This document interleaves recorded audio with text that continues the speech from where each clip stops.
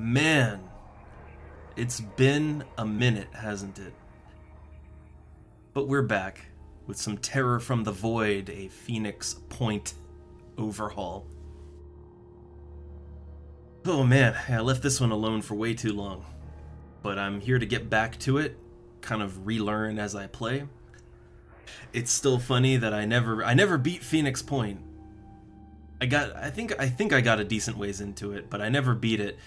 But then we decided, Terror from the Void looks fun, and I'm overall having more fun with the game in this form. So, hey, let's first time it with an overhaul. So I will admit I kind of forgot where we were at with this. I forget what we were doing, and jumping into a game like this and having to relearn what the hell you were even doing. And how to play the game and how things work when you're kind of late into it. Ooh boy, that's gonna be fun. That's gonna be real fun. So, let's go ahead and load it up. All right, it'll take a second to load. My last save was on the Geoscape. I forget just how dire the situation is when we last left off. The thing about Phoenix Point in general, but especially with this mod, is that the game can go from, oh, everything is okay. I have a grasp on the situation. Things are alright. To, oh my god, I can't do any damage to these enemies. The Geoscape is flooded with all kinds of bullshit. And I don't know what's going on, and the game can go from fine to dire straits very quickly. So yeah, let's get a grasp on the world map to start, right? That feels like a good place to start. So it looks like what I was actively focused on is the Manticore Prime here is currently en route to a New Jericho base. So I guess the first thing we were doing is we're helping them out, right?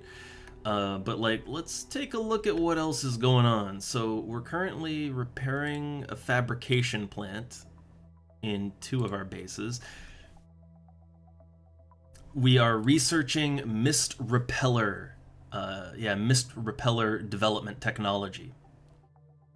And I assume once we have mist repellers, that should really help us out, right?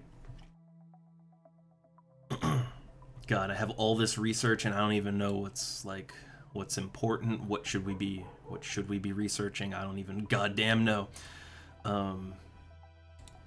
What's our Air Force look like? So, okay, we have 2 troop transports. We've got Manticore Prime and the Sphinx. And then we've got the Chimera, Firestorm, and Aurora. Those are our, those are our fighting planes. All right.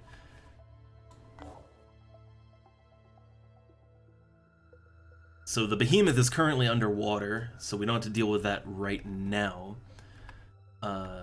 So Manticore Prime, that's going to the fort. We're manufacturing War Dog leg armor. So we're manufacturing some. Where are we Oh, I guess it's you just have a generic pool, right? So this is assault armor. I think that's assault, right? I will admit I kind of forget what the symbols mean. That's bad.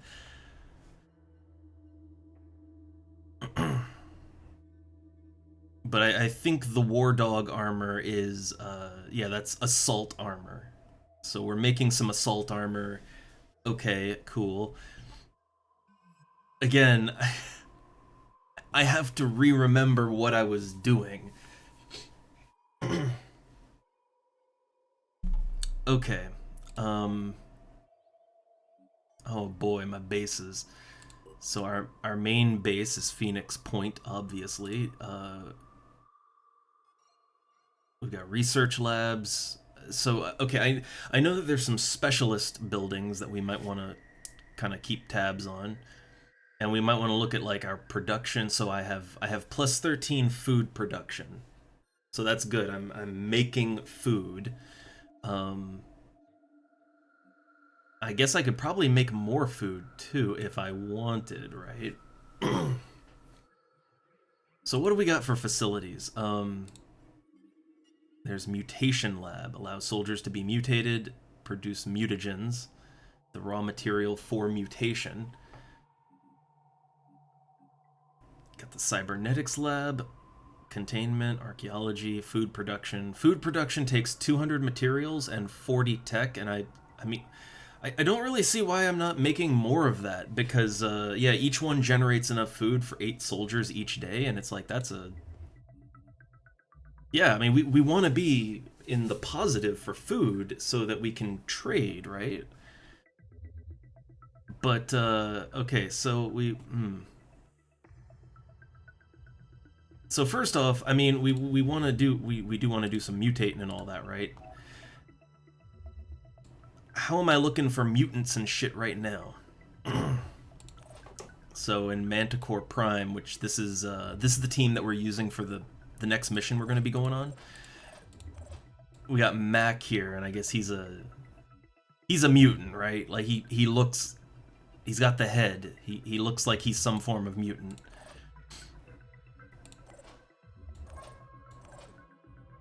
I I can't tell if he's a mutant or not. He's got some funky armor. Oh,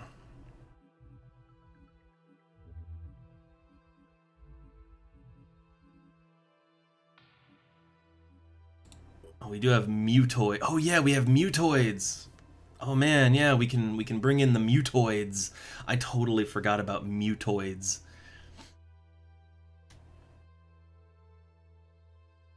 Yeah, mutoids are a bit of a weird one.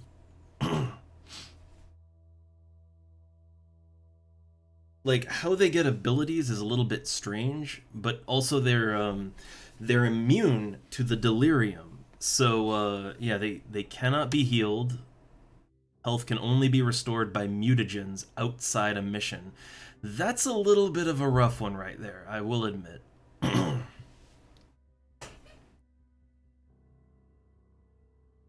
So yeah, like if they can only be healed outside of missions, that's kind of a problem. Like not being able to be healed mid mission is yeah, that's going to be an issue. Uh but yeah, but the fact that they're delirium immune, that is pretty nice. I'd say maybe we make mutoids like they would make pretty good pilots, right? Like they'd be good pilots, and then but I don't know if we'd actually want to use them in missions too much. I don't know.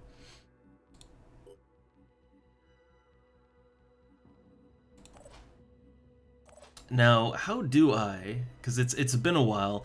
Like, how do I actually go about, you know, mutating slash cyberizing my soldiers? Do I even have the facilities for that? Is the question. So at my main base, I don't see any. Yeah, like I would need either the yeah, I need the mutations lab, or I would need what's the archaeology lab for? Allows the construction of archaeology probes. Hmm. So yeah, I think you only need one of these facilities, like overall. So Phoenix Forward Command, that's where our mutation lab is. Okay. That's where our mutation lab is and our archaeology lab, but I guess it doesn't matter. Do we have a do we have a cybernetics lab? Because yeah, I have to really go down the list and I gotta check and see what we have and where. Okay, we do have a cybernetics lab at Phoenix Foxtrot. Okay. Man, we got 11 bases. I feel like we're doing pretty good for resources too. I mean, I have over 800 tech and 2,000 materials and 3,000 food. I feel like we're in I feel like we're in a good place, right? I kind of want to make some more food production because I feel like we could use that to, you know, for trade purposes, so that we're never hurting for food. Um, so let's see. I could go ahead because I mean, all I really got to think about is power consumption, right? So food production, yeah. It only requires 3 power, and I mean this base has 30. I'm not using much of anything. The tech requirement is very low, so I figure why not, right? Why not?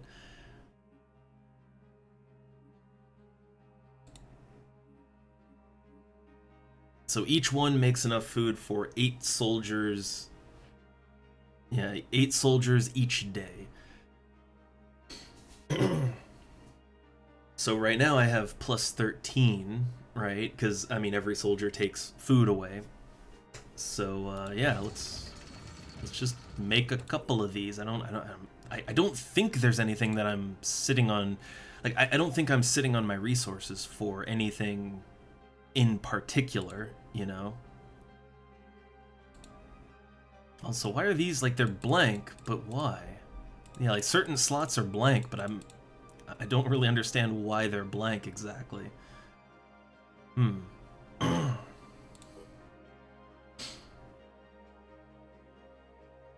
Let's go with bases that just have a lot of extra slots. Okay, so we're getting a little bit more food production, and that way I can, you know, I'll always have food and I can trade it and cool. Okay. Yeah, I don't think there was anything else I was really saving those resources for, right? I don't think. Yeah, it's like I'm taking the time here just to just to try to get back into like what were we even doing? Now, wait a second. I just noticed. So we have one here, right? Stop enemy invasion at Fort Euthoria or Eleutheria. Is that this place? Yeah. And then stop enemy invasion at Haven Shekna. And that one, ooh, that one's not doing good. That one ain't doing good. Uh the Jericho base is the Jericho base is in a really bad, like that one's not in too bad of a spot, but we're close to it. Let's look at our diplomacy. So we are currently allied, right? Like this is us. Yeah, so we're allied with Sanhedrion, we're allied with New Jericho. We're allied with everybody. Everybody likes us. That's great. Like they're all hostile with each other, but they're allied with us. So cool. I don't know how I don't know how long we'll be able to maintain that, right? Like I'm not sure how long we can play all the sides, but we'll try. So do we have anyone that could actually get over here and stop this? We got Manticore Prime. We have the Sphinx over here. I don't think it can get there in time. I really don't think we can get there quite in time. Also, how injured is everyone? So the Manticore Prime team, they're a little low on stamina, but they're fine. The Sphinx team, they're all good. They're doing fine. I wonder, okay, so how do I cyberize / mutate my guys? It's been a while. Maybe it's an edit unit? Yeah, there you go. Edit unit. Oh, we got some people that we're sitting on XP with. Also, what? Like I have to look at our equipment and all that. What do we got here? Hazard protection vest, blast and fire damage resistance vest. So it reduces the effect of fire damage by half and reduces the effect of blast damage by half. That's pretty nice. Where does that go? Oh, I see. So that goes here, which is not great, because yeah, that replaces the body armor.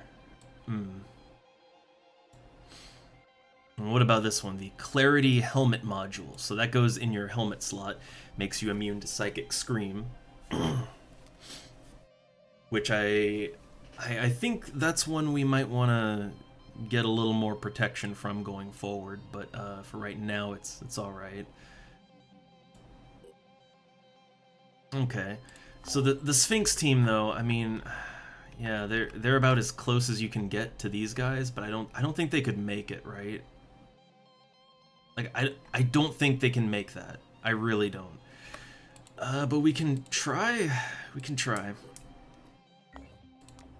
It'll take them 14 hours to get there. I mean, right now, it's looking dicey. I think they're probably gonna go down. They're probably gonna lose. And you know, losing Havens is never great, but you know, it happens. It happens. All right. So, Eleutheria. So, if we win and help these guys out, it lowers our standing with. Yeah, I hate how it lowers your standing with the other factions when you come to the aid of one. Um, I mean, so here's the thing, right? If the Disciples of Anu base, if that goes down, I feel like we're probably gonna take a faction hit. I feel like yeah, we lose that. That's not great, and we're already doing pretty good with Jericho. But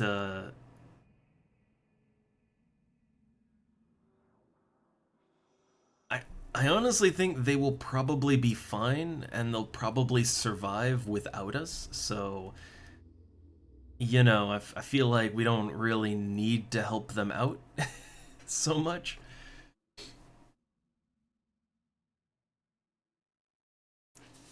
But I will admit we could definitely use the resources, right? Like we could use the resources, the tech and the materials.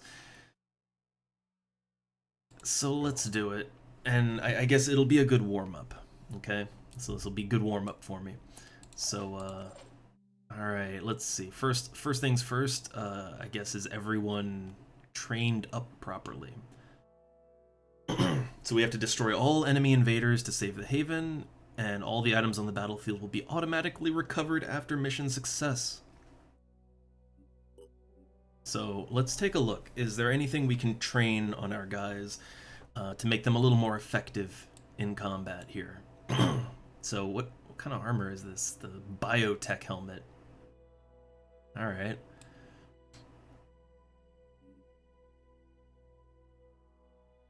I feel like I might want to give my dudes some more. I mean, if they can carry it, which I think they can, right? Yeah, I might want to. I want to give my guys some more fire and blast damage resistance because that like fire damage is rough, and blast damage also pretty rough.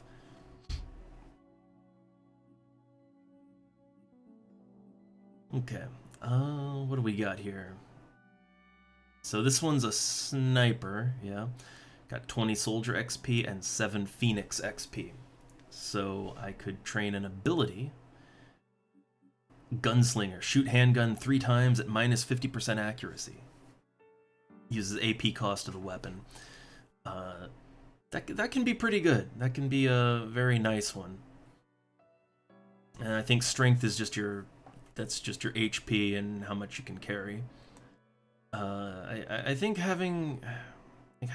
abilities are awesome, but I think having more speed and HP, I think that's a little more worth it. Willpower too. Yeah, you can't forget willpower. So So right now, how much HP has he got? Like, I have to get used to like where every. Okay, so he has 190 HP out of 200. And his delirium is at 3 out of 5. So, okay. I'd say maybe pump up the HP a little bit. Yeah, pump up the max HP and pump up the willpower. And I think that's what I want to do on that one.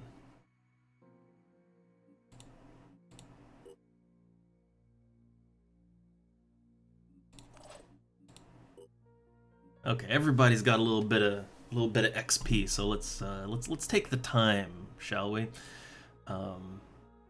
Yeah, willpower is one of those things where it is getting more and more important to have good willpower, and having good strength. I mean, that's just, you know, it's carry weight and it's your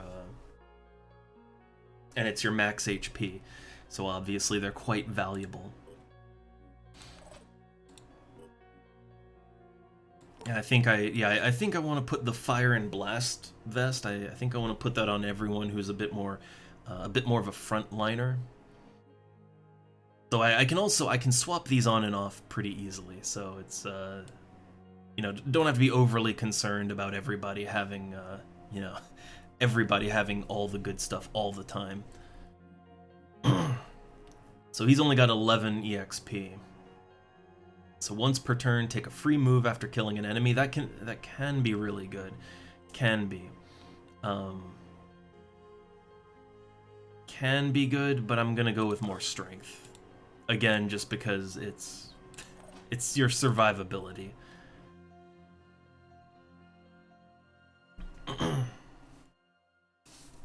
And then Isaac Clarke here. So he's got the mech arms, which I don't think we've ever really done anything with these mech arms, have we? The mech arms need ammo. They need this thing that looks like a barrel. And I'm not sure, do we have that? Oh man, his encumbrance, ouch. So, okay, what do we got here? It's got a defender as his weapon, Watcher AT. It's a Gauss auto turret. And then got the med kit. I'm just thinking, is there anything we can drop here? So the mech arms, like what do they actually do for me? So the ammo capacity is 5 out of 5, so he has ammo right now, so he doesn't need that. So I guess, okay, we have some extra. So the arms, they have 5 ammo. They can do a technician repair, restores 120 hit points to mechanical devices. Yeah, we don't have any mechanical devices on the team, so a little bit wasted. Technician heal, restores 120 to the general hit points and removes 100 or 50% paralysis of an allied unit. That seems pretty good. That actually seems pretty nice.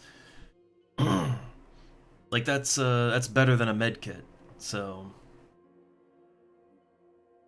and we have the Watcher AT magazine, which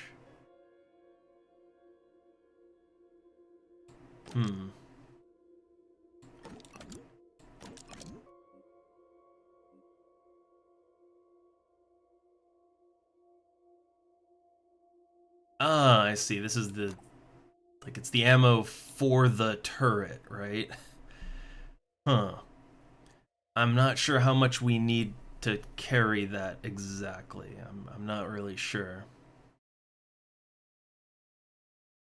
A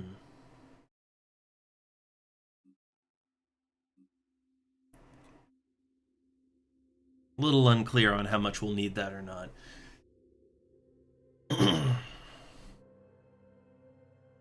I'm still thinking, like, man, I don't know if the tech arms here, I don't know if they're really all that valuable. Like, if we're really gonna use it. Because you take that off and it frees up quite a bit. Frees up quite a bit, but then, yeah, then you're just sort of, you know, engineer with no, yeah.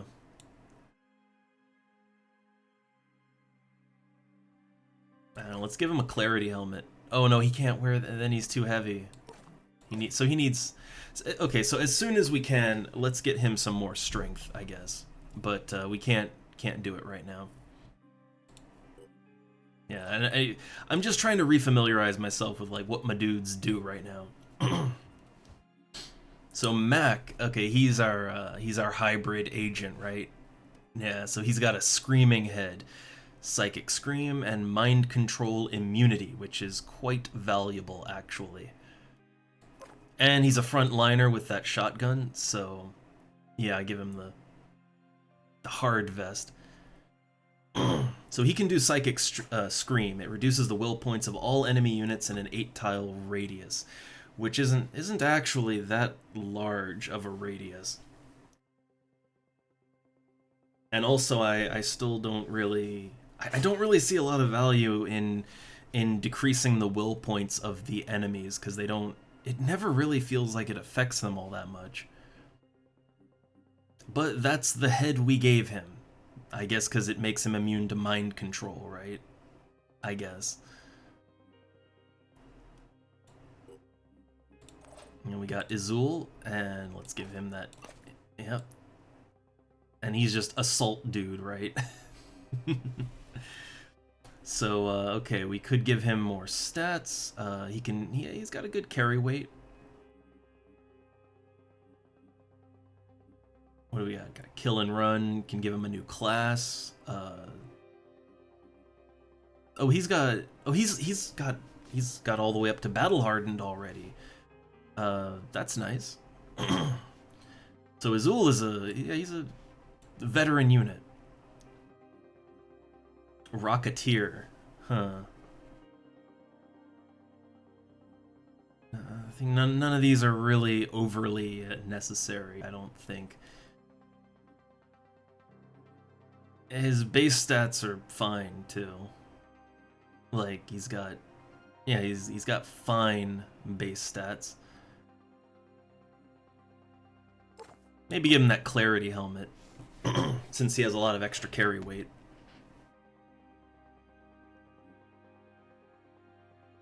And I'll give him some more HP. More HP is always good. So, okay, that's a good team. I think, hopefully. Let's deploy. Some of them are tired. Yeah, I know. They need a nap. Need a little nap. So, okay, yeah, we haven't played Phoenix Point in quite some time. Let's see if I get my ass beat. And this is just we're just helping to defend a base that's under attack, so those usually aren't too bad as far as missions go. Usually.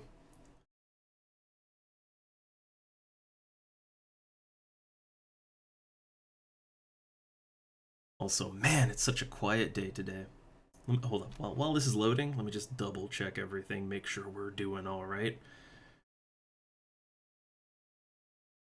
Yeah, but it's just a fucking quiet day. It happens.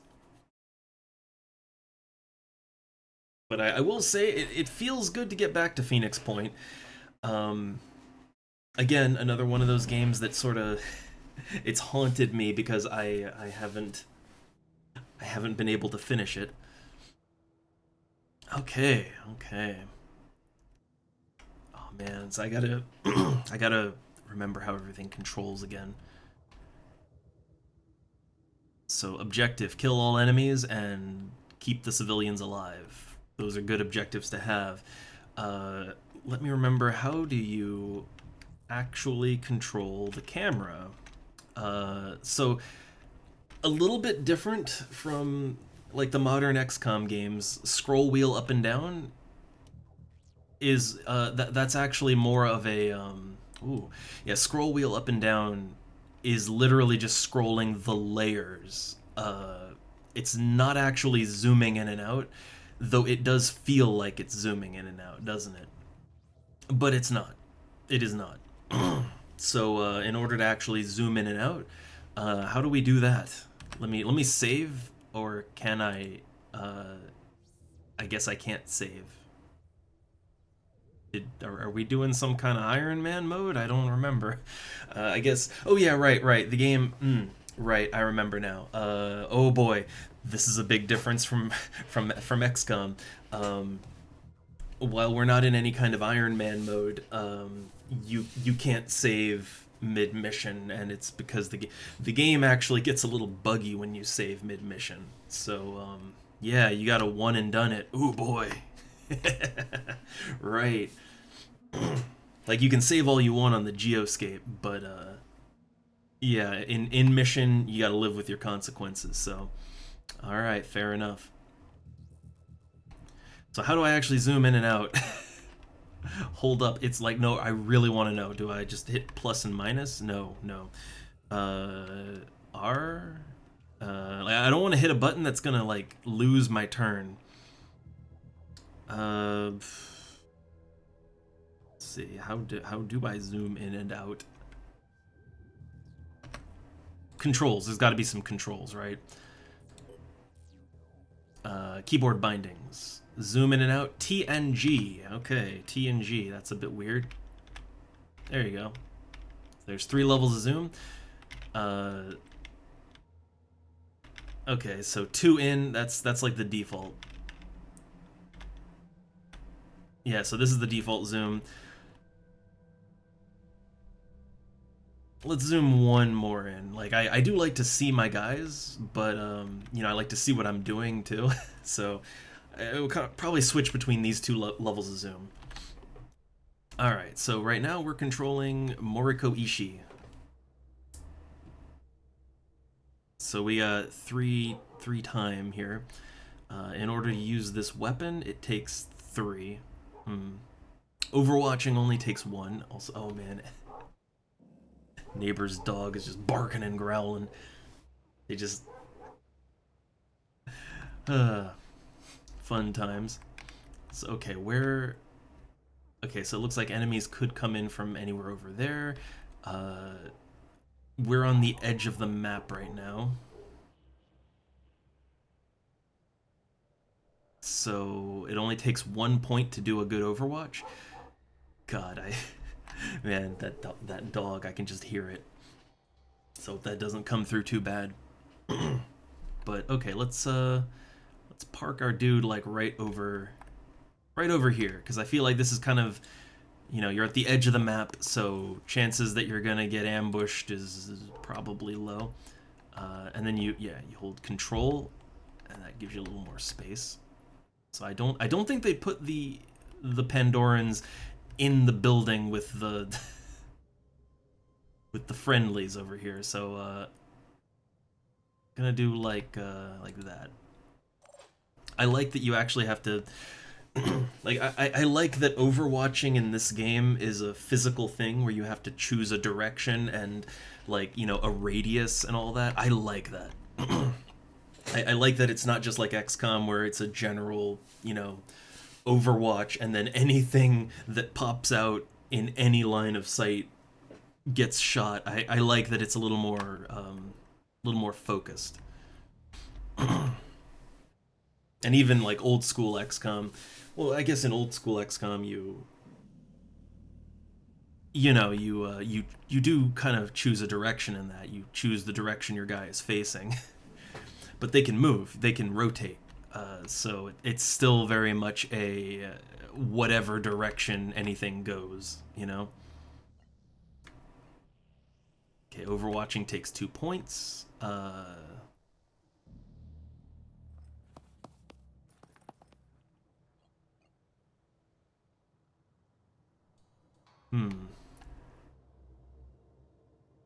Man, okay, this got a big ass radius. I feel like something's gonna come from that direction. You know, I could be wrong, but that's what it feels like. Okay, and then George Costanza, he's got a what is he using? He's using a sniper, right? Yeah, he's a sniper. Okay. Overwatching only takes 1 point, so again, I don't know what direction anything's gonna come from. So I want to be like, I want to play it as careful as I can. But let's say maybe they might come from that direction.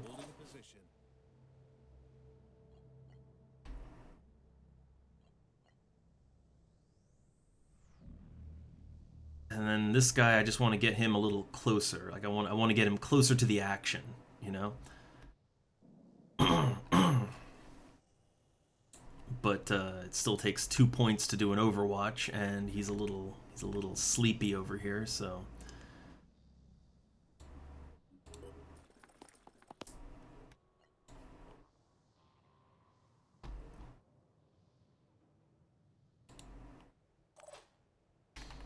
okay.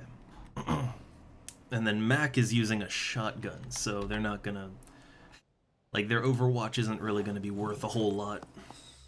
Ooh, enemy spotted. Ah, okay, they're over here. What are we dealing with? I don't think that doesn't. It's a shield bearer. I don't think it has a gun. Okay, so yeah, it doesn't appear to have a gun. So just a bit of a closer Overwatch on that one. And then I think, are we in cover there? It's a little unclear. Okay. They're not getting past me. Alright, let's see how this goes. So we, like, these guys can die, but we want to avoid getting them killed. If possible. Taking them out. Alright, what do we got? So was that... Okay, that was... yeah, the Jericho guys were taking their turn. Oh, here we go. Yeah, Overwatch in this is not, it's not XCOM. Yeah, none of that connected. Like, if this was XCOM, I'm pretty sure that would have killed the Pandoran, but, yeah. Not here. Oh no, they're in the building with the... I didn't think they'd be in the building already. So, we gotta try to get over there to save those guys as much as possible.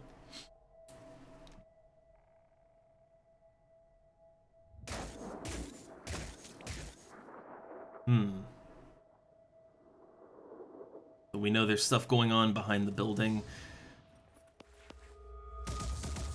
Failed to connect there. Yeah, no, none of that's working out. Okay, one of them hit something. Those little myrmidons deal so much damage. Okay, so yeah, we got a lot of people that are in a bad situation right now.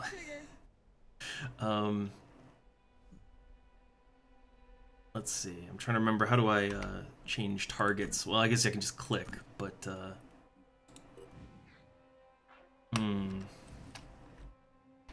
I forget if I can change which character I want to move. Like, I don't think I have to do it in one order, right? So let's see, which one is George Costanza? Ready. Him. Okay. So yeah, I think we want to... it looks like only one of the enemies, that one, has a gun. So we're actually pretty safe to do some shooting, or like to get out in the open even. Okay, we could get him... We could take this guy down. Pretty sure we could take him down.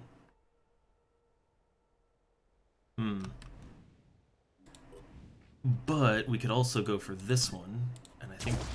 I didn't mean to do that. I meant to do a more precise aim. That's alright. Let's Overwatch it, so if we don't manage to kill all of them, we can at least, you know...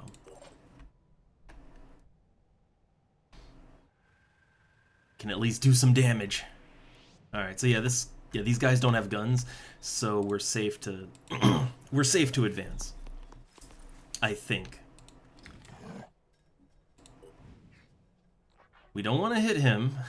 The problem is we're using a weapon that has a very wide spread because it's a, you know, it's a shotgun.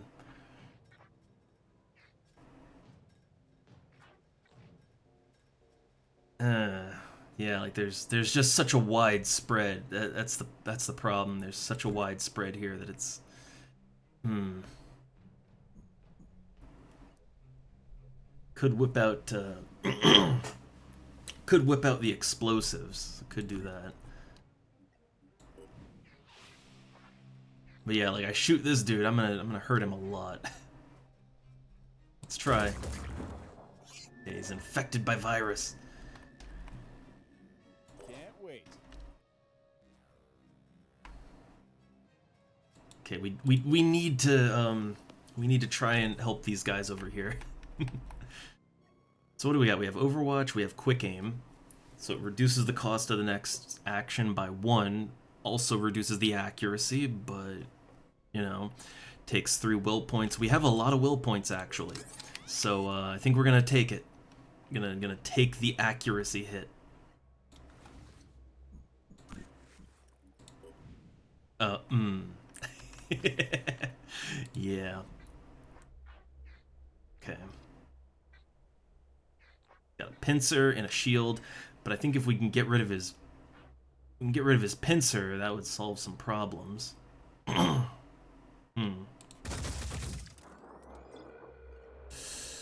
Okay, let's try that again. Yeah, so you can tell I gotta get back into the flow of this. Did I hit anything? I hit nothing. I hit nothing. Alright. Hmm. Yeah, we're not doing so great. Not doing so great.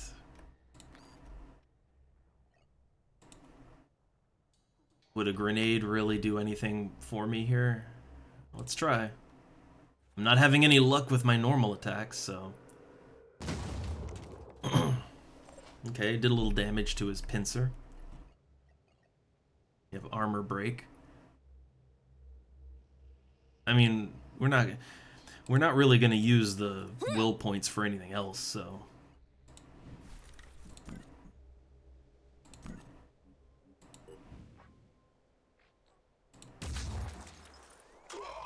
Okay, destroyed that shield. I should have probably destroyed the shield sooner. Yeah. Yeah. Well, okay. So let's see. I can plop down a Watcher AT, right? I can plop that down. So we can throw turret or deploy turret. Takes the same amount of action points, but one takes will points. So let's deploy the turret. Let's deploy the turret right there in the middle of the street. Okay. It'll take a minute to actually, properly deploy, but, okay. Again, nothing out here really has... well, actually, that could shoot me. That could shoot me.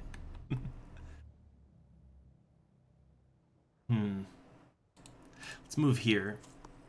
And let's try to take a shot on this guy. I don't know, my line of sight isn't very good, so I'm just gonna have him do a normal shoot.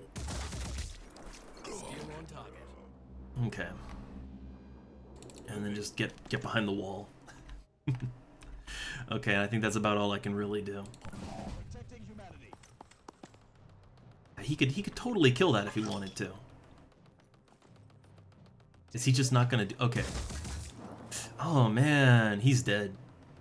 He's just dead as shit.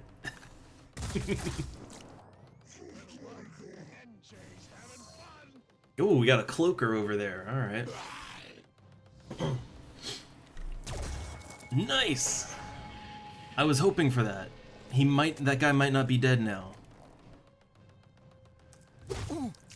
Ouch. Ouch. Oh, ooh. Ooh, disabled the arm, too.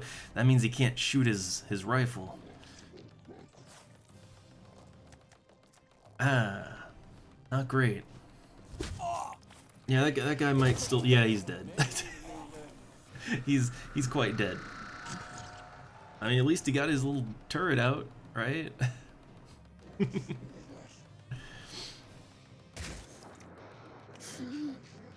And I think that guy's dead too.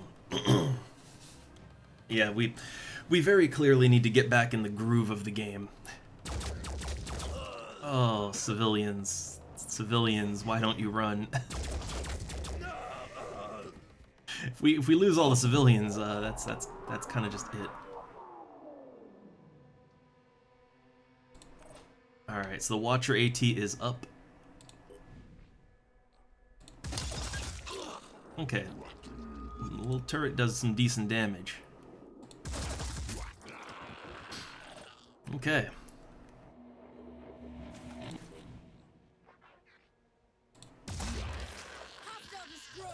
Okay, we're getting it. We're getting it.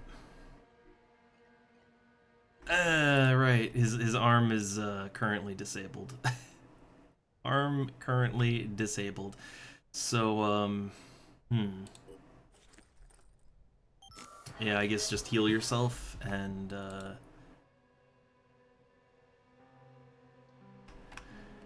yeah, not really a lot he can do then, huh?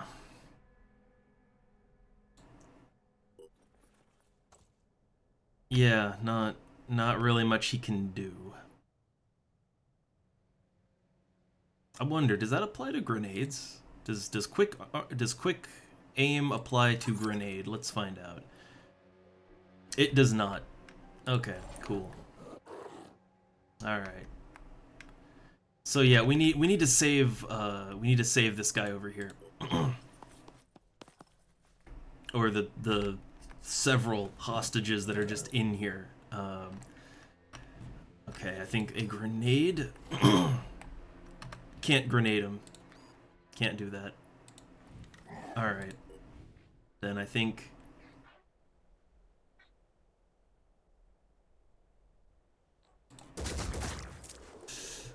Okay, they got virused.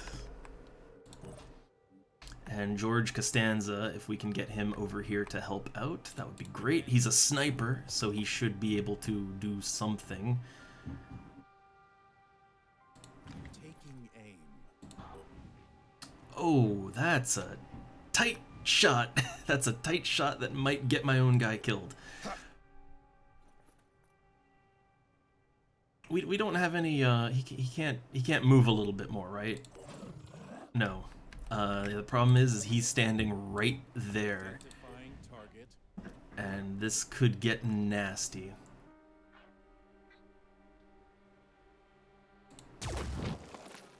Well, at least we didn't kill our own guy, right? That was kind of the worry there. Like the worry was that I was just gonna take my own guy out in the worst way possible. So, you know, did good, I suppose.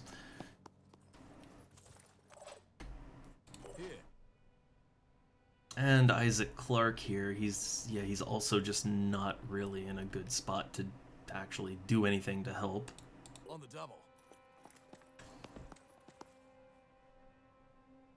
Hold on, let me zoom in a little more. I do like to see, you know, looking at ants here. Alright, no real crippling damage dealt. Okay. Oh hey, you guys can move. That's nice. Technically I only have to keep one of them alive.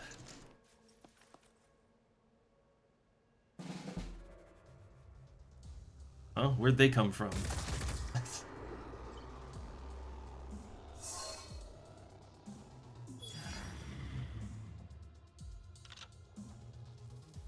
Alright, yeah, so they're in that building. I gotta watch out for whatever they are.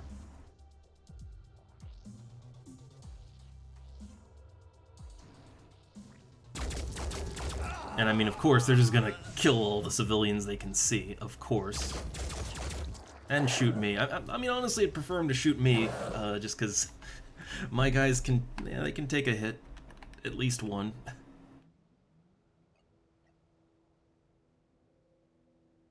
I'm on the move. Alright, so we know that they're over here. They're either gonna come out of this door here or that door there. They're gonna come out of one of these doors though. So I'll be overwatching generally in that direction.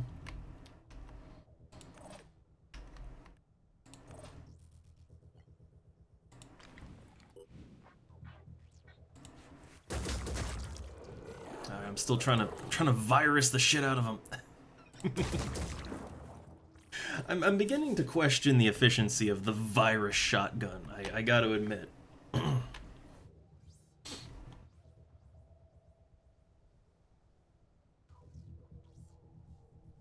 Like I am wondering just how effective that virus gun is. Okay, I can't do anything with my little turret here. I guess its job is done. Okay.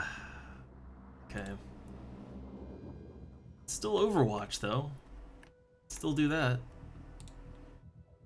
Oh, that might be in trouble there. I'm a little worried for Mac. A little worried for him. I might have put him in a very bad spot. Let's go. Lining up a shot. Okay, so if I can disable some arms, that would help. That would help.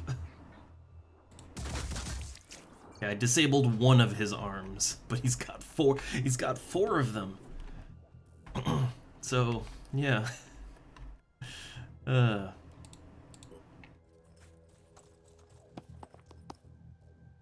he's now under Phoenix control, so let's just get him out of the way. I think that's kind of out of the way. Out of the way enough. Can't wait. Lining up a shot. Just stare at the wall. Yes. That is the way. Maybe he'll have a better shot there, I think. Okay, just normal shot. Because I can't see what I'm doing there. Alright, and yeah, I'll just leave him there. This might be a mission we have to redo. Consider this a little bit of a warm-up. This is a warm-up mission, alright? If we fail it and we have to redo it, that's fine. I'm relearning how the game flows.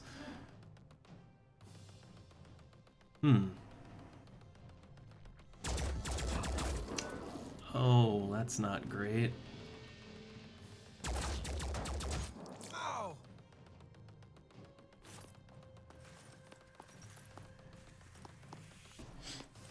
We lost George Costanza. Oh, and he's dead, right? Like not incapacitated. He's dead, I think.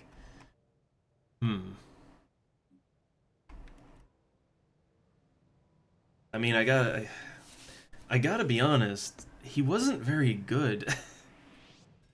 Like, I hate to say that, but honestly, yeah, he wasn't a very good unit.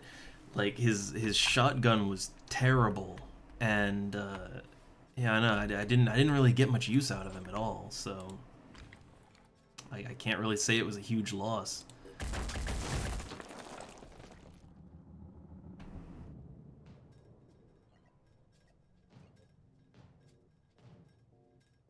What's our move? Alright, just going with generic shots. Okay. So let's move up. Let's advance. We know there's enemies over here, like all around there, right? Also, a dude popped in, right? Yeah, there's a civilian back here, but I mean, he's fine, I think, right? So I don't know where more enemies are. So let's just kind of like we know there's some on the other side of the building, but not exactly where. So Yeah. Hmm. Cautiously advance. And if I lose more dudes, then I probably want to, probably want to redo this. But I'd say so far we haven't lost too many guys. Like I'm okay with our one loss so far.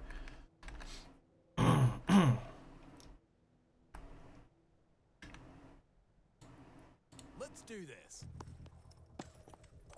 All right, he's under Phoenix control now. Yeah, just move him right over here.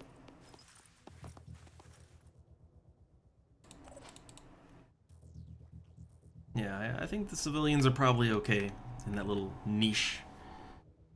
Ah, hey there, Vexus. It's a quiet, it's been a really quiet morning. Really quiet morning.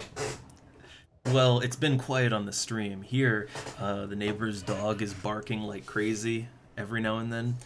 Someone's doing some drilling, and I think I hear like construction outside someone's doing, so it's not a quiet day here, but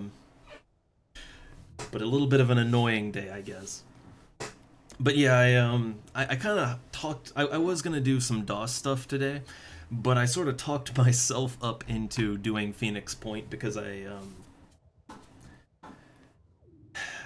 said that it's one of those games like the XCOM files where God, sorry, the construction sounds in the background are kind of throwing me off. But no, it's one of those games like the XCOM files where I feel like the game has eluded me, Like I want to play it through, but it's just one of those games. It's a little stressful to play, so I tend to not play it, but I want to. So yeah, I'm hoping we can finish it. And so far, I've only lost one guy here. I mean, it's easy to make the mistake that it's XCOM.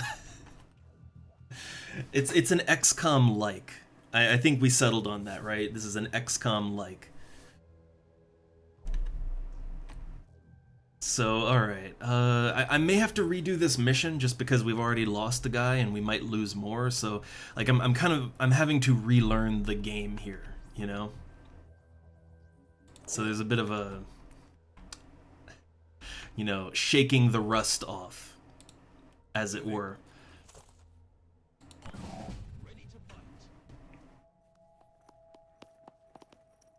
Oh, that man's he's gonna get himself killed over there.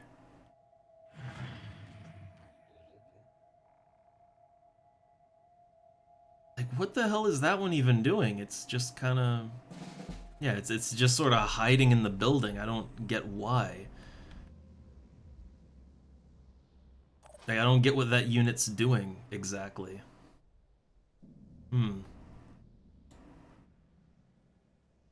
I don't think there's really any point to claiming this turret.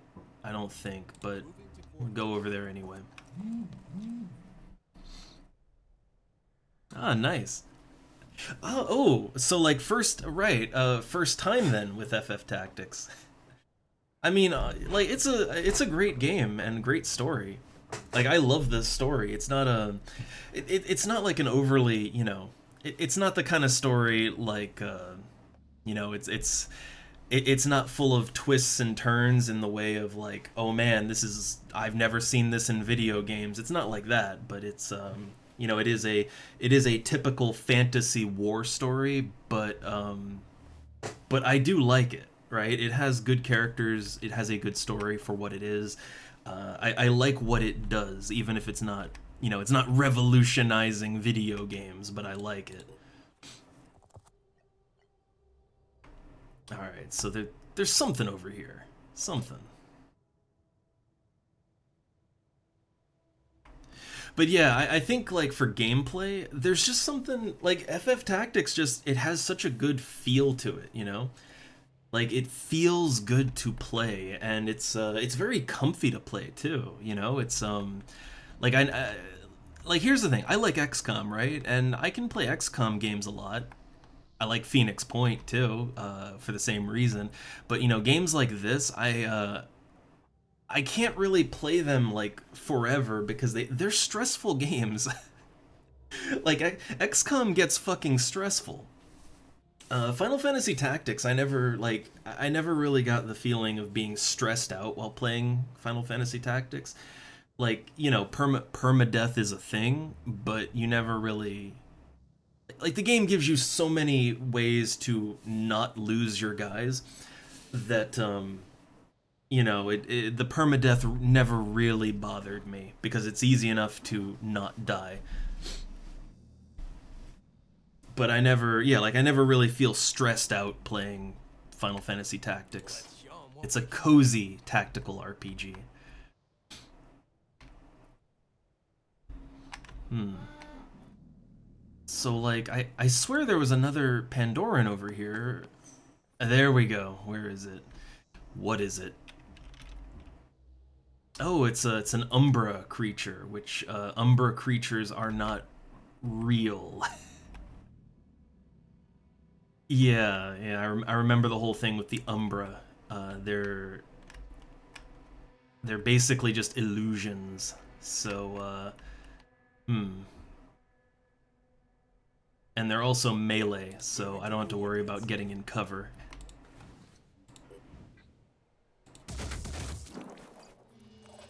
Hmm. Okay. And I mean, we know that there's one in this building. Got to zoom back again. So yeah, we know there's one in the building here, and I guess it's not coming out. If it's not coming out, then I have to go in. So, all right. Guess I'm going in. And then our little sniper over here. I mean, yeah, well, she also won't really be able to do anything, so let's switch her to a pistol and then get in there. She doesn't move so good. God, like there is some kind of intense housework going on next door. I can hear it through the wall. I can hear sawing and hammering and all kinds of shit. It is very distracting though, like incredibly distracting. And oh yeah, the job system in FF Tactics, that is my favorite part of it. And I mean, it's kind of like I like it for the same reason that I like, you know, how the classes work in FF11. Like that's actually one reason why I like Final Fantasy 11 as much as I do is because it actually does like I think FF11 borrows a lot from the job system in FF Tactics. Like both in what the jobs are and then, you know, the subclassing and all that, except well, in Tactics you know, in Tactics you can kind of sub job in a way, but also you can also just get abilities just, you know, whatever you want from certain classes, and yeah, you can do a lot. You can do quite a bit. Like I think one of okay, so the last time that I played Final Fantasy Tactics with Ramza, it wasn't like by no means is it the most effective or best thing to do, but it's fun. I I think I went with Ramza. I went monk, right? So Punch Man. But then yeah, I went like the ninja has the ability to like hit twice, and you can do that with fists. So a monk, like monk does a lot of damage with their fists when you get them leveled up, and then you give them that ninja ability to double attack, and they're hitting twice with their fists, and it's pretty fucking crazy.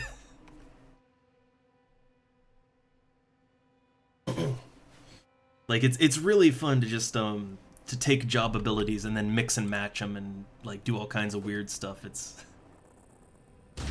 It is so much fun to play with.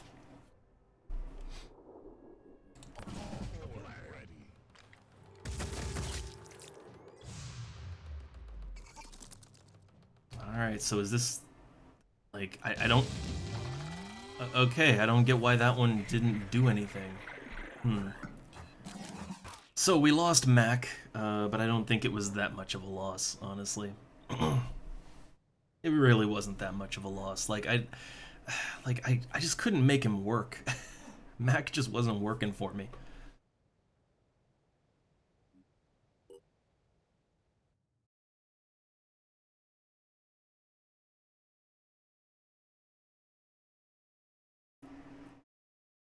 Hmm.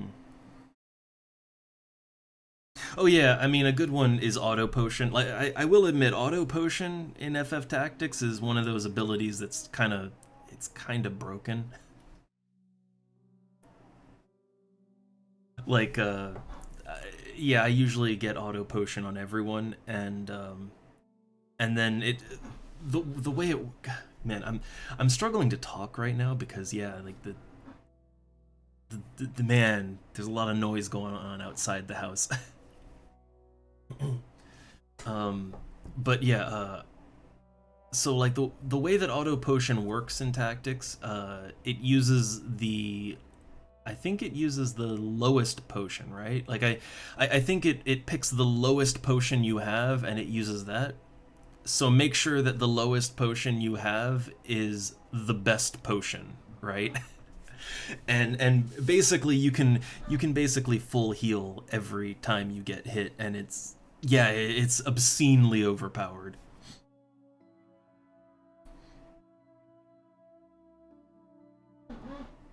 God, I'm curious what the hell is going on because it like there's all kinds of weird construction noises going on here. Uh, all right, so we got Hey, look, good thing is I didn't lose my gear. I didn't lose the gear that I put on my one dude. Yeah, like he died, but I kept his weapon, his ammo, uh, yeah, all of his equipment. Cool. Failed to identify the origin of their attack. Hmm, that's unfortunate. Got to replenish all of our gear.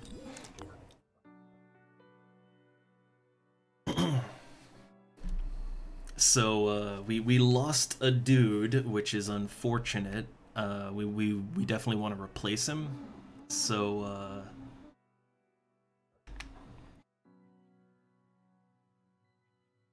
all right. I mean, I feel like I got a good amount of resources and all that stuff. So let's see. Think how do I get a dude? Because I see there's like a little man symbol here, so I assume that means I can like recruit a soldier, right? So oh, it's an armadillo. That's a tank. Huh. Hmm. So I could just get a tank here if I wanted, huh? Well, I don't think I really want that right now, but cool. Also, what is my actual like how many passengers can I carry in my planes actually? 6. Okay, so it looks like I can have 6 guys in each plane. Uh and that's because I have the quick response passenger module. So +4 passenger slots. Okay, and increased aircraft speed. So like what kind of planes can I make though? Because I'd kind of like to have a larger force because apparently you can have up to 8 guys on a mission. So like right now I'm not even using vehicles because vehicles take several slots, so I just don't use them. But I know that some of the planes like they have a better capacity for people. So like the Manticores, they have a base capacity of 2, and then you up that by 4 with the module. So the Tiamat has an 8-person capacity, so that's massive. But the speed, yeah, this is 500 speed. That's 250, and the module will make them go faster, but but uh, you don't want to be super slow. So I think this is all we have to work with right now. Hmm. So if I went with like the Tiamat, honestly, the Tiamat's kind of tempting because it's got a massive capacity, massive capacity, but and really good range, and the durability is nice too. But it just doesn't, yeah, like it has no speed, so it would be very slow to get anywhere.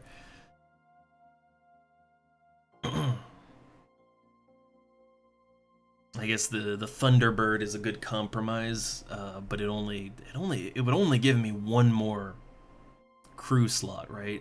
Yeah, it's just one more slot, and that's not really that big of a deal. But I'd have to, if I wanted to go with the Tiamat, I'd have to be able to make it go significantly faster. Uh, do I have the like? Okay, let me check. What can you put on a plane exactly? So for any given plane, you have the module slot and the weapons. So you can only have one module. So is there a module that is better? Like these use the quick response. So geoscape speed increased by 250, and to me that's a pretty decent speed. And the Manticore is the all-arounder plane. Hmm.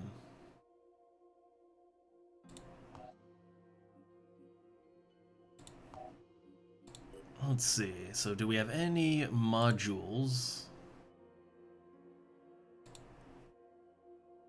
that would make this go even faster than the quick response? I don't think so. No.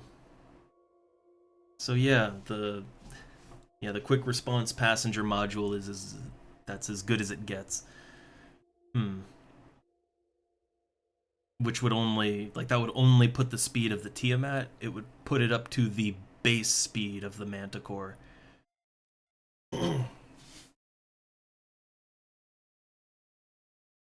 Though that would give it a lot of capacity, so I could use some tanks and shit, which would be that'd be pretty nice. Hmm. I gotta think about it though. Gotta think on it.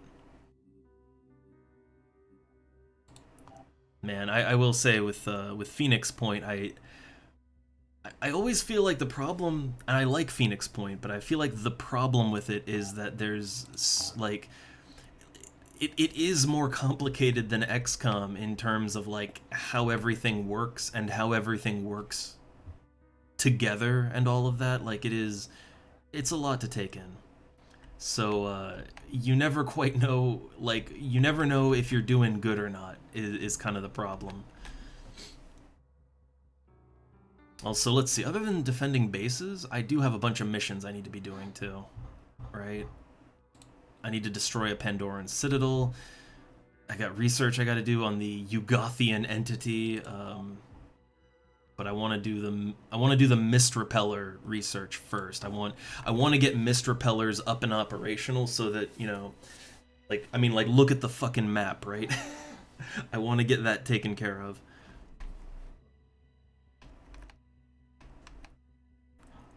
Still feel like these guys are probably gonna go down before. Where's my other team? The Sphinx team. Yeah, I feel like that other base is gonna go down before they have a chance to get to it. That's okay. You can bases can go down. We lost a dude, but we also we have training to do, so let's do that. Okay.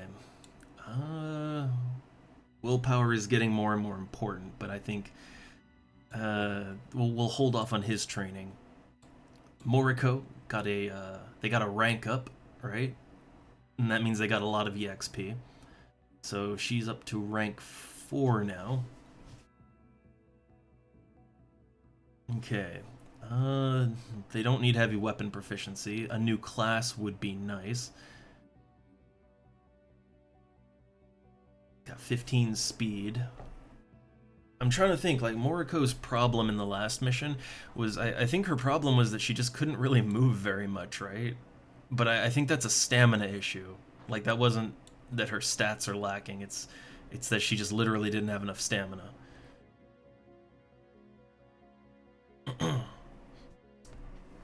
So, I think probably you wait on that. And I think it's the same deal for Isaac here. Like, yeah, it's really more that stamina's, they're not at full stamina, and although with him, I think the problem is he's a little Yeah, with him the problem is his strength is a little low, so I will take the time to up his strength.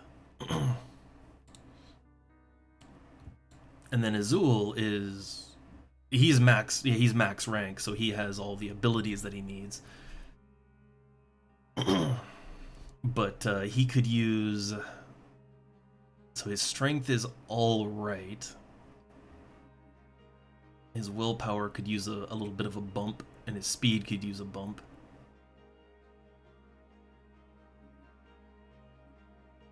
But I think his willpower is decent. I'll save that and we'll sit on it for a bit. All right, let's. Well, we need a okay. So we need a replacement team member because we just lost one. So let me save. And I'm okay with losses. You know, it's funny. I'm more okay with losses in Phoenix Point than I am in XCOM. I'm not sure why exactly, but I just am. So question is, we can recruit guys from random bases, but we can also, if there's any personnel to recruit, we can look through the pool on that. So what do we got? We have a technician and an infiltrator. I don't think we've had an infiltrator yet, right? I don't believe we've had a single one. So infiltrator only takes 200 food to recruit. If I remember right, kind of the problem with recruiting through this method is that while it only costs food to recruit, you have to make the armor and the weapons, and you know, like you have to outfit the character. So let's see, sanitation expert.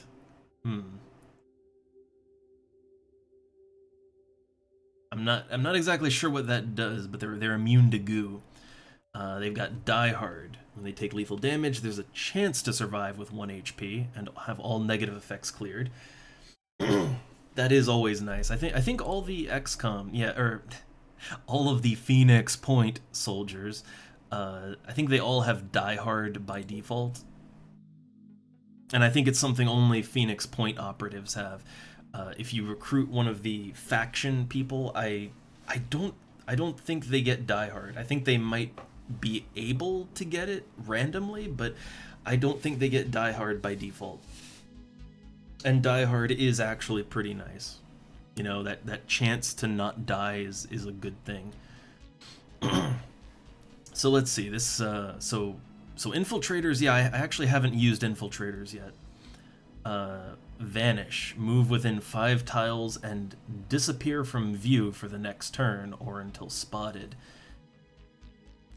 I think the problem is I'm not exactly sure how this form of stealth works exactly. like how, when exactly does one get spotted? It's a little up in the air. Got sniper rifle proficiency, so okay. Infiltrator can also use snipers. Daredevil, damage up, accuracy down. That's not a particularly good trait for a sniper. Like, I'm gonna be honest, that's not a great trait for a sniper to have. Spider drone pack. Deploy 3 spider drones with 1 action, and battle hardened. Gain +2 to all primary stats, +10% to accuracy, and +4 to perception. Okay, you know what? Honestly, those are decent perks. Those are very decent perks. So, sure, I'll take them on. Why not? So they've been deployed to Phoenix Point. We'll have them replace the guy that died. Alright, and Phoenix Point is all the way back here. Let's move. Oh no! The oniric delirium is getting worse, yet again. Alright, we have at least 1 operative, Sophia Brown, who is reporting symptoms associated with oniric delirium. Even when fully rested, we should allocate resources to developing at least a palliative treatment for her condition. Since OD was first reported in mist-covered areas, perhaps we should start by capturing a Pandoran capable of generating it. I remind you that we do not have the capability to capture sentinels. They are literally rooted to the ground, so we'll need to target a different type of creature. I think it's telling me I need to capture more Pandorans, is what I think it's trying to get around to telling me right now.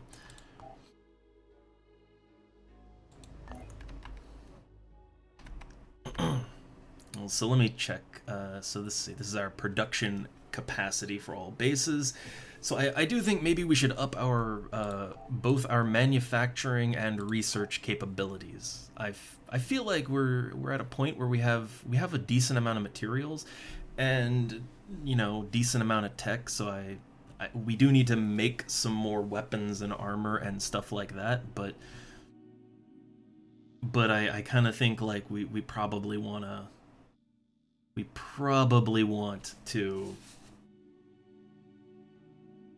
up our manufacturing and research capability. So let's see. Well, we know. Let me take a look at the soldier we just recruited, and they'll be back at Phoenix Point, right? Oh, we got a lot of people back at Phoenix. Oh, good. Look, we got people. We got peoples. Okay. And some of them even have weapons too. Some of them can even, yeah, they got weapons. They're ready to go. So we could swap out one of them and give their weapon over. We took on some mutoids. I see. Again, the problem with mutoids is that you can't. So like you can't heal them. So that is a bit of an issue. Mutoids are a little limited in function in that way. So let's maybe take the gun off of this guy, unless we have another gun just sitting around. Is this the gun or the ammo? That is a Viara SR, which is not as good as what we have. So let's take these off. Alright, taking them all off. I'm thinking maybe we'll use our mutoids as pilots instead of, you know.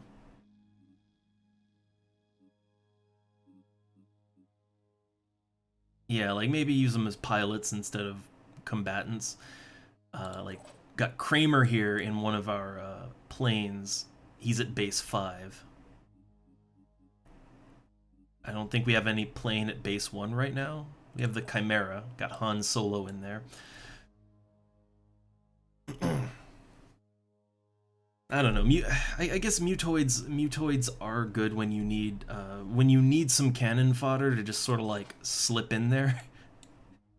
They're good for that. But okay, so they start off. Oh, they don't start with sniper rifle proficiency. Ah, okay, they don't start with it. So they start with a crossbow. Okay, so all right, crossbow to start. And then a spider drone specialized pistol.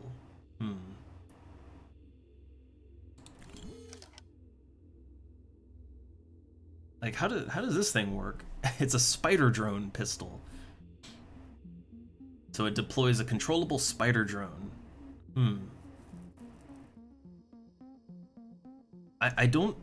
I'll be honest, I don't think I've seen the spider drone like in use yet. I don't think I've ever seen it actually being used. So I'm curious how that works exactly.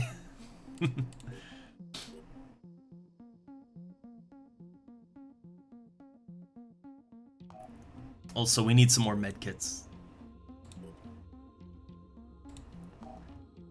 But yeah, I think one thing about this game, I do feel like there's a lot more, like you do spend a lot more time just managing, managing your bases, your personnel, your, like the little things, right?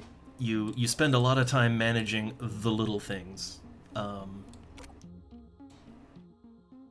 And I don't think that's necessarily bad either. Like it's not a bad thing that you spend a lot of time managing all your dudes. Like that's not bad. It's just it's different. It's different from XCOM.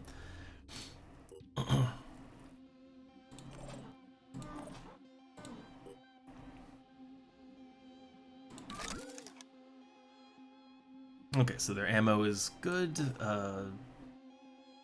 They don't have. Oh, they don't have. Yeah, they don't have any armor right now at all. You know, that's not great. Now I could. I guess I could mutate them a little bit because infiltrator. So infiltrator.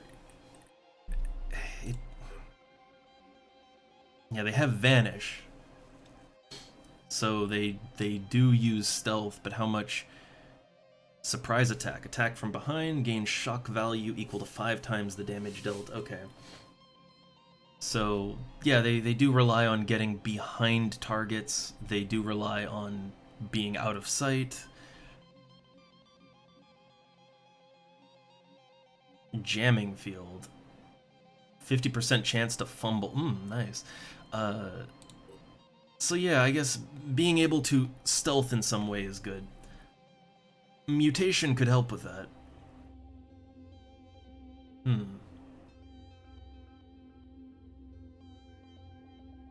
But we don't have any stealthy mutations right now, so no matter. So they use a crossbow by default, but they can use a sniper. Then, like, okay, we need armor for this character, right? And let's take a look at what our armor options are. Like what are our stealthy options for that?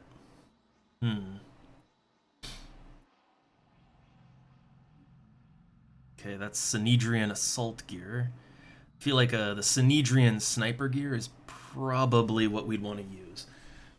So I know that, okay, Synedrian gear is, it's lower on armor, but it has, like, it's got a little bit better perception and stealth, I think. Like stealth 5%, 10%, 10%. So that's 25% stealth, and then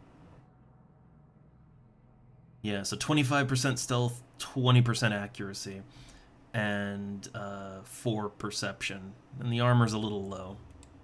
But like, let's compare that to the new Jericho sniper gear. And that, like, yeah, you can see that has a little bit more armor. I mean, it's got less armor than assault, but still got the same perception. But I look at stealth. Yeah, so the new Jericho armor has no stealth bonus whatsoever. So you're not, like, yeah, you're not really gonna be able to stay out of sight with that. The accuracy is I think about the same. Yeah, it's like 1% less accurate, but that's not really too bad. So the main thing is the Synedrian armor has it has the ability to stealth at least a little bit, like at least a little bit of stealth.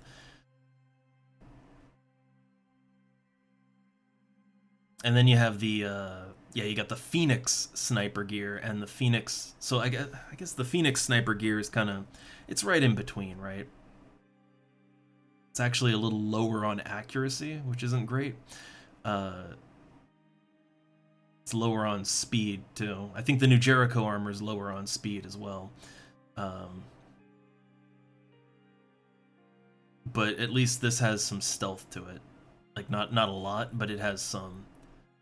But I think for an infiltrator, I think we're going with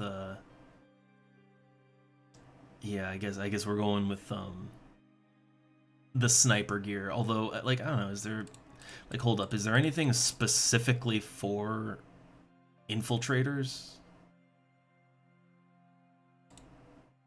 There is, actually. So this is infiltrator specific. So the armor on this is very low.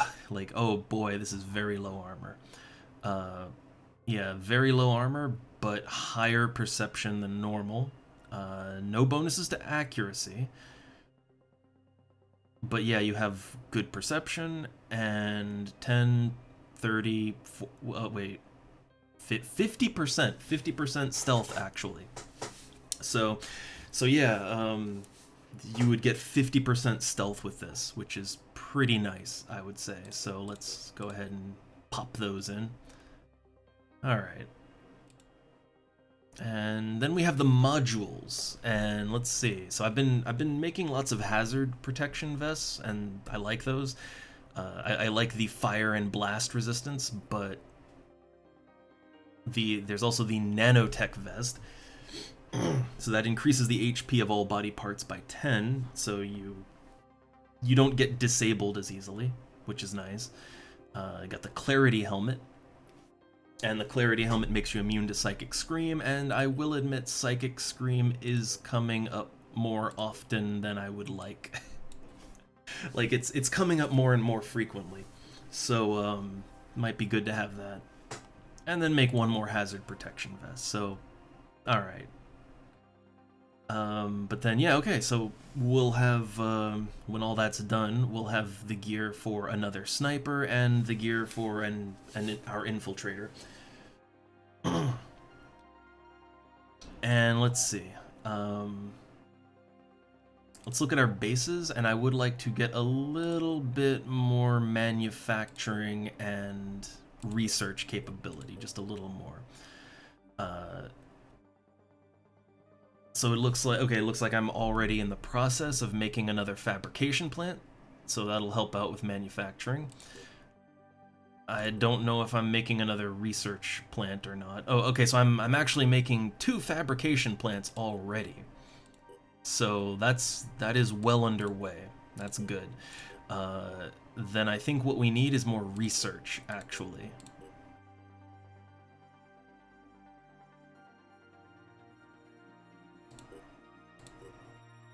Yeah, I think what we need is more research. I guess let's plop that in right here. I mean, I think our research is... I think we make a good amount of research, but you know, it's good to have extra. So let's see. That would be... Where would that be at? Research lab, yeah. 300 materials, 200 tech. We're good for it, I think. We're pretty good for it. One thing I do want to check up though is, okay, so in order to heal our guys, we need medical facilities, right? Or living quarters and or medical facilities. We have that at Phoenix Point. But the base that our Chimera came from, I think our Chimera came from over here, Phoenix Omega. So they have medical, and I think they have a crew quarters too. Let's just check that. Phoenix Omega, living quarters and medical bay. Okay, they got everything. So we've kind of established like 2 locations as our main bases of operation. Alright. And, like, yeah, there's just a lot of looking through menus, because there's just a lot going on. Okay. Okay, let's let things advance. I think this base, we're not going to get to it in time. So, Mist Repeller development complete. So we can now make this, the Repeller Module. Synedrian Mist Repellent Leg Module. Oh, it's, okay, so it lets us build a base facility, too. We'll want to get on that. But also... It also unlocks a leg module, huh. So it removes all mist within a 2-tile radius while moving. That's actually pretty nice. That's pretty good. Okay, so mist repellers are based on a complex set of interconnected technologies, including nanite swarms capable of advanced molecular recognition and powerful magnetic field generators, making it finally possible to slow the encroachment of the mist. Mist repellers constructed within Synedrian havens will begin the process of reclaiming the Earth and are a key part of Synedrian's strategy. Development of this technology will make bases and settlements considerably more safe. but does not by itself constitute a long-term solution to the Pandoran threat, as only the mist itself is affected. Furthermore, any repeller construction will certainly antagonize other factions and potentially result in conflict. We can use the technology for building repellers in our own bases and do our bit for the future of humanity. I don't really get why would this antagonize other factions? I mean, unless you mean the weird, you know, the cultists that worship the Pandorans and their mutations, right? Like, yeah, I guess they would probably be a little upset, huh? But I don't see how, like, I don't see how New Jericho would really care, right? Okay, so we can, yeah, we can start repelling the mist. We should do that if we have the resources to do that. So I guess let's start at our main base at Phoenix Point. And okay, so to make a mist repeller, it takes 2 power, it takes 250 materials, and 80 tech. That's actually really light. Like, that's actually really fucking light. Then in that case, I want to make mist repellers pretty much anywhere. Any of our bases that are in the mist, I want to make a mist repeller. Like, if the base isn't surrounded by the mist right now, then it doesn't really matter. But you know, and we should go with our main bases first. So like, yeah, this one right here. All right.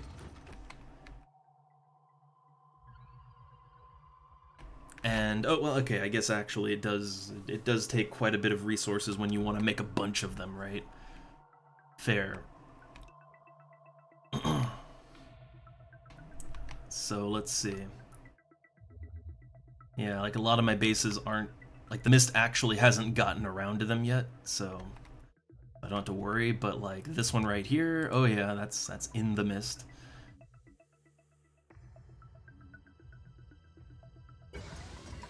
And I don't want to burn through all of my resources because we do still need to build things, you know? So, three bases, get mist repellers. I think that's a good start. So, that's a good start. Okay. So we gonna get here in time? Probably not. Oh, we paused. Why did we pause? Probably because these guys got back to home base, right? Yeah. Okay. So Manticore Prime, we need a replacement. Which also is, remember we had a Chesty, right? Are they? Yeah, they're on. Oh, they're back at Phoenix. Okay. I feel like maybe we don't want to throw. I feel like maybe we don't want to throw our infiltrator into the mix just yet. You know. Oh, we got Nox here. Nox can level up. I think Nox has just been sitting in base training, right? Yeah. Quarterback. 25% bonus grenade range and +2 speed. Quick aim. I do love me some of that quick aim. Like, quick aim is such a good ability. It's a great ability. But quarterback, I mean, the grenade range is nice, but like the +2 speed, I need like I need over 30 SP to do that normally, so that would actually get me the +2 speed with a lower SP cost.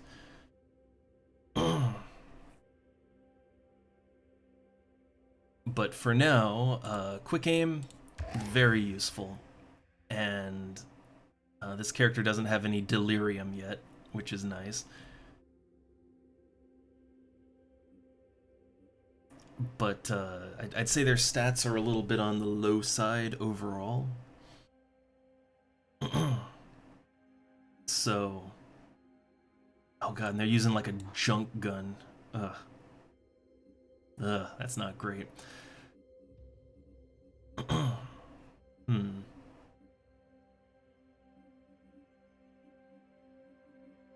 Well, for now,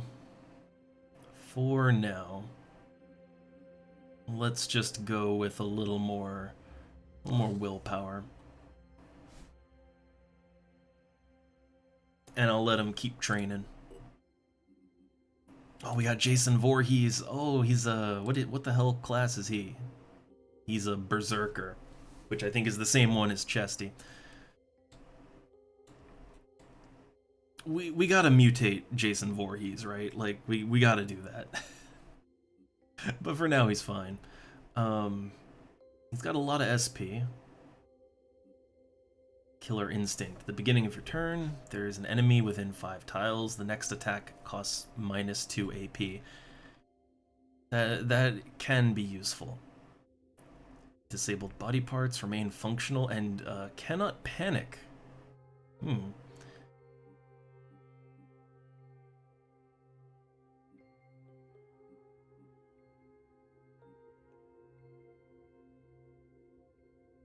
So, Bloodlust. Gain up to 25% speed and damage based on lost health. That, like, all of these abilities can be very good. All of them can be good.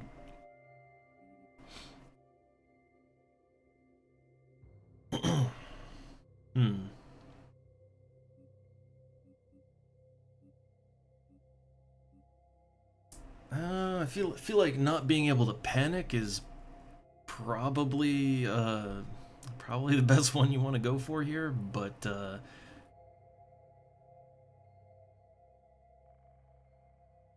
like the problem with Killer Instinct is like if you at the beginning of your turn, if there's an enemy within 5 tiles, then yeah, the next attack costs 2 less. Like that's great. That would allow you to attack more times, but yeah, the problem is if you start your turn and there's an enemy basically next to you, that means that you've put yourself in a position where there is an enemy within melee range of you, and that's bad. That's really bad. So it's good when it works, but but to get in that situation, you don't want to be in that situation to begin with, you know? At least not until you're really tough and able to take some melee damage, and he's not there yet.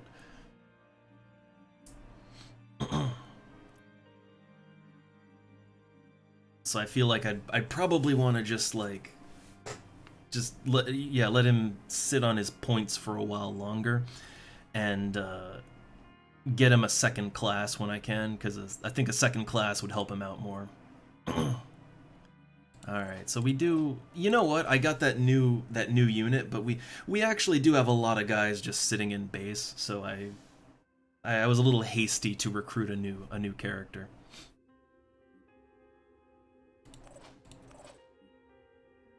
And we got Chesty. She's a pretty powerful unit, I think. Yeah, she's pretty powerful. Still could use a little more leveling, though, but doing alright.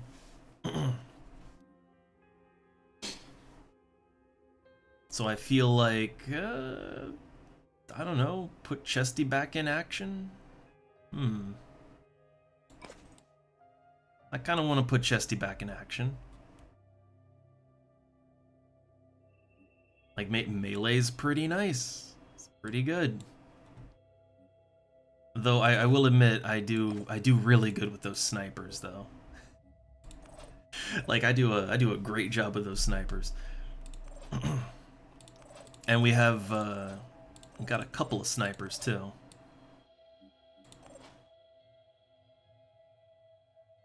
Oh, we got Sito. Sito's an assault and heavy, which when it comes to second classes, like what does heavy give you? Gives return. Oh yeah, return fire is. Yeah, you shoot back at an enemy when it attacks. Like yeah, that's a really good one. Hunker down, yeah, that can save you from death. Skirmisher. If you take damage during the enemy turn, your attack deals 25% more damage until end of... Also really nice.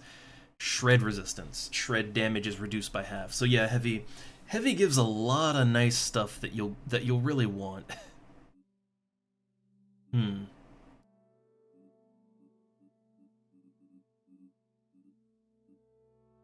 Like assault, I mean, I guess that gives quick aim, which is kinda nice, but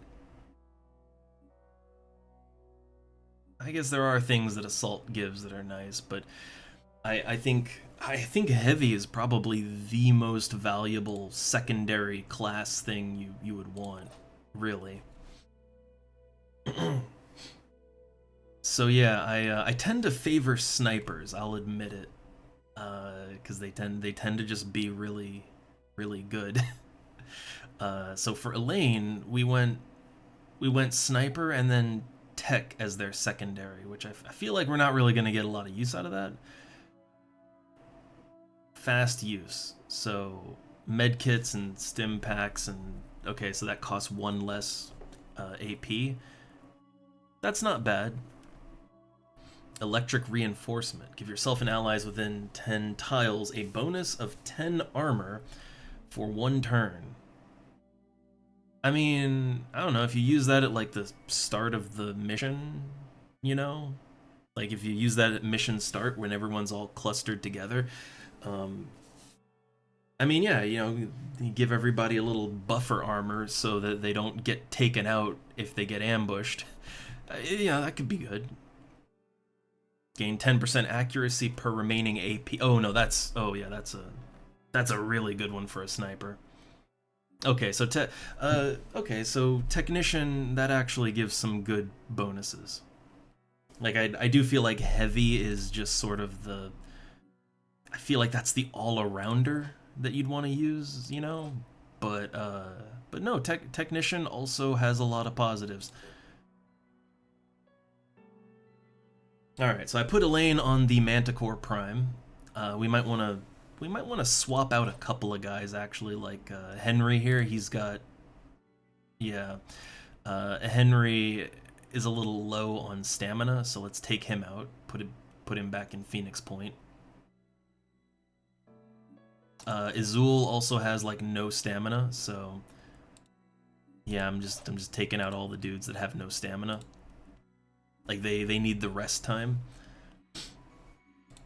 So if I'm taking out all the guys with no stamina, then I guess we have a lot more room. So Cito, Citizen Eileen, I guess Chesty can probably go back in there too. What else we got? Oh, we do have an infiltrator. We have La Expendable. So we do actually have us an infiltrator. I thought we didn't. I thought we didn't have one. I mean, infiltrators do have. They have an interesting skill set. I'll say that. I would love to make better use of their skill set. I really would. It's just kind of hard to.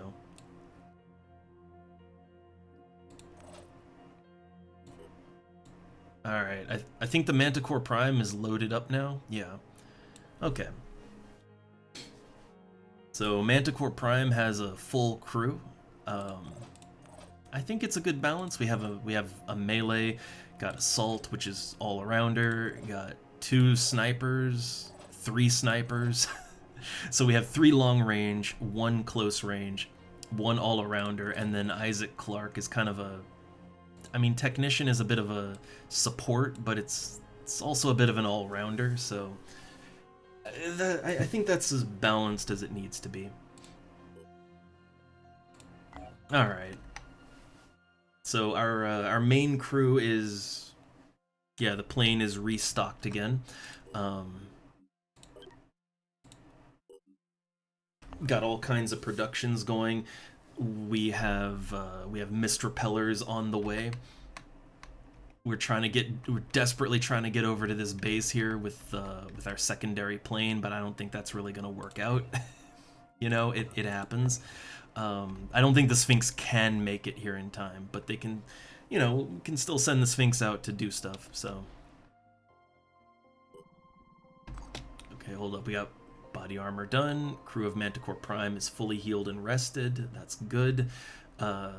Again, this base is probably not going to get to it in time before it goes down, but it's fine. So more of that War Dog armor, though, got made. Okay, so we have a bunch of War Dog armor. Who was I giving that to? Who was I going to equip with the War Dog armor exactly?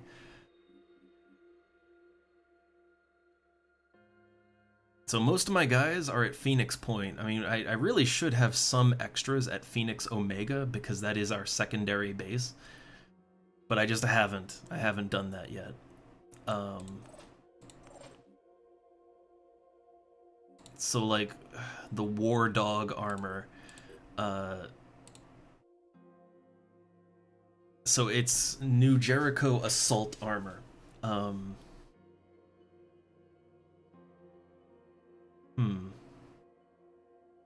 I don't see a helmet. Did I not make a helmet? I think I didn't make a helmet. Huh.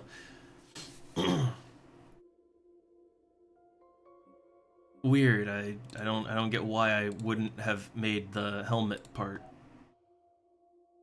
Hmm.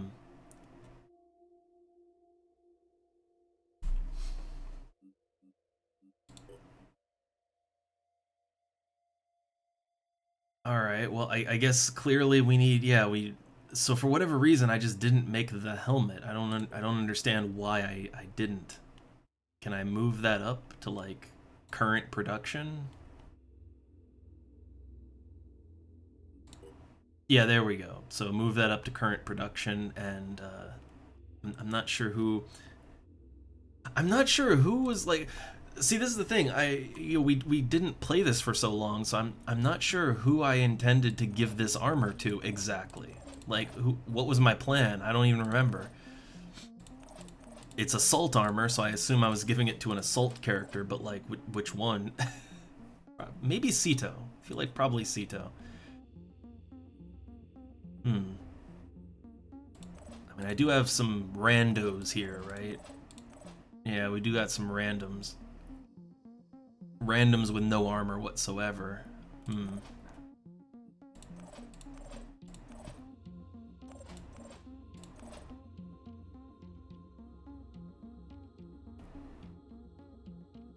And let's see, the Sphinx crew here. Hmm. Oh, hey, we got Vexus is on the Sphinx team. Oh, and no, my week otherwise it's been going all right. I've been a little again, I've been I don't know, a little out of it. I think it's partially just the weather is it's getting all cold and dreary and puts me in a bit of a downer. I've been very sleepy. Like just during the day I've been really sleepy, and normally when I'm on my ADHD meds I don't generally get sleepy like that. They tend to keep me up if anything. But that might also be the problem. I don't sleep as much as I really should at night, and that is partially the meds because yeah, sleeping can be hard sometimes.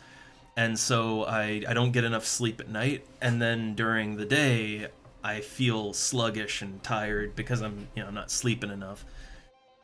I was kind of hoping it would mellow out, but yeah, I might just need to like work on my going to bed routine. Might need to do that. But I think you know what? I think part of the problem is when I sleep now, because I have the weird like leg problem where uh, it's just a weird fat and water distribution issue. I need to sleep with my legs elevated so that they don't get all puffy, so that I can actually wear shoes and everything. Um, but sleeping like that is not it's not particularly comfortable, so I don't want to go to sleep, and it yeah, it's a little weird.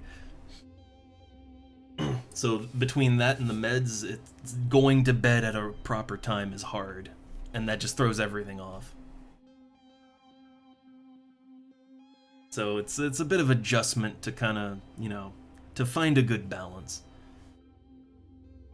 Now, let's see. I wonder, since they're on the current team,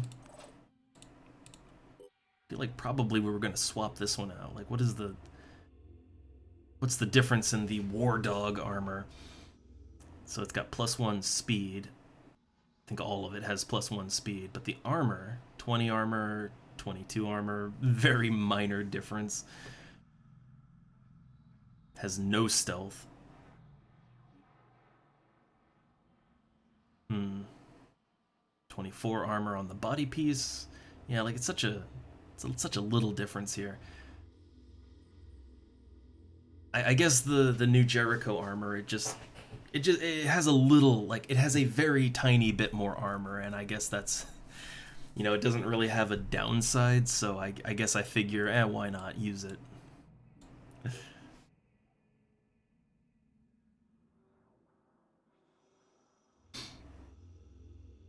Hmm. Yeah, I will say I've always struggled with going to sleep at a decent time. Like that has just always been something I've really struggled with. Like ever since I was a little kid, even I struggled to go to bed at night.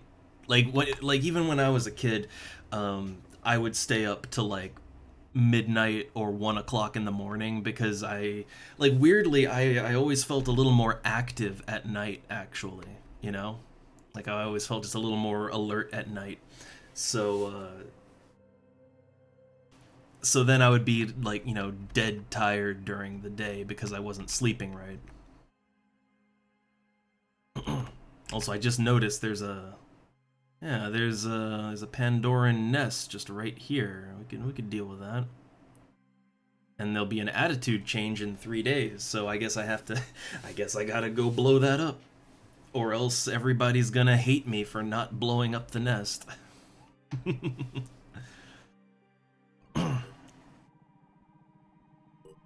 complete. Oh, I can make armadillos now. That's nice. Yeah, Jericho armadillo ground vehicle.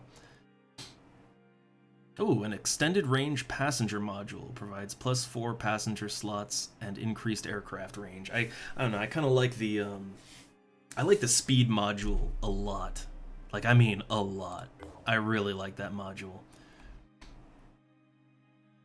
But I don't feel like I needed that research right now. So man, we've got so much research going on. Advanced melee weapons, telepathic nodes. I feel like I probably have a lot on here that doesn't really need to be on here, but we're researching it anyway. Ooh, advanced paralyzing weapons. That might help me out with capturing some of the big shit they want me to capture. Hmm. A venom crossbow. Medical nanites. Healing. Okay, medical bay healing at bases increased by 50% and +20 healing bonus in battle. That sounds good. Like that would help me out.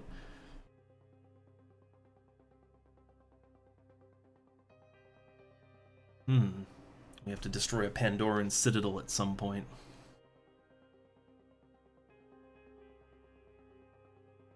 Ooh, I think that's a stealth mutation. I want to get that. Oh, the Pandoran telepathic note. Yeah, we have to research that. I guess our current research path is fine. Alright, I'm gonna save again. I know that there's a slight random variable on, like whether, like when it comes to bases being attacked, there's a slight random variable on when they lose units, so we might, like if I save and reload, we might be able to get to here in time. We'll see. We did it! Okay. Alright, so it's still daytime. We helped this base out. It'll lower our New Jericho and Sanhedrion, but I mean, so I just helped a New Jericho base, so I just got a huge boost with them. So losing points now with them, that doesn't really matter. Getting the +8 here, that just sort of evens out helping New Jericho, and then Sanhedrion is the one that we're down on, but that's okay. Like they're also our highest faction because I helped them out the most for the longest amount of time. Like you can see it here. Like yeah, I'm at 87, 88, 96, so losing the New Jericho faction, yeah, that'll hurt, but when we take out the Pandoran nest, that'll kind of balance everything out. Alright. This is in a delirium area too. But 62 tech and 525 materials. Alright, so I think everyone on this team is, I was about to say I think they're all as good as they can be, but not quite. Not quite. So we have a lot of SP to go around. Aimed burst. Next shot, okay, uses double burst, gain plus 30% accuracy. That's a hard one to make work. Yeah.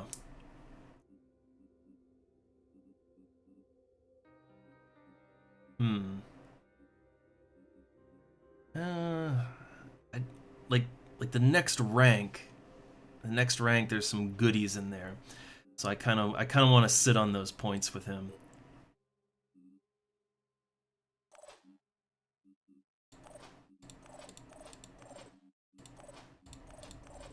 Though I want wait, we have the war dog, the war dog helmet now, right? Yeah. So like, okay, I think this armor overall is, I like it a little better overall, just because yeah, it's got more protection and there's not really any loss. Oh no, cat! I already fed him. No, cat. I have to shoo him away because he has had foods, and he loves to just walk on the keyboard. All right, so let's see this helmet. So yeah, you don't stealth in this, but it's just better armor value all around. And Phoenix Point, I mean, like I would definitely say Phoenix Point is more difficult than XCOM, definitely, but like for different reasons. I think the main thing, like the main wrench that always gets thrown in the cogs with this game, as far as me playing it, is that like okay, so there's a lot of things going on. There's a lot of complexities you got to watch out for, but also the there's this sort like the ever-present mist and the constant pushing forward of like things are always getting a little bit worse, and it gets worse at intervals, and you never quite know. Like okay, so let's take XCOM, right? So in XCOM, both in the old and the new XCOMs, things do get harder as the game goes on, and like in modern XCOM, they usually have very specific story moments where like the aliens start ramping up the invasion and they use bigger units. Um, but like in XCOM, there's actually not that many moments where the game like truly ramps the difficulty up, and it's not a huge ramp either. And also XCOM is more straightforward. The thing about Phoenix Point is like it doesn't have a specific story moment where things just suddenly get harder. It's not like in the new XCOM where like the first new XCOM where all of a sudden now there's mutons. But in this game, the Pandorans are always constantly evolving, and they're evolving in a way that is very reactive to what you are doing specifically. So what I mean is, like, let's say, and this is usually what happens to me. Like, let's say that early on in the game, you really clean house with explosives and shit, right? Like you just use tons of grenades and rockets, and like you're just blowing the shit out of everything. It's a very good tactic to kill Pandorans early on. Um, and you'll feel like, man, I'm doing good. Everything is great. I'm right where I need to be. The game is going smooth. But then the Pandorans will start mutating to resist explosive damage, and now all of a sudden, like all of your cool explosive shit is just not good enough. And if you want your explosive stuff to work, you're gonna have to research better explosive stuff, or you're gonna have to switch out to something else for a while, or you're gonna have to vary up your tactics. Like that's the thing, is that the way that the Pandorans in this game mutate to sort of react to what you're doing, it's really cool and I like it, and it definitely makes the game more interesting than XCOM. But the problem is that it can completely derail your strategies, and like the thing is like XCOM, XCOM generally works like you start with conventional weapons, and then you move up to laser weapons, and then plasma weapons, or Like hell, even with the XCOM files where it has all these, it has a lot of side grades, but it's still mainly there's specific tiers, and you're slowly moving up the tiers, right? And it's easy to tell how strong you are relative to the enemy. Phoenix Point doesn't really have that. Phoenix Point actually has very, very few straight upgrades. Like the equipment that I'm using on my soldiers right now, like even when it's a choice between the standard Phoenix gear and then the Jericho gear, that's not an upgrade, it's a side grade. Like the Phoenix gear here, like the armor, this is the same armor that you have at the beginning of the game. It hasn't changed. The Jericho equipment that I researched, like it's not better than the Phoenix Point gear. It's a side grade, like okay, yes, the like you compare the body armor here, and it's 24 armor versus 20 armor, and yeah, that's better armor, right? But the Jericho armor, I think the weight's the same. I think I have to double check that, but it offers no stealth whatsoever. Yeah, there's no stealth whatsoever on this armor. You're negative stealth. So, like if you want to not get spotted by the enemy, Jericho armor is very bad to wear.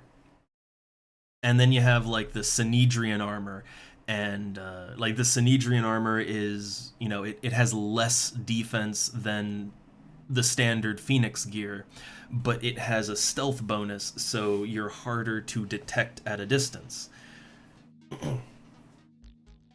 And then you have the weapons, right? And like I don't know, look, you got like this shotgun. It's like a virus shotgun. You got, or you have the different rifles, right? And you have like the standard rifle, and then you have the Synedrian laser assault rifle. And you might think, oh, the laser rifle is the upgrade, right? Well, not quite. Like, okay, if you look at the raw damage, they both do the same raw damage. Like the Phoenix assault rifle and the Synedrian rifle, they both literally do the exact same damage. But the differences, right? Like, so this does 1 shred, 6 burst, same, okay, effective. So the effective range on the Phoenix rifle is 25. The effective range on the Synedrian laser rifle is 32. So it's it is a more accurate at a long distance weapon, which, hey, that's great, right? That's a little upgrade, but ammo capacity is 60, so it's got a nice ammo capacity. Like you could say that the Synedrian laser rifle is just a straight upgrade all around, but not really. Yeah, it has a longer range and it has more ammo capacity, and that's cool. Um, but it's different damage types too.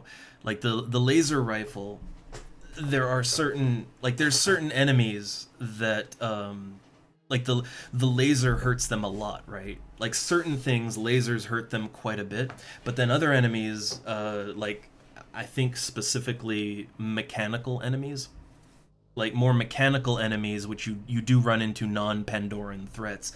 Mechanical enemies, like the laser just sort of bounces off of their armor. And that's kind of what Phoenix Point is all about, I would say. Like it's really easy to lose at Phoenix Point because if you play it the same way that you play XCOM, you're in for a bad time, like for instance, let's say, and I think this is one of the mistakes I made the first time I played Phoenix Point.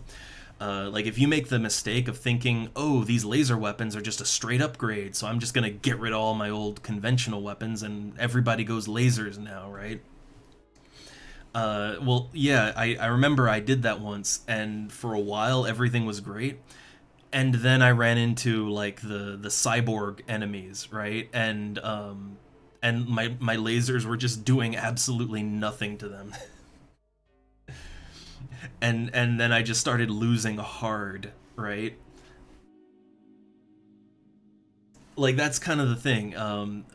Phoenix Point, like the game is always trying to adapt to what you're doing, and if you only like if you only have one strategy, right?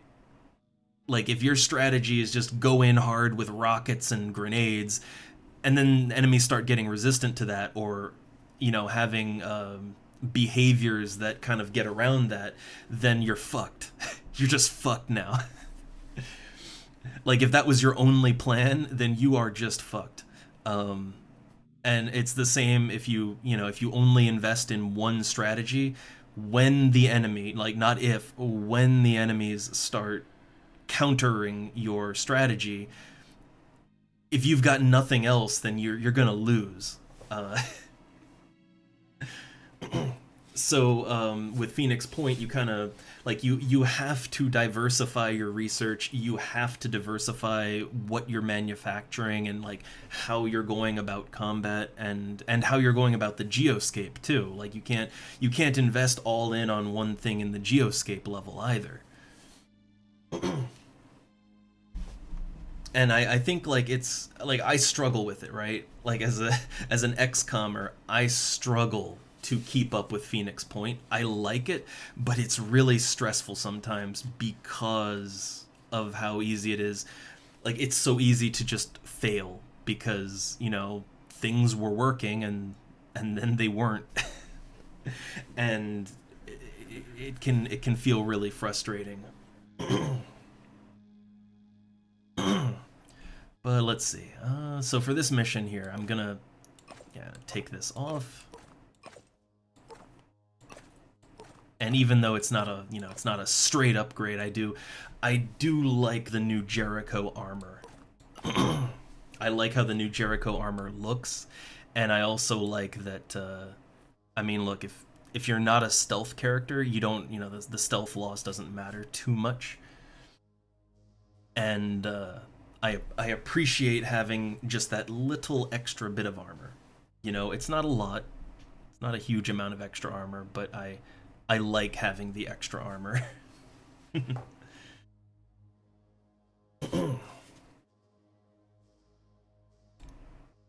So, all right. Um, just kind of doing our last second preparation here before we go in hard. We got Smooth Jazz, our heavy. And I think the heavy is already. I mean, they're a heavy, so they're usually a little resistant to the explode explosions and to fire. I mean, just because they have more armor, basically. They tend to be more resistant just because they have more armor in general. But let's put this on burn.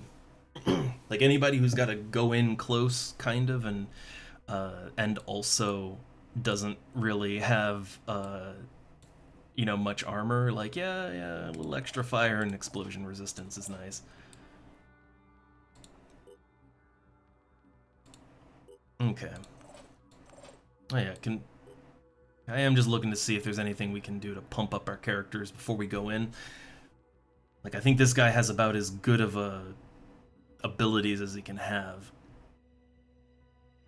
His speed is about as good as it can be too. So give him a little more HP. And Bubsy, our heavy Bubsy.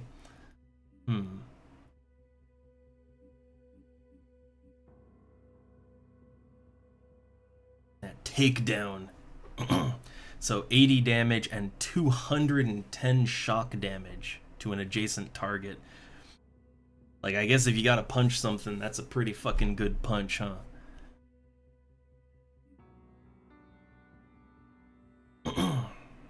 But I think... I don't know, I'm always tempted to just go more speed on these heavies, because... Man, heavies... Whew, like, they should have 17 speed, they only have 15, and I think that's pretty much the armor doing that, right? Yeah, that's the armor making you slower.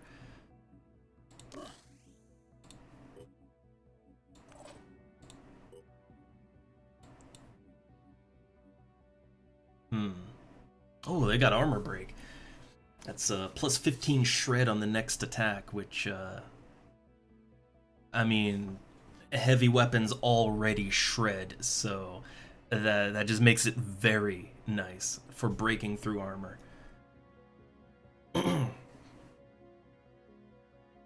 But I think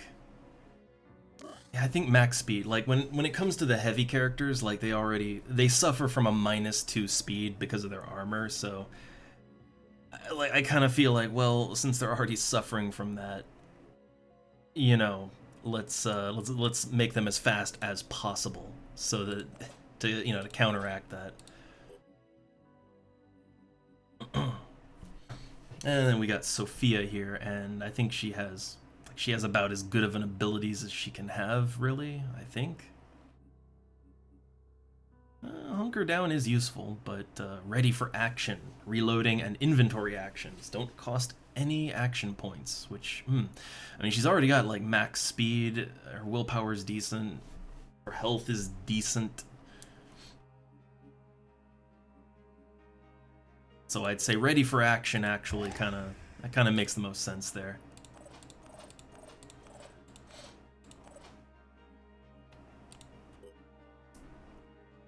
And oh yeah, okay, Burns got 30 SP, so I can, yeah.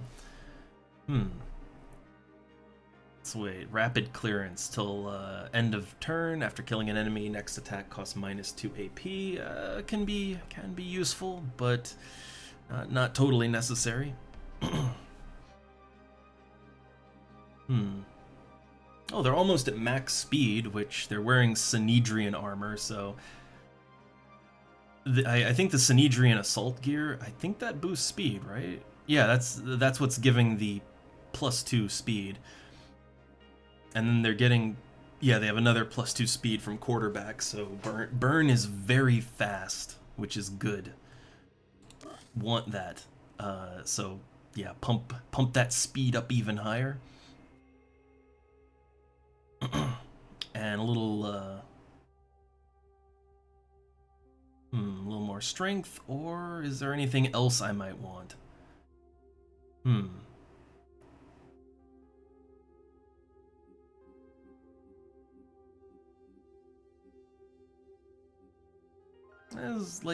There's good stuff in here, but I think maybe a little more HP, just because when you're wearing Synedrian armor, you're already like you're on the light end of the armor spectrum, so yeah, you probably want as much health as you can get. Okay, that looks good. And yeah, I definitely feel like with Phoenix Point, I spend a lot more time in menus than I do in any XCOM game, but I don't think that's necessarily a bad thing. I like being in menus. I like having to manage my dudes, alright? I like that.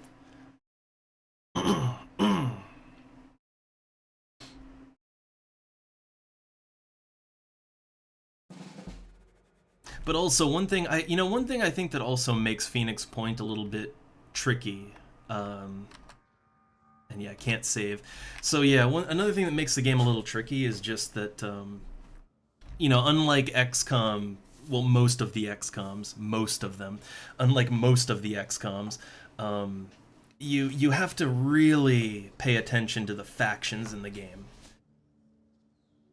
Like not only do you have these ever mutating Pandorans to deal with, but you also have the other human factions. The 3 human factions to deal with, and like if you piss one or all of them off, then now you have to deal with fighting them in addition to fighting the alien threat. And it's generally not a good idea to start killing off the few remaining humans left, right? So if you make an enemy of the other factions, then you're kind of shooting yourself in the foot by making them an outright enemy. And if you want to actually do business with them, then you have to actually stay in their good graces, and it is tricky. It's a tricky balancing act. So I think that also kind of complicates the game, makes it harder. And hey there, experiments. We're finishing up another game that's haunted me for way too long. All right, we got a siren over here. Now they have that psychic scream, but the psychic scream I think that has a relatively short. Like I think it has a relatively short radius, so I should be all right to get kind of close. Also, I see that there's like the fog is over here, and yeah, that's always. I mean, that generally means there's an enemy over here. Generally. Hmm. Oh, enemy spotted. Yeah, I figured there was something over there. What do they got? It's a guy with a shotgun. I feel like sending in a heavy to deal with that's probably the best idea. So Bubsy does not have. Yeah, he doesn't have the ability that lets you shorten your action cost. So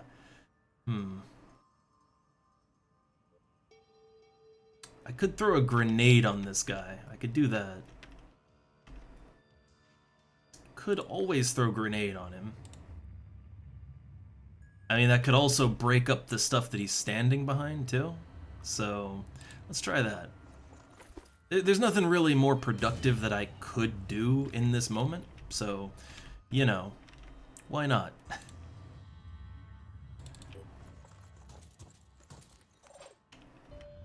Alright, but I do wanna take care of this dude. Oh, that was a fire grenade. I didn't even realize. I thought that was just your standard ass grenade.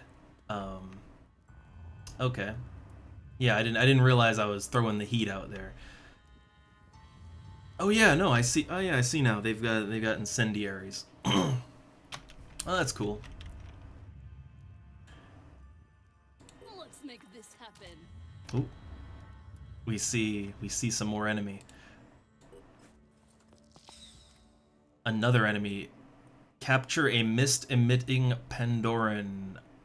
Ah, one of those. I don't think I have any way to capture right now, though. Like, I literally don't think I can capture anything, and that's not, like, okay, I get it. They want me to capture that thing, but, I can't. So, I'm not gonna worry about it, and also, not really why we're doing this mission. We're doing this mission because there's a base under attack and we want to save it, you know.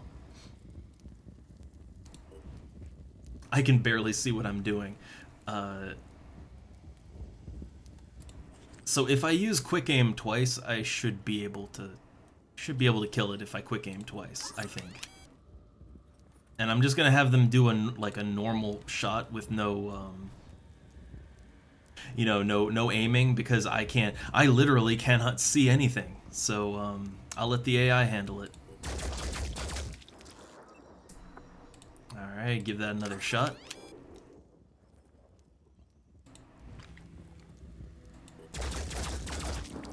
On the mark. So I think I destroyed his weapon. Yeah, I destroyed his weapon and he's on fire. So yeah, that works out. I think that works out. I'm prepared. Now, Here I am. Let's do this. there's no Pandorans around with guns as far as I can see, so let's have some fun.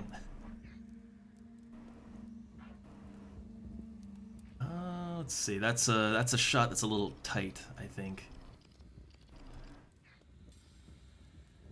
And if I go for the tail, that hurts their move range and their max hit points. So yeah, let's go for the tail.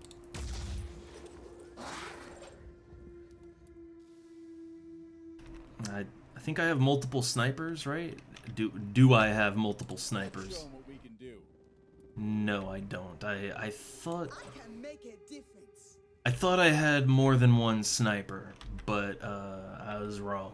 I was wrong. Now what I might want to do, so that thing, like it's gonna have to move, right? Like it will have to move.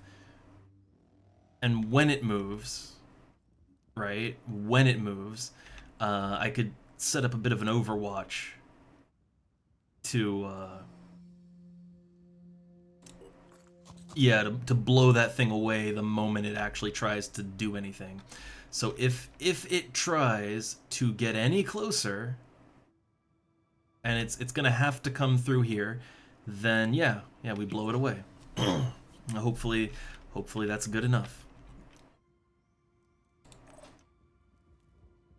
Okay, but other than that, like the enemies are all over on the other end of the map. They're all, yeah, they are all just other side of map. So Receiving. okay. I don't think I have to worry about being shot. I don't think.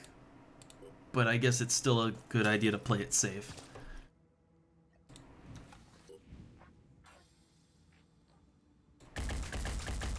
Okay, tail disabled. It can barely move now. Already there. Do I have a decent shot on this thing? I think I got a pretty decent shot there, actually, right? Like that's a decent shot, I'd say. Eyes peeled. I mean, you're gonna miss a lot with that, so I think, yeah, I think this is the safer bet over here. All right. So the fire grenade was a little bit it was a little bit pointless, a little bit. Didn't really get much use out of that fire grenade. I guess that's okay. All right. So there are a couple of friendlies here. That's nice. Oh, nice. Very good damage. Let my actions be Better damage than that virus shotgun I was trying to use. Like that thing just didn't work. leads to victory. So yeah, at some point we're gonna have to capture one of those, but I didn't bring any capture gear. I will admit we gotta do some more enemy capturing. That's the part I hate the most about XCOM and XCOM-like games is when they want you to less than lethal takedown.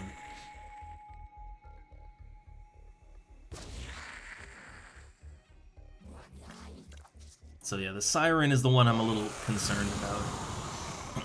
Yeah, it's Psychic Scream. But they're so far away it shouldn't affect us.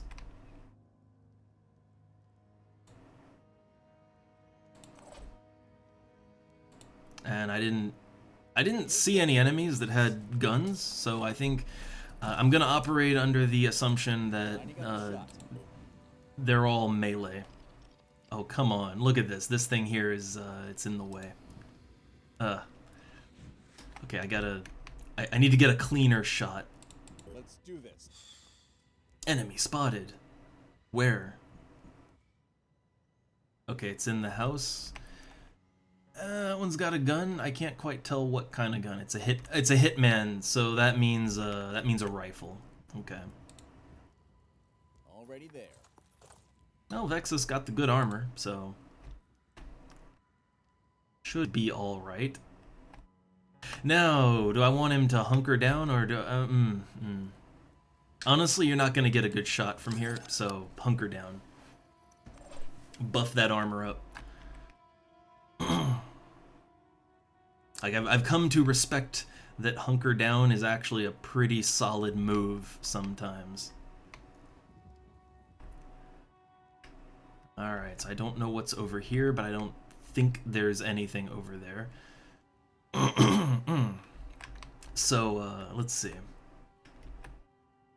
I don't want to put all of my guys just out in the open where they're gonna get their heads blown off, you know? But, I do want to move up close enough that I can actually do something, so... Gotta be quick.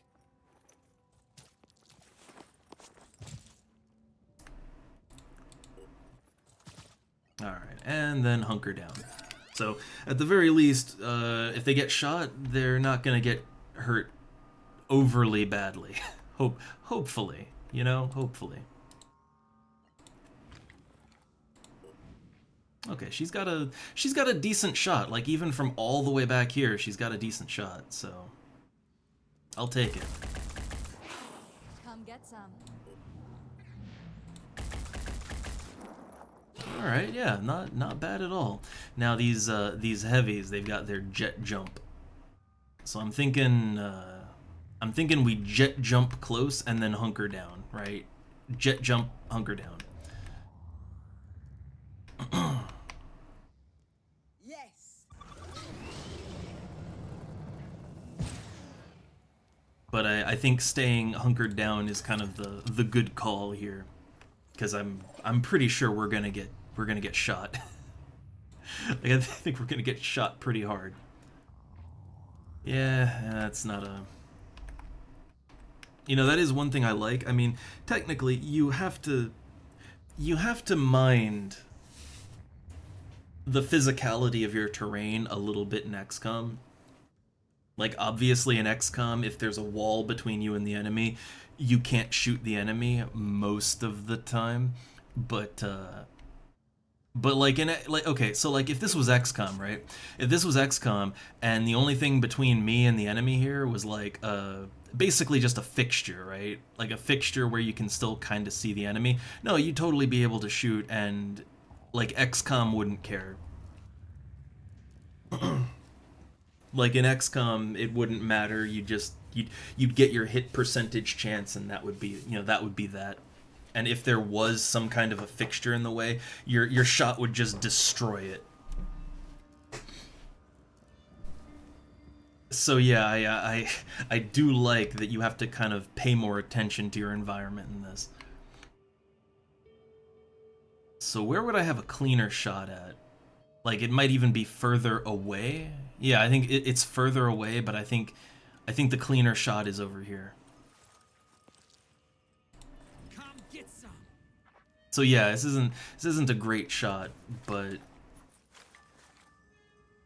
the accuracy is still decent enough. Let's throw an armor break on it. Targeting. Okay. Yeah, it's almost dead. Okay, so again, jet jump in close and then hunker down.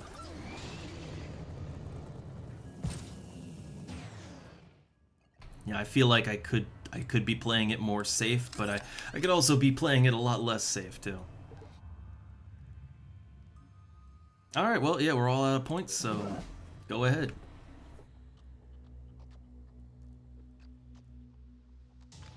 Oh, I didn't know there were... Oh, okay, that's friendly. Friendly over there.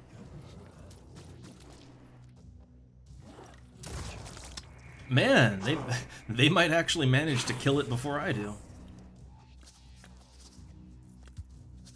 No, he's fucked. Yeah. Oh, there's another one. Didn't see that. I love how the vehicles and the large enemies, I love how they just like Kool-Aid man through the environment. I love that.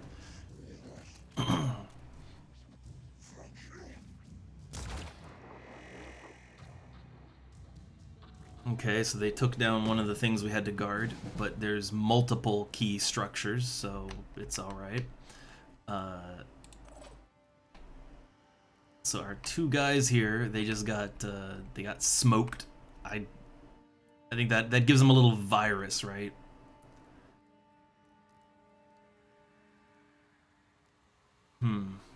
That's fine.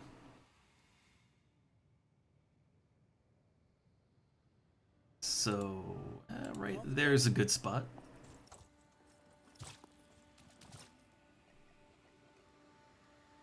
Oh, I can't do anything now. Oh, that took all my action points, huh? Alright. Well, then I can't do anything. I didn't realize I was that low. Homes online.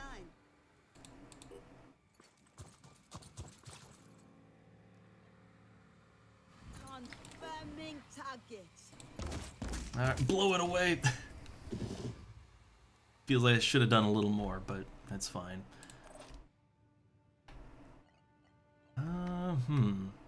Does Bubsy have a... Does he have a clean enough oh god. Yeah, I'm just... What am I looking at? Oh, right, because his weapon is at his hip. Yeah, that's the thing. His weapon's at his hip. So if you're aiming from the hip, then yeah, you're not really... Okay. So if I want to hit him... I'd kind of need to be standing a little bit out from all of this.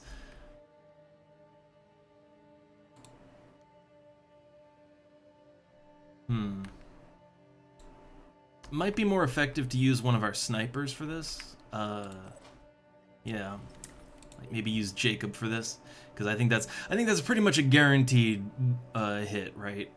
Like that's guaranteed hit and kill, I think.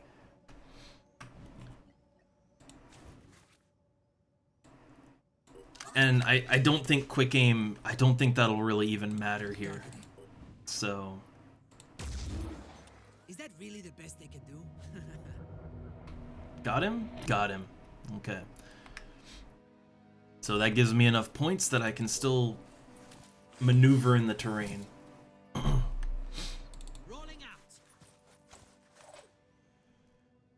out. Alright, so we do need to get into this building, or at least get kinda close. So we have to deal with him, and I mean, that guy... I'm pretty sure that guy is just going to literally drop dead the moment his turn starts. I'm pretty sure.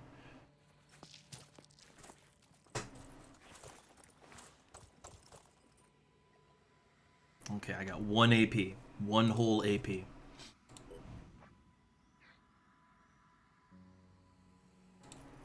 Go for it. Disabled the head. Which I think that makes them a little less accurate when you do a disabling headshot. I think it makes them less accurate. I'm not 100% on that, but I feel like it makes them less accurate.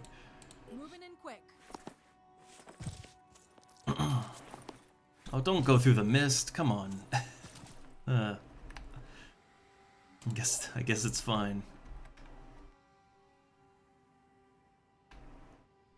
So yeah, I'm pretty sure they're gonna go down. I do have these, I do got these missiles, the shoulder missiles, but the shoulder missiles are so inaccurate. Like, they are crazy inaccurate.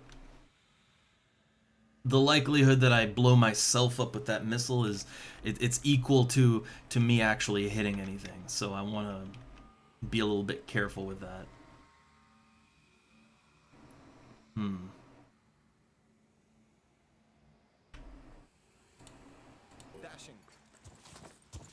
Because there is that, yeah, there's this guy over here. So let's just hunker down for right now. Or would, I mean, actually would, I mean, if it's gonna come at me, it's gonna come at me through that door, right? So it might work out better to Overwatch. We'll see. Okay. Yeah, yeah, he just drops dead. I figured that was gonna happen. They think they missed, yeah. But they've distracted the sniper, so he's not gonna shoot at my guys. That works out for me. I'm happy with that. But now the siren is gonna go for my heavy, right? Or it's just gonna go for the structure. Okay, that works for me. Can I zoom in while they're... Yeah, I wanna, like, I'm so zoomed out. Oh my god, I forgot they can do that. They can mind control. I forgot. I was worried about the psychic scream, right? But the psychic scream is actually, yeah, that's one of the lesser things they can do to you.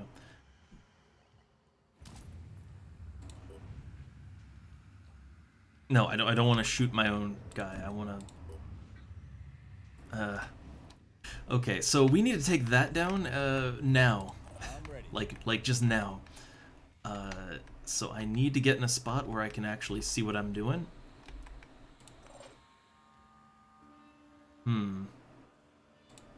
Okay, he'd have a shot here.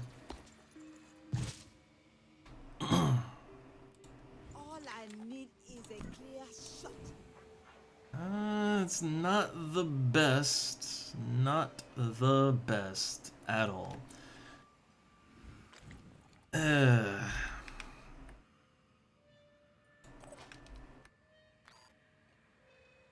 So maybe now throwing a fire grenade would be a good idea.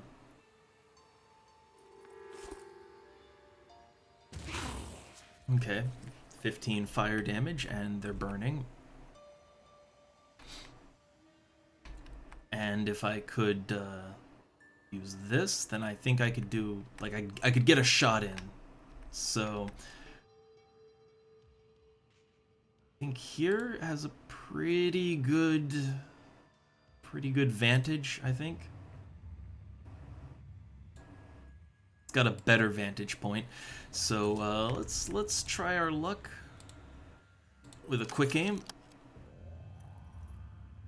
Okay, so now I can actually shoot. And yeah, this isn't gonna... It's not gonna go great. But I wanna try and take the mind control, you know, take the mind controller out. I wanna try.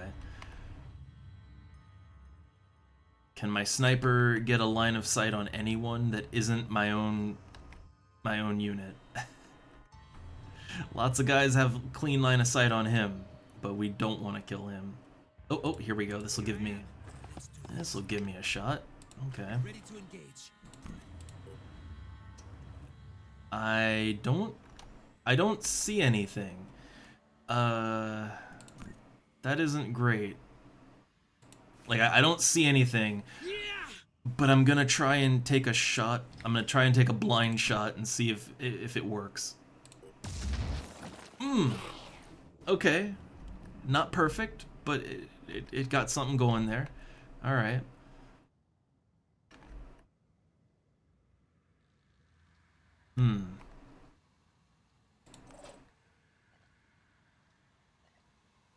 So, okay, I expended all of his time.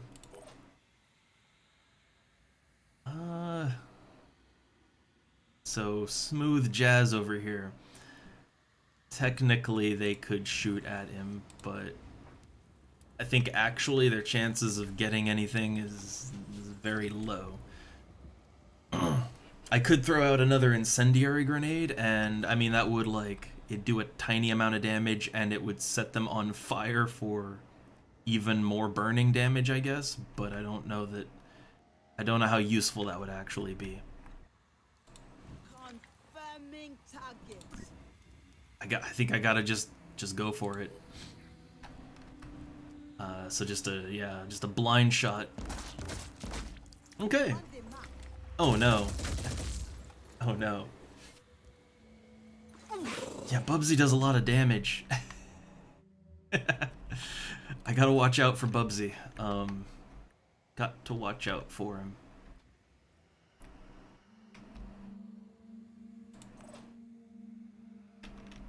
Like, I don't want to put Burn in too dangerous of a spot.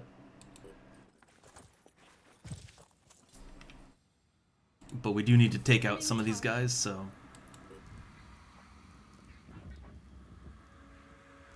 Alright, looks good.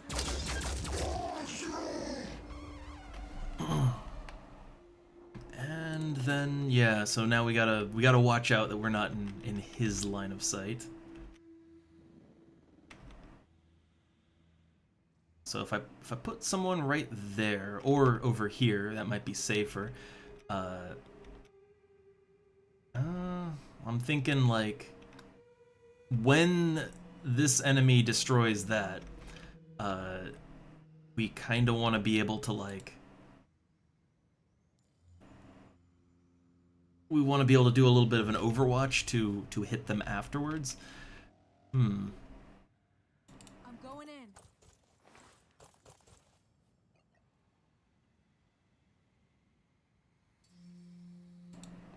Nothing's getting past. All right, we'll see. We'll see if that does anything. And then I think Burn's in about as safe of a position as Burn can be in, which is to say, still not really safe, but you know.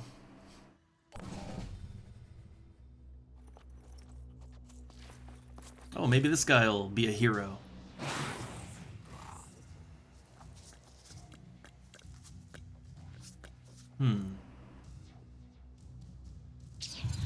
Oh my god, mind controlled. Okay,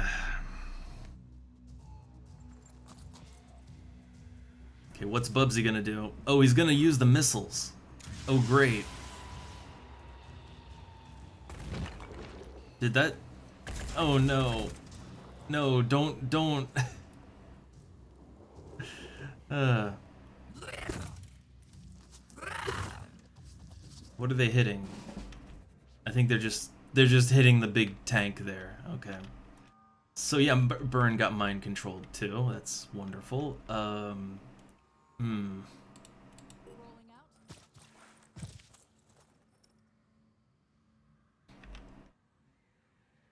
out. Okay. I'm on the move.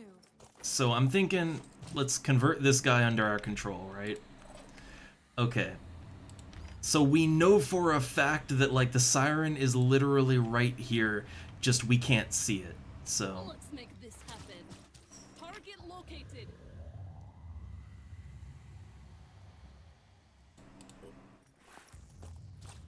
all right. So yeah, there's two of them.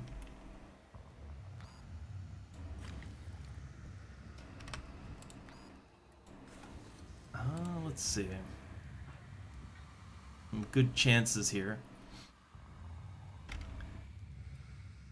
If I can kill that one with one of my guys out here, that would work out.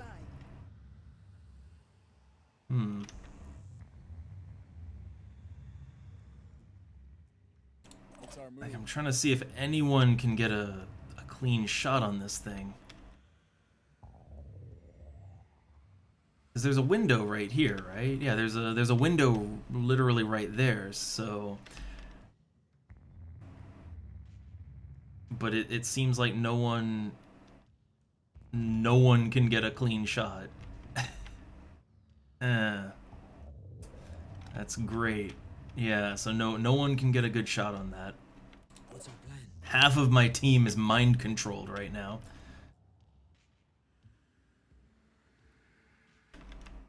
So I guess I just gotta get closer. I just have to do that. Repositioning, prioritizing speed.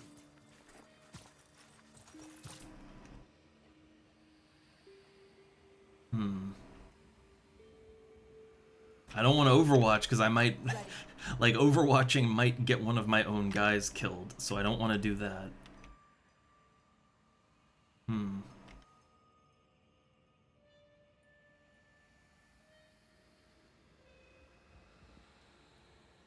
This is just a not great all around.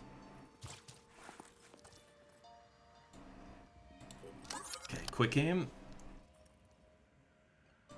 Taking aim. I think that's... I can hit that one too. I don't know that my chances are all that great here. I don't know. But I'm really tempted to take it. Okay. One down. So that should stop the mind control on someone, right? Someone, I think that was Burns' mind controller, so that should stop that, I think. Alright.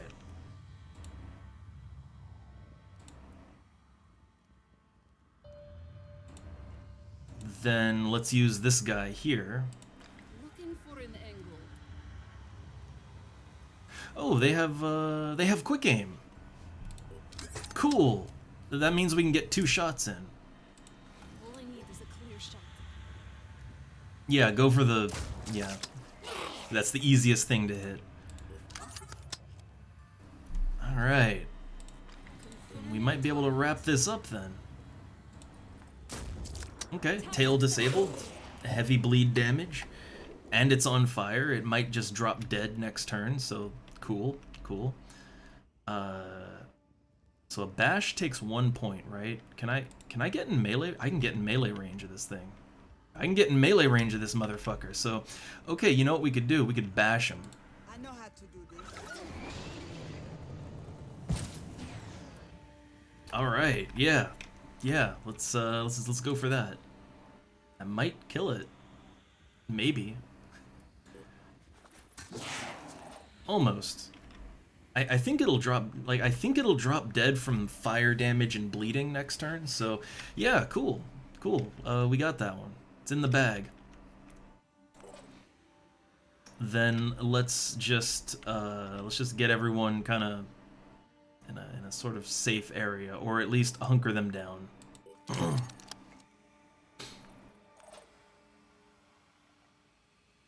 All right.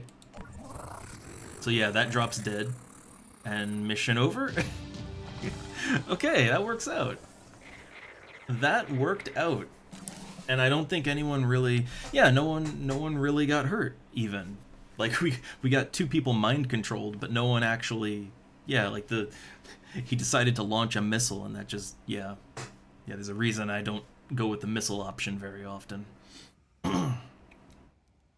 So, let's see. Experience points earned... so we killed all enemies, yeah, general mission experience. We didn't capture that, but we managed to save a lot of the...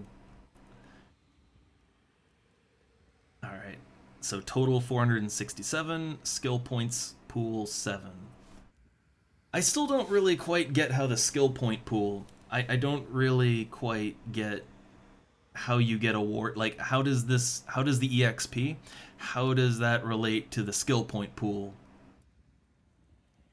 Like for individual units, I get it, right? Like they get plus 10 SP every mission, no matter what, and then, you know, they get some XP towards leveling up. But I wonder, like, I guess, does this contribute to this? I don't know. A little unclear on how exactly all that works. But either way, another base protected.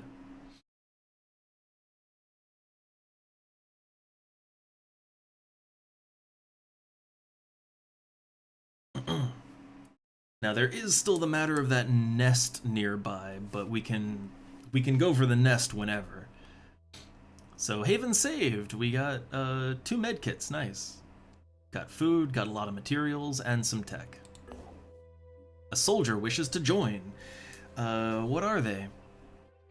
So they're a heavy. They have breathe mist. Consumes all mist within a 3-tile radius. Oh, and that restores will points. So they're... I'm guessing they're a mutant then. Sure, why not? I'll take them. Alright, and we failed to get their origin point. But that's okay. So we'll send, yeah, this is a heavy unit. We'll send them back to the Omega base, I guess. Where is my Omega base? Phoenix Omega. There we go. Yeah, that's where I want to put them.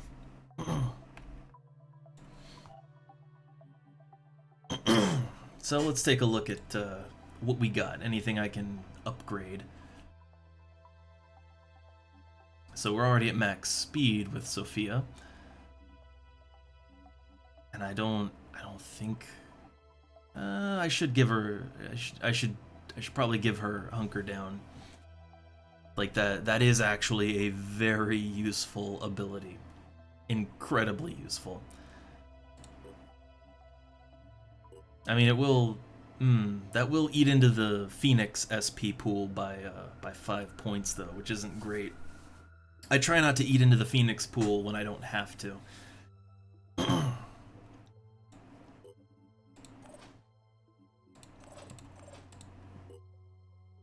But I think for most leveling up that we're gonna do, I'm probably gonna have to dip into that pool. Well, except this one, I could totally get one more willpower or strength or whatever, and that wouldn't dip into it. But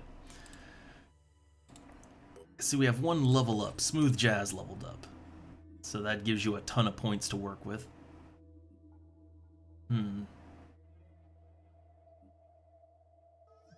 Inspire. Killing an enemy grants allies one additional will point, which that can be very nice.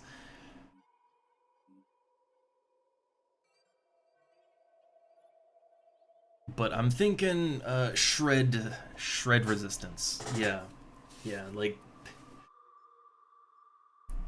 armor shredding. Armor shredding is just like, oh, it's lethal in this game.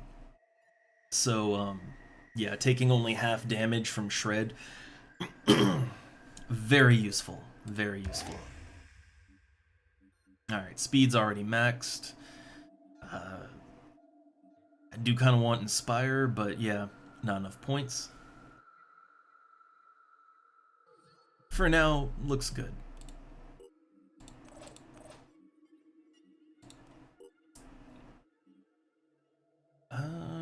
Jacob's about as good as he needs to be. And then Vexus here has 33 points.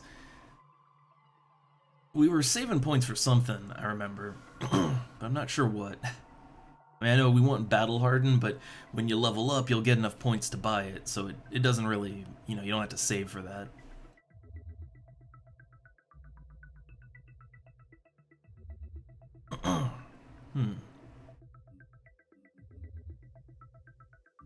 So aimed burst, like, that's just a hard one to use because it needs so much will and action points, so it's hard to make good use of that.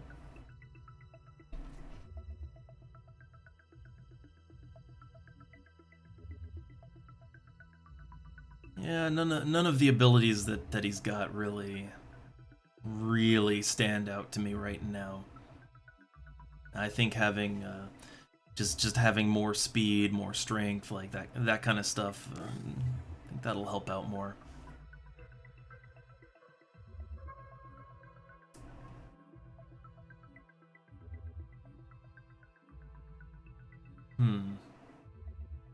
So it would be dipping into the Phoenix pool, but like by 4 points, but more speed.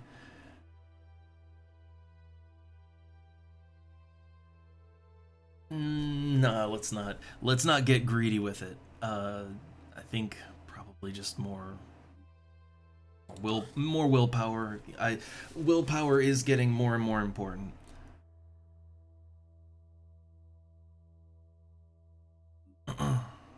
Alright. And then Burn, I think ability-wise has everything. Could go one more speed, but yeah, not totally necessary.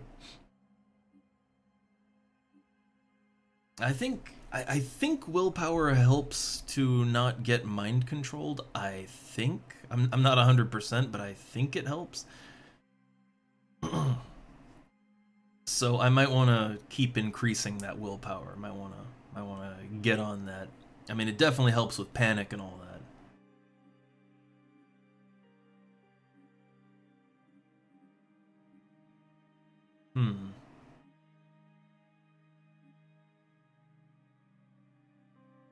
Yeah, why not? Get some more willpower. Okay, and then we sent a unit back to the Omega base. So yeah, oh he is man. He definitely looks like he skipped out on leg day. Just giant mutant torso and then just normal guy legs. So he's a heavy, right? Or no, he's an assault. He's an assault that uses a shotgun. Which is pretty effective, actually.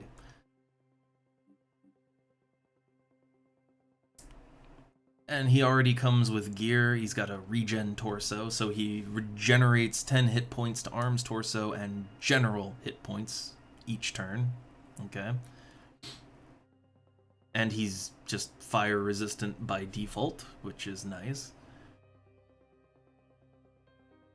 Okay.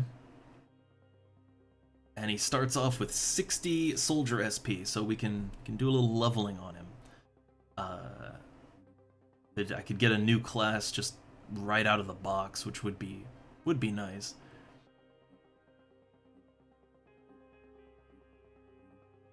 I kind of want to get him the, like, I think heavy. I do think heavy as a class, if, like, for assault type characters, I think heavy is just a really good secondary to have. I think it's one of the better ones you can have.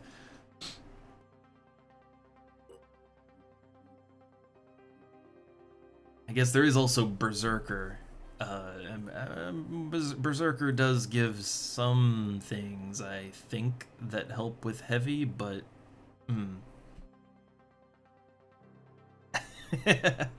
Oh man, the stream streak. Oh. So let's go with heavy as the secondary for him, because that gives you some additional things to not die, which is always nice.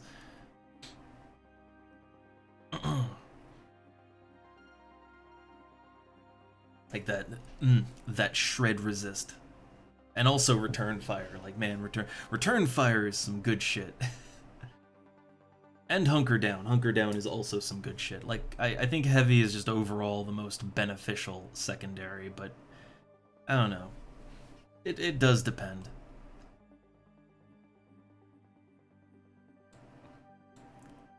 Let's see. Do I give him quick aim, or do I give him some more base stats? His base stats are actually pretty good. Like, he's got high speed. He's got, like, honestly, his base stats are fairly leveled up already, which is very nice. So I'll give him quick aim. There we go. But he's just ready to go already. I suppose I could mutate his legs.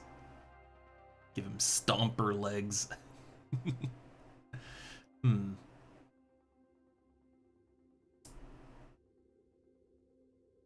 Let's see, what does that do? Gives him strength, armor, lowers his speed. Gives him accuracy, though. I don't know. I don't think the stomper legs are all that terribly important.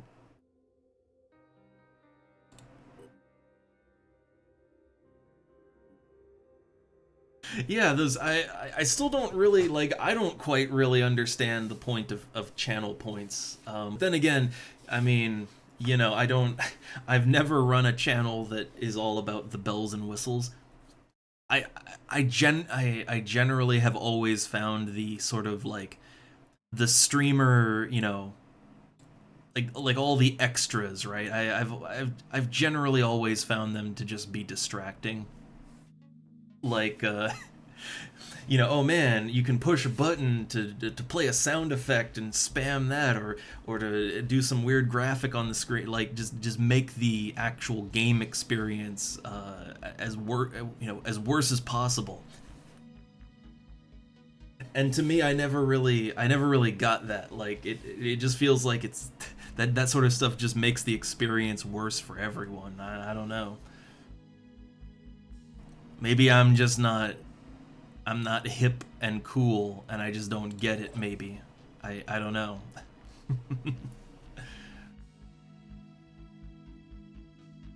Oh, I got some people that need leveling just because, yeah, they've been hanging out in base and just getting stronger there.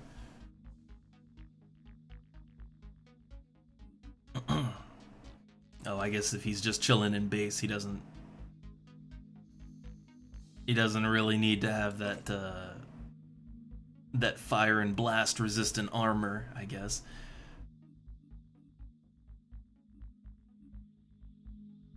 Oh, I see. I think I was wanting to save his points up so that I could get him, I could get his secondary class. I see. So I'll just let him, I'll let him keep on chilling. Also, let me check my bases here. So Phoenix Omega, I also keep people there, and there's no training facility here, right? Yeah, no training facility, so we might want to build that. Like we got medical, we got the living quarters, but we don't have a training facility. So I should probably add that in. Cost 250 materials, 100 tech is a little bit steep. But all soldiers at the base, so even if they're in an aircraft, they get 2 EXP per hour for each training facility in the base. Like that is actually pretty nice. Not gonna lie, that's a nice little bonus right there.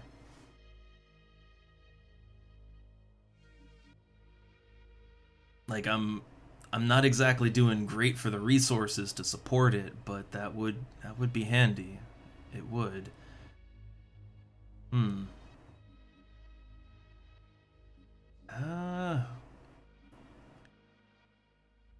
Like this is my secondary base, so I think I should probably, yeah, I should probably have that training facility in there. Yeah, I'll go with it. So we're light on tech, but we can do some trading. I mean, we got like 3,350 food, and we're generating a surplus thanks to all the food production facilities that I'm currently building still. So yeah, I should be able to just sell some of my food off for tech. Oh man, you get that double emote for a lifetime now. Uh, at some point, I did want to make more emotes, but kind of, it's like, there's not enough people to make use of them. Just to be real. All right, so there is a nest right here, and I mean, it would pay off to do the nest. I mean, everybody on the Sphinx, they still have, like... I mean, they're good, right? Like, they got everything they need. What are these exclamation marks on my guys? What does that mean exactly? Are they missing something, or... Like, I don't know what the exclamation means.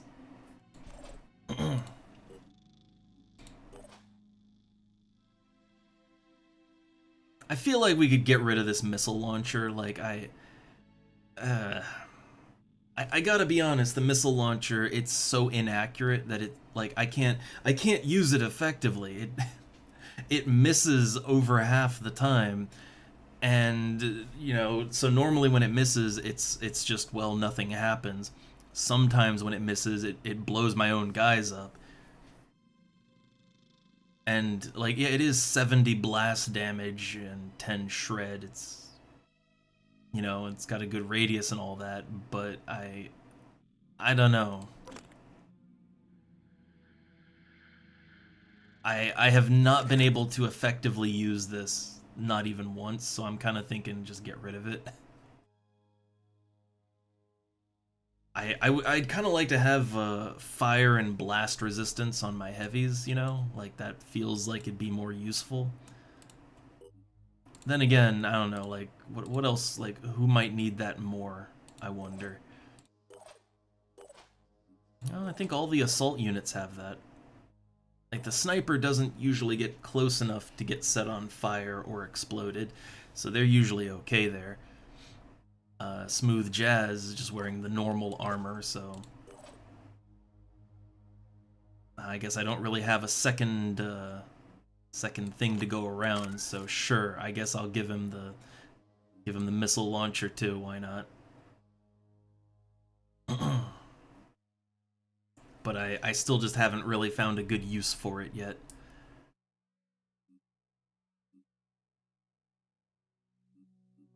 Alright, so before I send him in, well, okay, willpower only 8, like, yeah, I'll bump that up some. Don't want to do a nest with low willpower.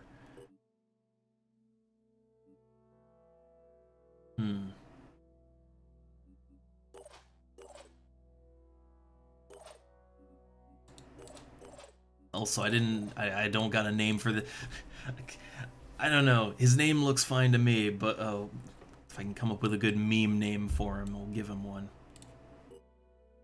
All right, so I think everybody on this plane is ready to get to action. But before we do, I mean, is there any good trade? So we can exchange food for 6, so 4 food for 6 materials.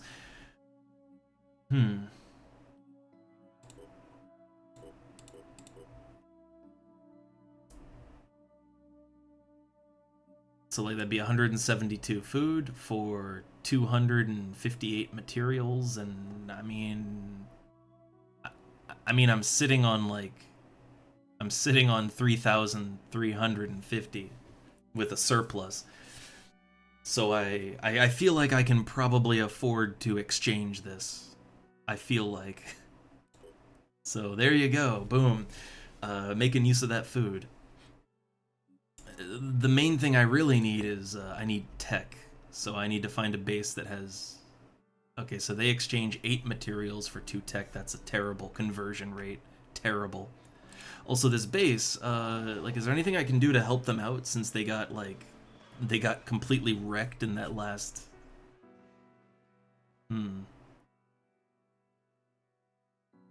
So their food supply is not doing very good. But there's nothing I can... I mean, I could help them to repair faster, I guess, their food production facility. Yeah, it looks like their food production got damaged, so I could actually help repair that for them.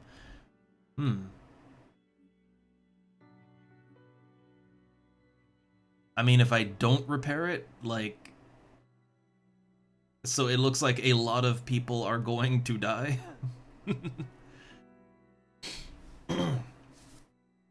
So it might be a good idea to...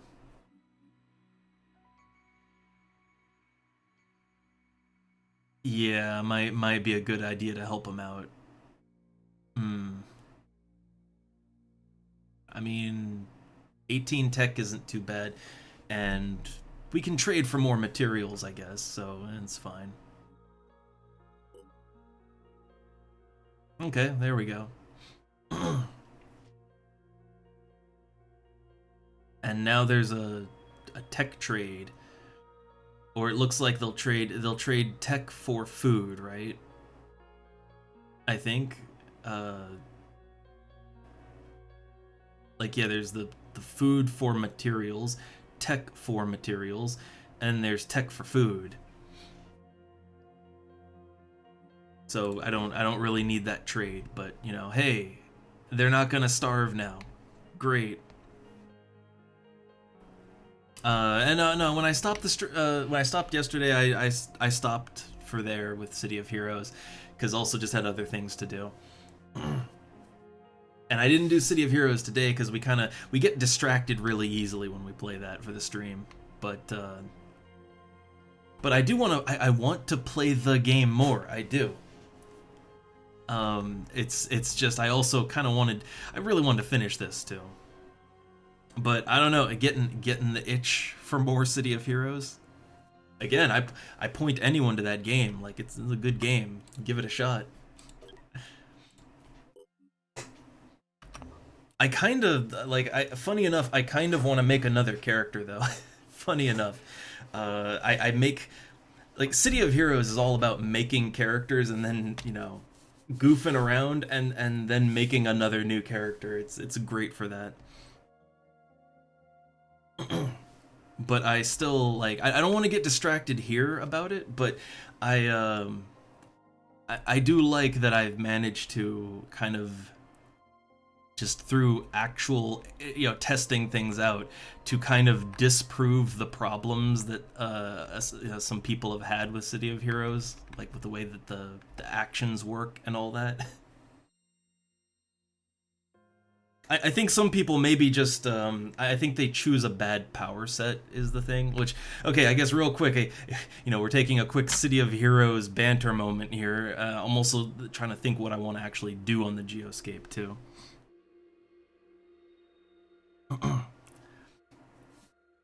But but yeah, like City of Heroes is a game I've always been passionate about. Like it's by no means the MMO I've spent the most amount of time with, but it's one that I always come back to, and I like there's never a bad time to play it. It's a good solid game, and it's a very unique game at that.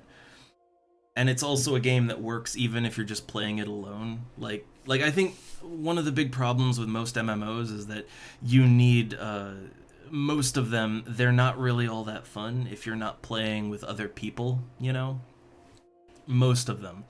But City of Heroes, I honestly think the game is the most fun when you're either playing alone or you're playing with just like one or two people. Like the most fun I've ever had with City of Heroes is like doing a duo, right? Like just doing a duo with someone else and doing really difficult content. Like that is super fun. It's more fun than doing the same content with a large group of players.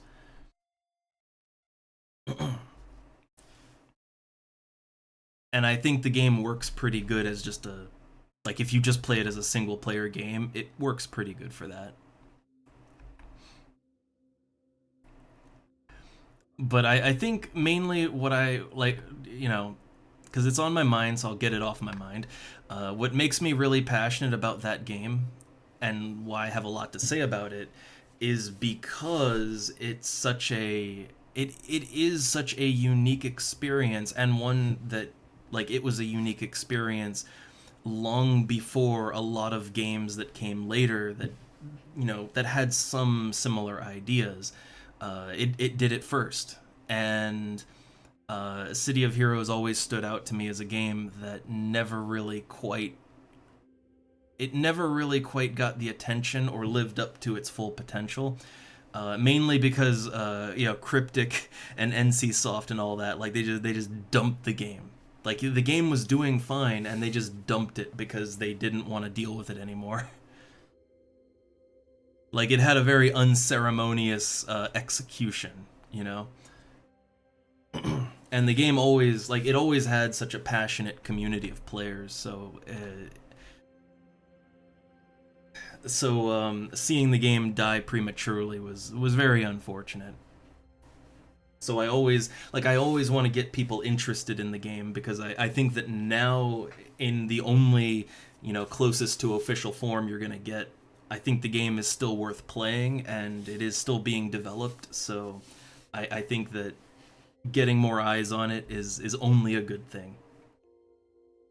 All right, there, I got that out of my system. So let's see. I guess I do want to. I guess I want to just jump right into the nest here. Though it's already after, like it's almost 2 o'clock. I don't know how much more time we have today. But I think I want to do this nest. If I don't complete the nest on the stream, then I'll complete it on my own time, because we've already done a couple of nests, so should be fine. And that'll get my I'm at 95, 85, 95. So New Jericho is my lowest. So doing the nest, that'll get New Jericho. Yeah, that'll get that back up to almost 90, almost.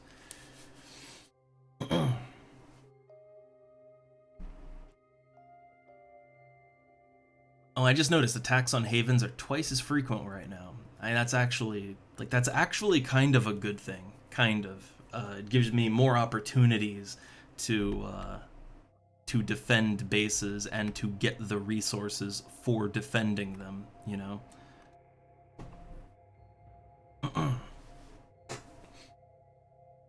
But yeah. All right. Did I save? I like to panic save. Let's do the nest here. Should be fine. Medium threat level. And I still have no way to actually capture a mist-generating Pandoran, but, it's fine.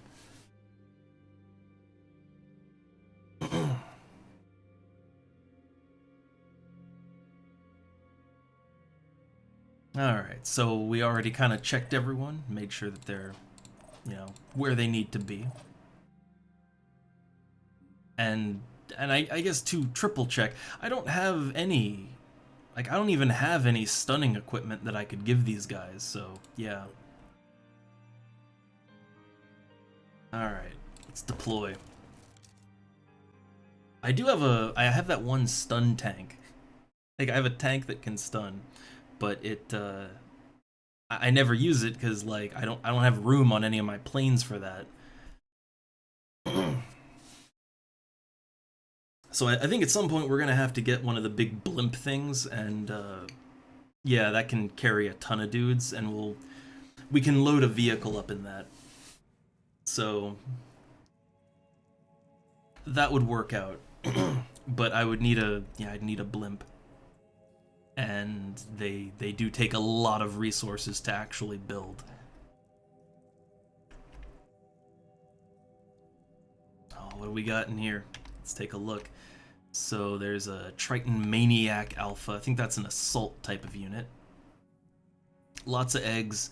Now, if I remember right, the moment that the Sentinels spot you, they just start pumping out shit. Like they activate and start pumping out mist. So, okay. You know, like, don't want to trigger them too early, but also it's fine if we do. Okay, so I can get quite a bit closer here. Oh, right. When the Sentinels wake up fully, they pop all the eggs around them. I remember that.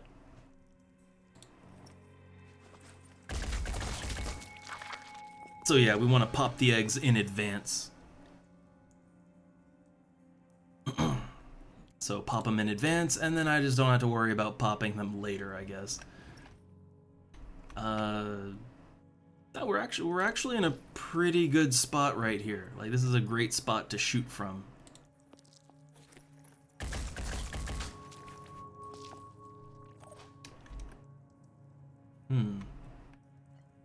So our sniper can actually see the Sentinel. Like, we have a clear line of sight on it, but I don't think that going for it right away. Don't think that's the not the way we want to go. I don't think.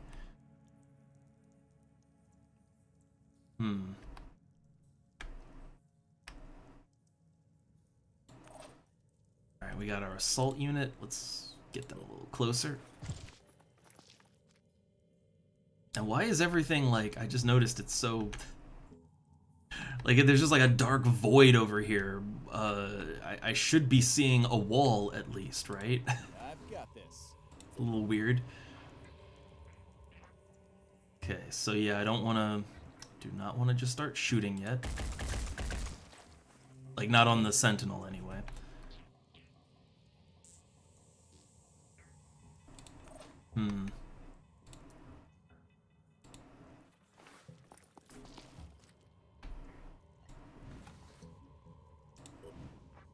Like, we're having a very hard time actually hitting this guy, and I'm not really sure why. Okay, we damaged his weapon, but didn't break it, just damaged it. Quick aim and do it again. All I need is a clear shot.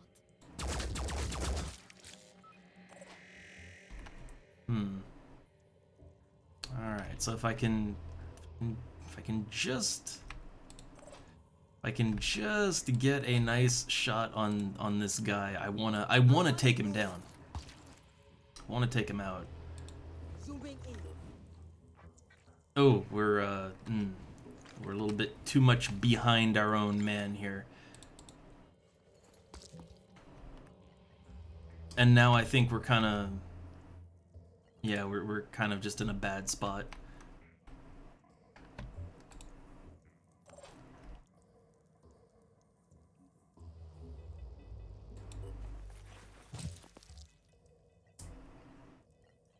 So we do have quick aim. We got a quick aim. If I quick aim twice, wouldn't be able to take him out.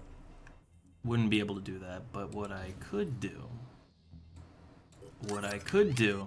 is I could quick aim once, give him a shot, and then then I can do a more precise aim.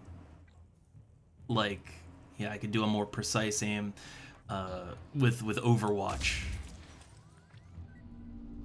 Like, do a very calculated Overwatch I could do. Or I could try to just hit him the moment he moves, actually. I could do that too. I guess it's worth a shot, right? Might get lucky, you never know.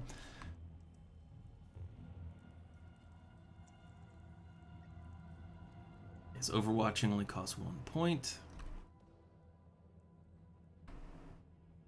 As long as we don't get that close, then we're fine to fight the Sentinel here. At least I think we'll be fine. I think, probably, maybe, I guess, I hope.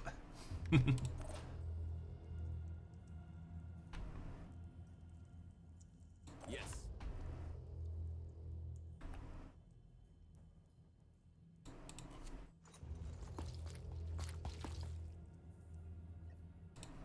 Alright, and then, I don't know, like, let's... In case something runs directly this way, I'm ready for it.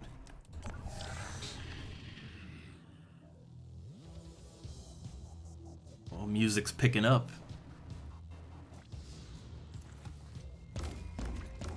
Nice!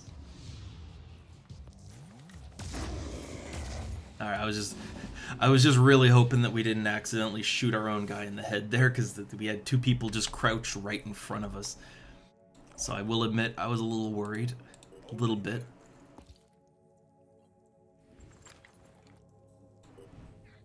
I don't know. Don't like the odds on that.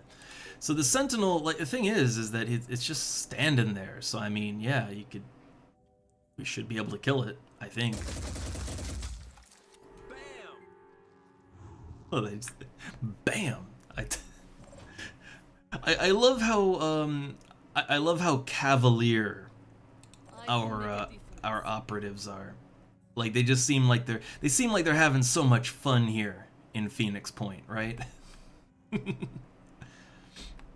Just having a good old time.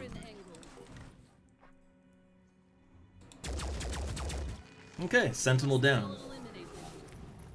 Yeah, the Sentinels aren't really all that hard to kill, honestly. Got you good. So yeah, we don't have a lot to fear from these, but you know, wanna get rid of them all the same.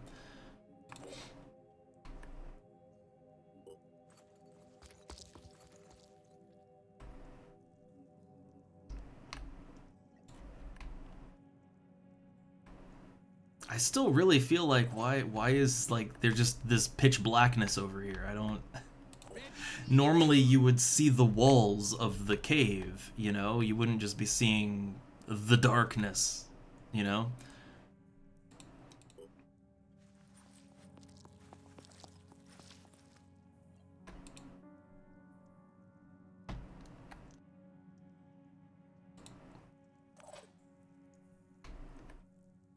I'm going in. So I'm gonna keep everyone together. Like, sometimes I would, for missions like this, I would sometimes split the party up, but I think keeping everyone together is a better idea here.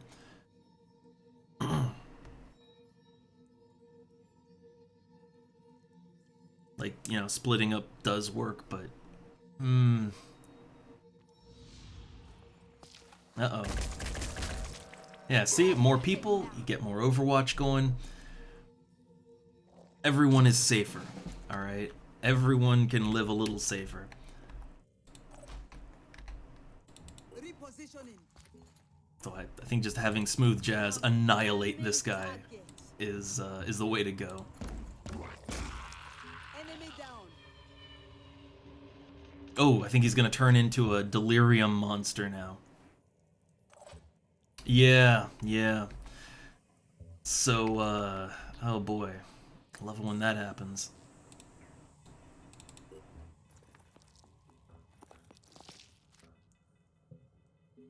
Oh, I can see this whole area now. See, now I can see the walls. Okay.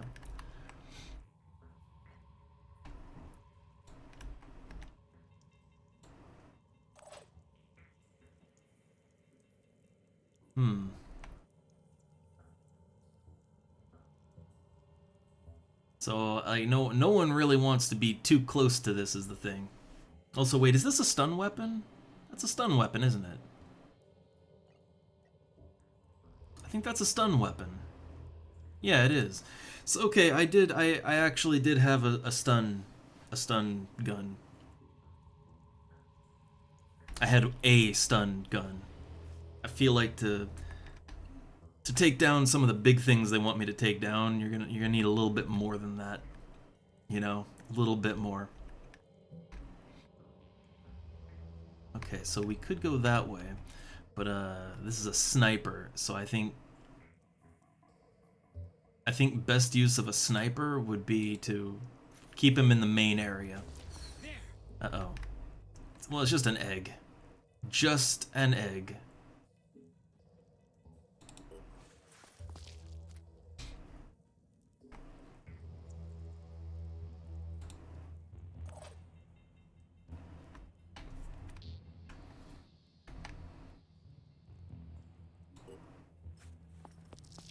So yeah, the delirium things when they pop out,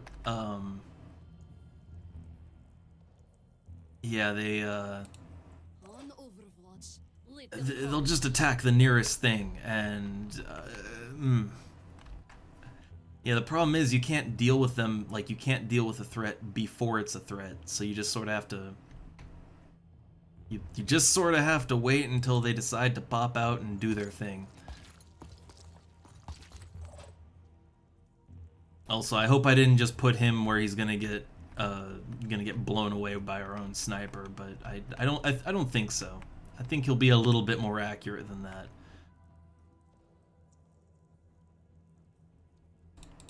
It should be safe.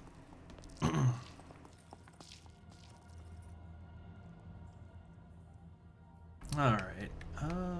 Yeah, that's safe enough. So now let's see if all that Overwatch actually, if that actually amounts to anything, right?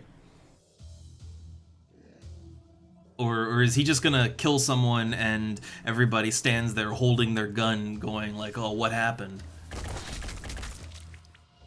Oh, nice. Nice. Very nice, actually. Okay. Yes.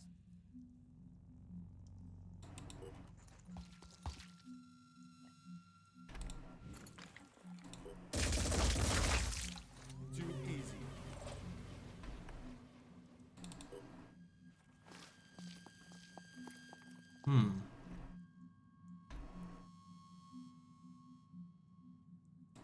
I'm on the move. So where is that next sentinel? Well, there's a bunch of mist right over here, so actually I might have to split the party up anyway. Might need to split the party a little bit, because yeah, clearly there's something over here, right? Oh, that also counts as a... Okay, so that also counts as a mist-emitting Pandoran. Okay, cool. Then in that case, let's get Jacob over here. Does anybody else have a stun pistol? Anybody? I think he's the only one with a stun pistol. So yeah, he's got a stun pistol. Let's bring him in and... So, a bit of a tight squeeze here, but we can get him in there. Let's go.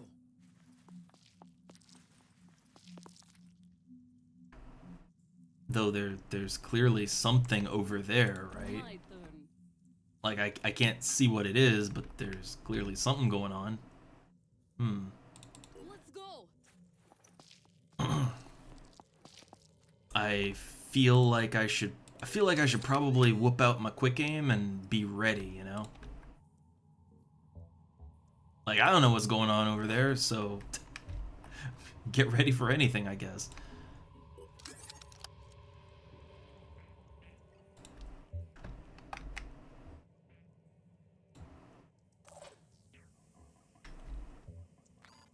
Alright, but for him... So let's see, we got Gunslinger. Shoot the handgun 3 times at minus 50% accuracy. That would be good to... Like, if we're going for a takedown here, that might be the way to do it. Hmm.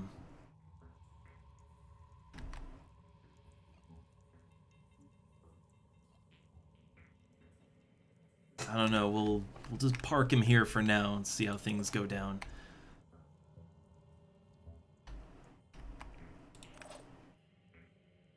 Okay, Bubsy's just, yeah, he's all spent. But I'll put Vexus up here with Sophia. Moving in. So we are splitting the party, but I think it's kind of, for a mission like this, where the enemies aren't really all that tough, it's just, you know, there's a couple of them, and there's the sentinels you got to deal with. I guess splitting the party does actually work out for this kind of thing.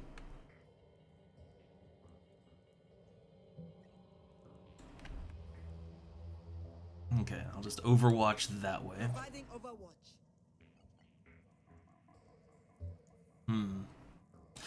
Like, if he comes this way, we're gonna want to shoot him, so... Alright. But let's be mindful, we want to capture the mist emitter. Oh! That's just a thing. Okay. It's going the way of Sophia.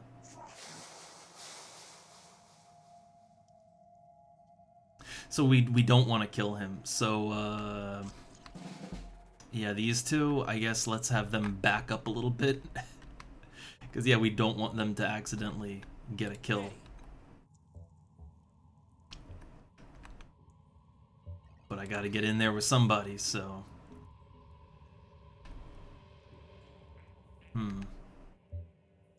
Man, I hate this tight squeeze. I really do. Yeah, so I need to take this guy out, because he's gonna be a problem.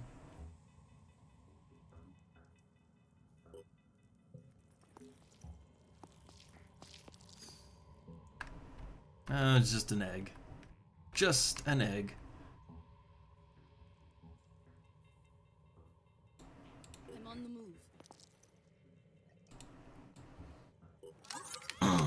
Okay, give it a quick aim, and... Confirming target. It's a little bit tight, but... Okay, I was kind of hoping for a little more there. It's alright. It's alright. Just get out of line of sight. Taking aim. Oh, we can see that too? I can't see what I'm doing, but I guess shoot it.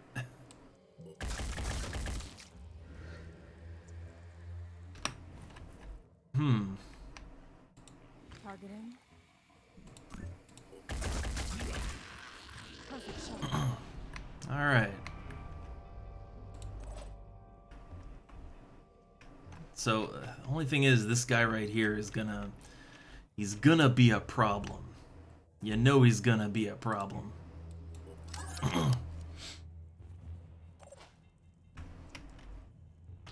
Alright, now let's get Jacob over here. Let's get him in a range to do something.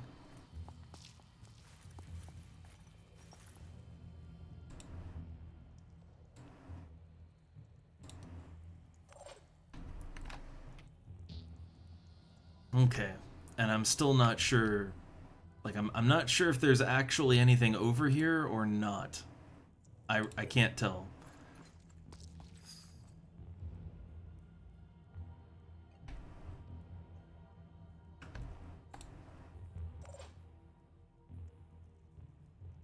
I'm just gonna send the two heavies off on their own. I mean, two heavies, like, yeah, they can deal with just about anything. Yeah, I knew it. I fucking knew it. On the mark. Okay, it's not gonna do anything. So this is what we gotta really worry about. Oh, disabled the head. That's an ouch right there. Okay, so let's get Jacob in here, and I need the cleanest line of sight possible. I think that would be here. Alright, so we got options. We got quick aim, we got gunslinger, we got all kinds of fun stuff we can do on this guy. So, shooting the handgun 3 times at minus 50% accuracy, like, yeah, that's rough, but I think that's what we need. So, go for it.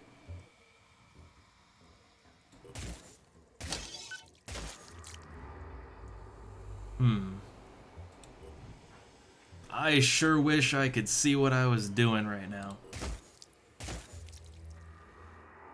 Oh, we achieved paralysis, I think. Yeah. Paralysis achieved. Reload. Shoot him again. Because we want him to actually stay down, you know? I'll try to get there. Okay. So yeah, he is paralyzed as long as... Yeah, as long as he stays over 21, then we're good. We've captured him. Don't gotta worry about it.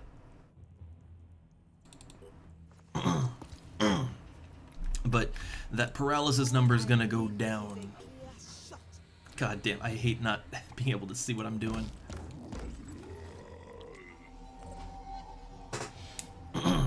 Okay. So Sophia is, you know, pretty hurt. Reloading.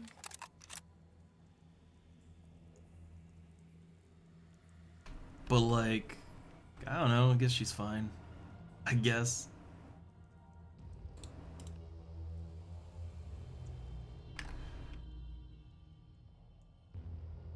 I'm still not seeing another missed sentinel, so I am wondering where the next one is actually. Hope I can find cover. Also, I feel like I'm taking a little bit of a risk with Sophia here. Maybe, like, these heal kits, they don't... It really doesn't cost that much to make med kits. I shouldn't be so stingy with them that I get people killed, Ready you for know? action.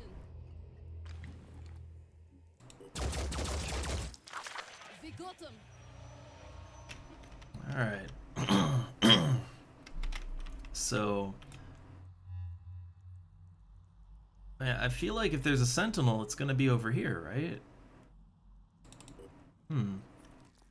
Hostile. Oh, what do we got? More eggs over here. I think you got a good shot on that.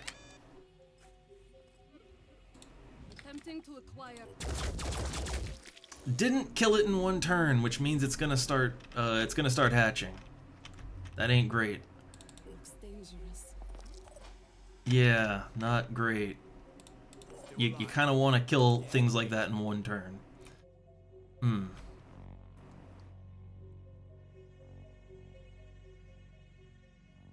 Like the wind. So let's just get someone over there to help out, because that might get dicey next turn.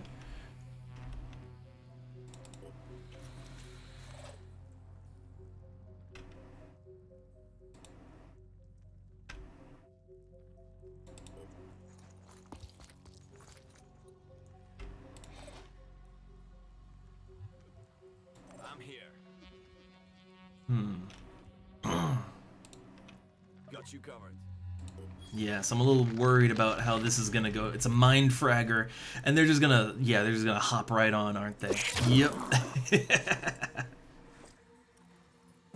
Interesting that they skipped past burn to do that. That's kind of the interesting thing, you know? Like they skipped right over burn for that. So good thing is I should be able to just bash it off of his head. There we go. Yeah. Like honestly, mind fraggers really aren't nearly as bad as they first seem. Because yeah, all you have to do is knock him over just knock your guy over the head, and that gets the mind fragger off. So I want to maybe keep Jacob back here, just because, you know, we might need to keep him back so that he can re-stun. Oh, enemy spotted. What do we got? Well, we have, of course, we have that. But then we have another one. I think they just spawned in, right? They look like an enemy that just spawned in. Attempting to reposition.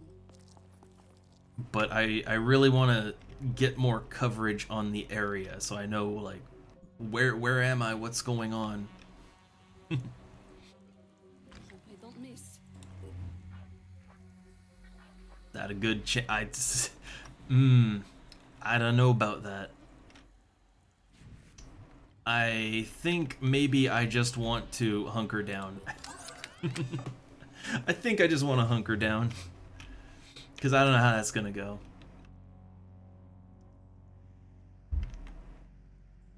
I can... This is a passageway, right? Yeah. I'm going in.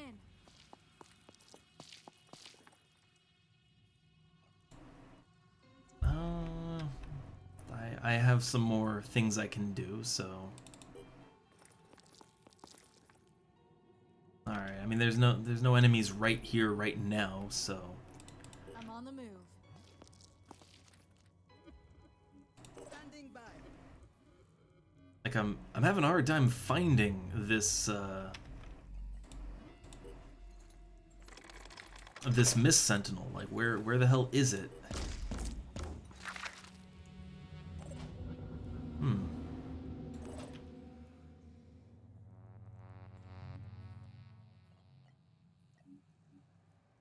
Ready to go to work. So I feel like it's probably over here somewhere. There's just a big patch of mist though.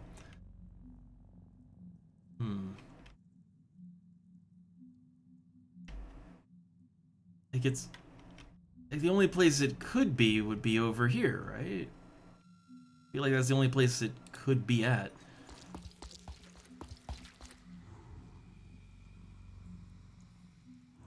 And we just ran through the mist, which is, you know, a horrible idea, but we kind of had to.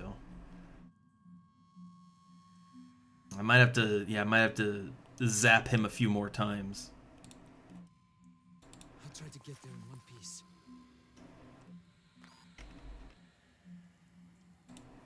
Need a better position. Got lucky. All right, I wanted to reapply the stun because like this might take a while, right? It might take a little bit.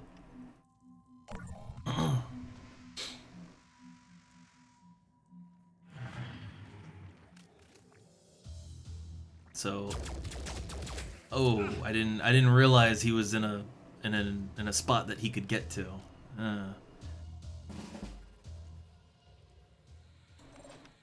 Unfortunate. Steady. So the aim chance is real good on this one, like real good. So quick aim it is. Steady.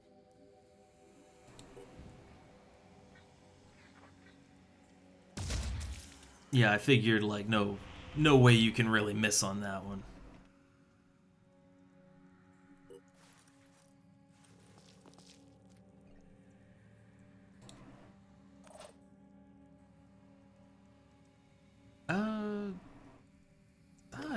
I think we can probably take him down this turn. Probably. Come get some. What? I let the AI aim because I figured like, oh, it's a clear shot, right? But like, then the AI chooses the wrong parts to aim at. Yeah, you want to go for stuff like this. Yeah, the AI aimed at the armor plates basically.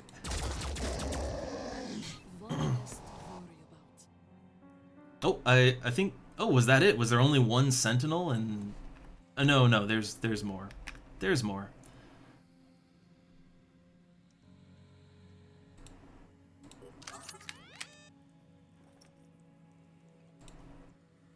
It's just gotta generate one of these guys. Take over, Forge. All right, so yeah.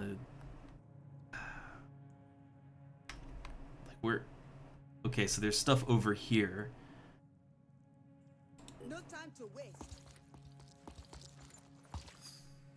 There we go. There it is. We are in its radius. We are in the radius of the thing, so great.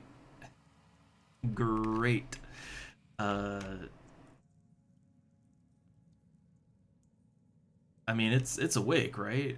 I'm pretty sure it's awake. So, I mean, no reason not to just get in there and start popping it, right? I mean, I think it's awake. I I actually can't tell. So I guess let's hang back for a minute. Yeah, I guess if I can't tell, hang back. That's the safe thing to do. Nothing will get past me.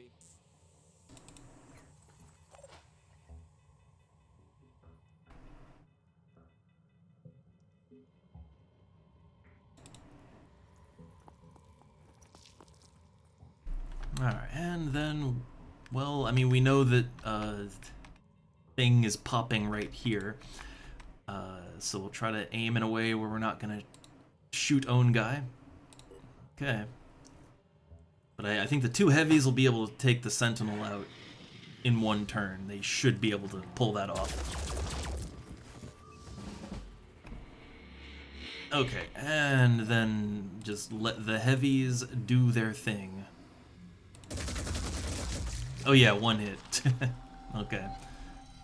So now mission should be over. Yeah, nice. I wasn't really expecting to complete that today, but cool.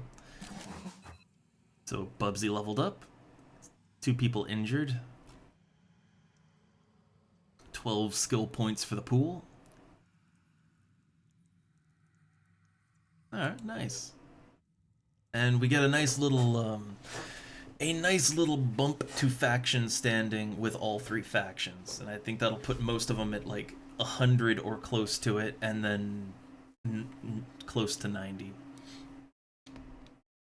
I find Jericho is always the hard one to keep happy. So we recovered a Triton that has a mist spreading attachment. Replacing all my gear.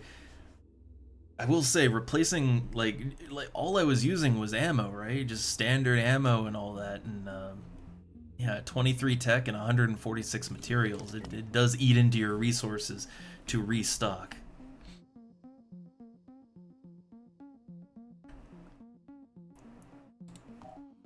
So because of what we captured, like here we go. Oniric delirium treatment. So can generate mist in a controlled environment. Should commence experiments immediately to understand its connection to oniric delirium. Bonus effect, experimental oniric delirium treatment becomes available. So, I mean, honestly, we kind of need that. Like, everyone has the delirium, and it really does lower your willpower a lot. So getting anything that can help with that would be ideal. So we're putting that on the list, and we're gonna move that right to the top, because that is actually something that would really help me out, like right now.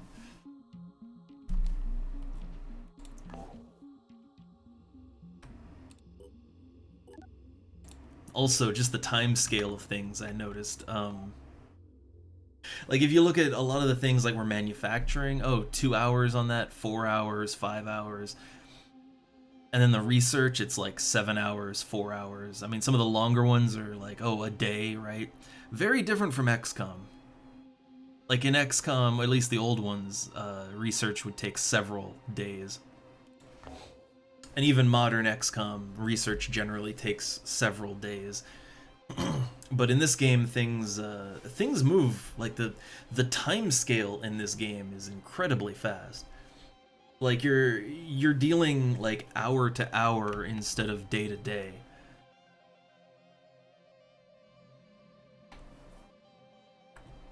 So it takes a little adjustment to get used to that. All right, so some of our guys are leveling. Yeah, Bubsy leveled up. So as usual, I think having shred resistance, like that is your resist to armor shredding basically, and that is so useful to me because so many attacks as you get into the game, so many attacks just eat through armor like butter. So being able to resist a half of that damage is quite nice. Like, I almost think every unit should either be, you know, main heavy or secondary heavy, literally just for that ability. That ability alone. Alright, but let's see, everybody else on the Sphinx team, they also got some, you know, they got some SP that they can work with, so give them what they can get here. So I do think Hunker Down is, I do think it's useful. I think it's a thing that generally, like, if overwatching isn't really if that's not really going to help you, hunkering down and getting that, you know, even though it's just a little 10 armor, that little 10 armor does still make a difference. And it can make the difference between, you know, dying and not dying. So I think it's a good ability to have if you can get it.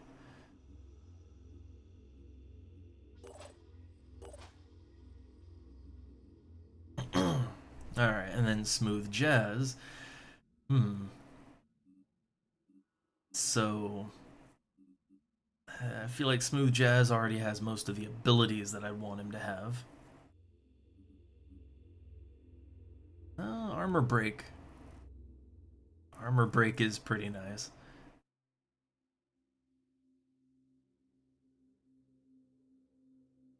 Then again, their willpower is also kind of, I mean, mainly from the delirium, the armor power, or the willpower is getting a little low here.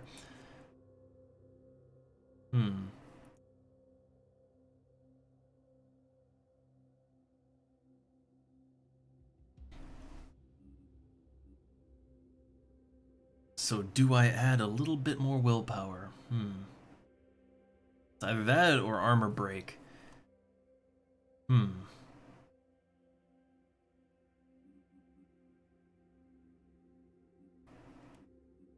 I mean, well, like, I mean, willpower is useful for a couple of things, but I actually don't have that many abilities that I would use willpower on. That's kind of the thing.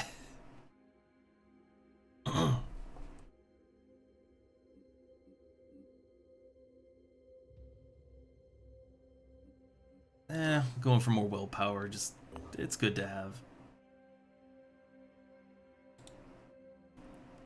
Alright, and then Jacob. Rapid clearance.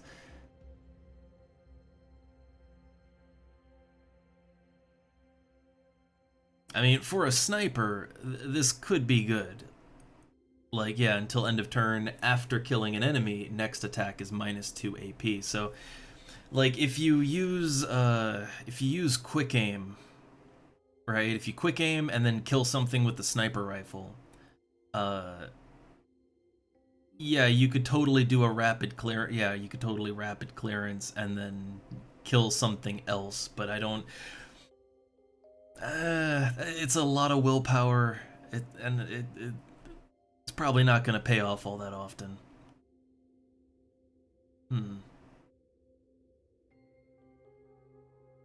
Now marked for death. Ooh. Until the end of turn, each hit from an attack or individual round gets +10 damage. I could see how that could really stack some damage up on tough targets. I could see that paying off in a very big way. But I'd have to dip into the Phoenix pool quite a bit for that.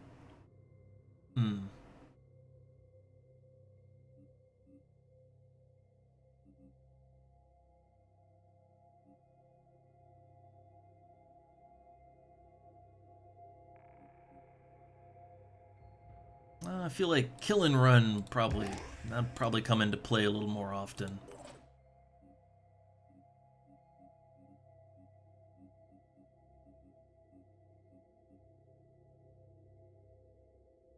Alright, and then on this one,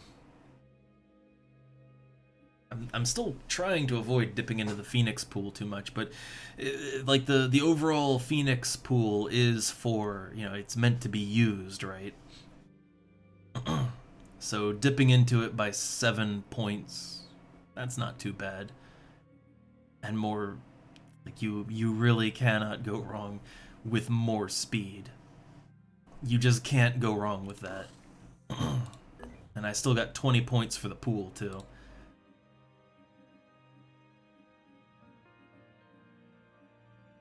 Okay, all looks good.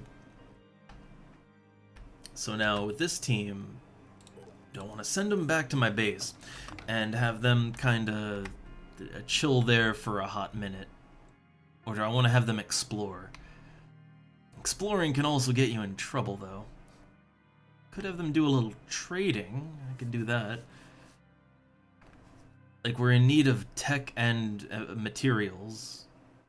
And I could just send these guys around to trade for both of those, but I'm noticing our stamina's a little on the light side, so we might want to send them back to home base. Well, they're in home base. So the Manticore Prime, I think the whole Manticore Prime team is good to go. So we could send them off to do something else. Alright, well, we got George Costanza here. He's finally at a point where he can get his secondary class, so let's do that. Give it the heavy training.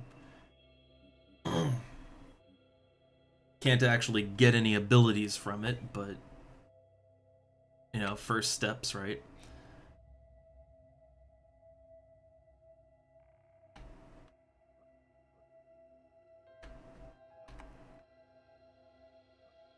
Okay. What's this over here? Hatch the Runner. I forget what that mission's even about. Like that's... Well, so there's one active Pandoran structure. So there's a layer over here. Well, we'll want to get on that. We will. But I think we should do a little bit of trading. Like I have a very large excess of food, and we're very light on tech and materials. So I'd like to even that out a little bit. So like even if the trade isn't, you know, even if it's not the best trade we could make, I want to do some trading real quick.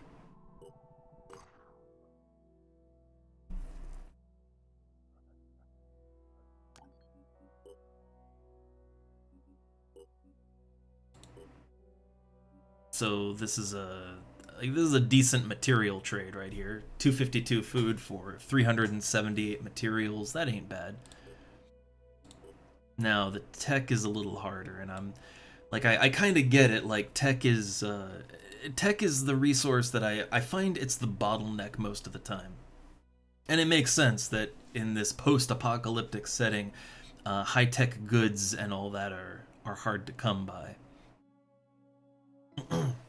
So it's worth a lot of food.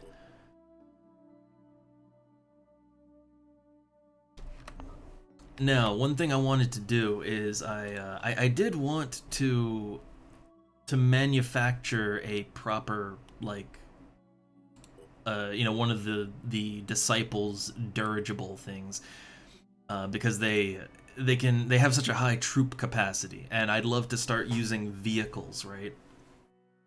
But if I want to start using vehicles, I'm gonna need a plane with more cargo space.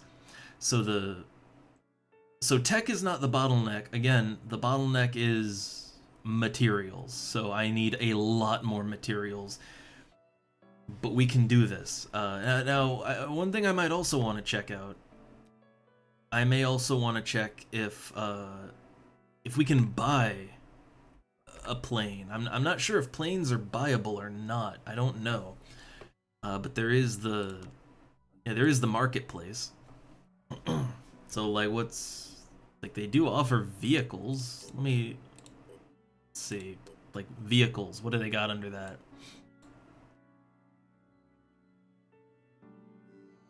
So I see they mainly just offer yeah, they offer ground vehicles. I see. What's their other? So other is special operatives, I suppose. Hmm. I like the look of some of these dudes. I like the look of them. And we can afford it now, but I like to save my points up.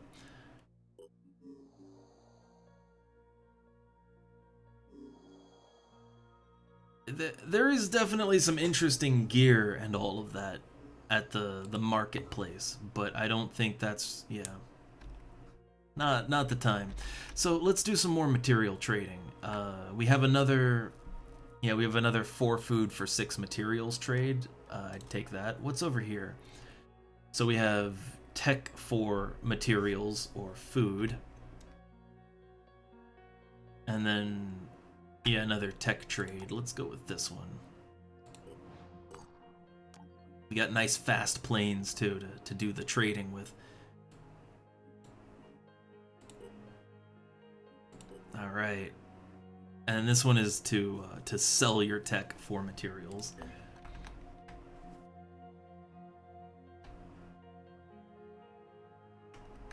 So we could manufacture that nice plane now. And I think I will, so I'm gonna go ahead and put that on the list. And I know the Tiamat it's really fucking slow, and that's the problem with it, right? The problem is that it's very slow.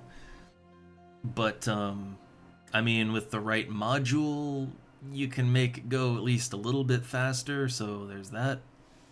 Like you can bump its speed up to a standard Manticore's speed, which isn't, you know, it's not great, but it's not bad either.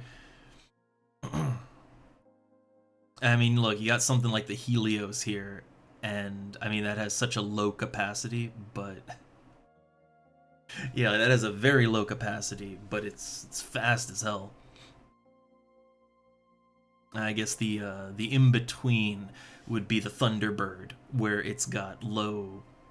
Yeah, it has like its speed is lower than the Manticore, but not like, you know, not as low as the Tiamat. And you do get more capacity, but it's not really like it doesn't give you enough capacity that you could start going nuts with putting vehicles on there. So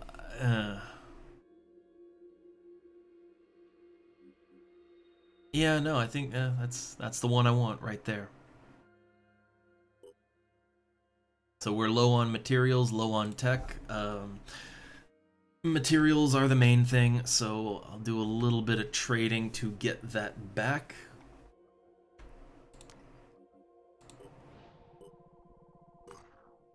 I could also, like, do I need all of the things that are on here? Like the Clarity Helmet, that gives Psychic Scream immunity, that is good to have. But Mind Control is kind of the bigger thing, you know?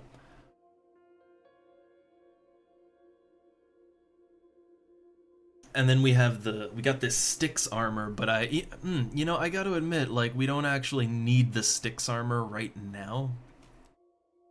Like, I thought we only had 1 infiltrator, but we have 2. We've got 2 infiltrators, so I mean, we don't really need 2. I think 1 infiltrator is really all you need in any one mission, so we could put this off for a while. Yeah, we could put that off for a little bit, and in doing that, we get some of our materials and tech back.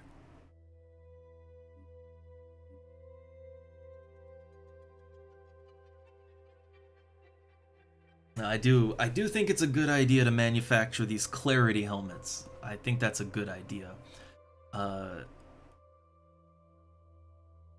And I do like these hazard vests too. They're very nice.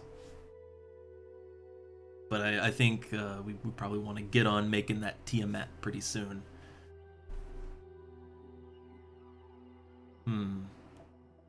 The problem is if I put it like at the top of the list after the armor, but yeah, then this stuff is just never gonna get made for quite a while.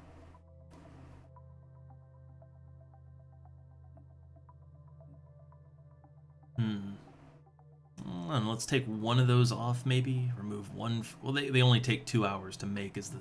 That's kind of the thing. These only take like 2 hours, 1 hour. You know, they manufacture so quick. But we maybe don't need 3 of them like right now. So and it is really only the guys that are going to be up close and personal that need it. So yeah, I guess you could take you could like take that off, take one of them off.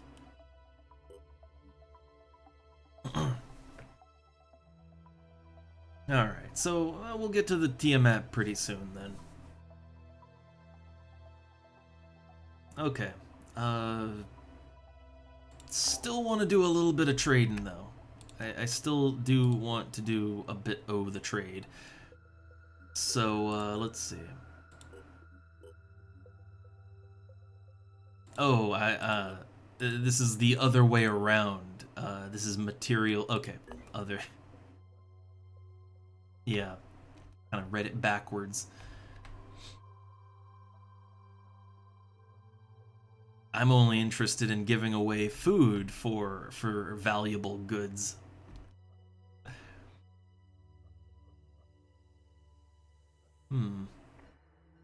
Okay. Oh, that's a very good exchange rate over here, actually. Like, really good. Alright, so we got the oniric delirium treatment. Okay, so we have long known that the mist is a complex biochemical compound, and have suspected that it exerts multiple effects on the body and mind of all living things. The first mist caused billions to walk into the sea, while the second mist coincided with the beginning of the transformation of our flora and fauna into the Pandoran ecology. What is surprising about the third mist is that we are not detecting any physical or biochemical changes in those exposed to it.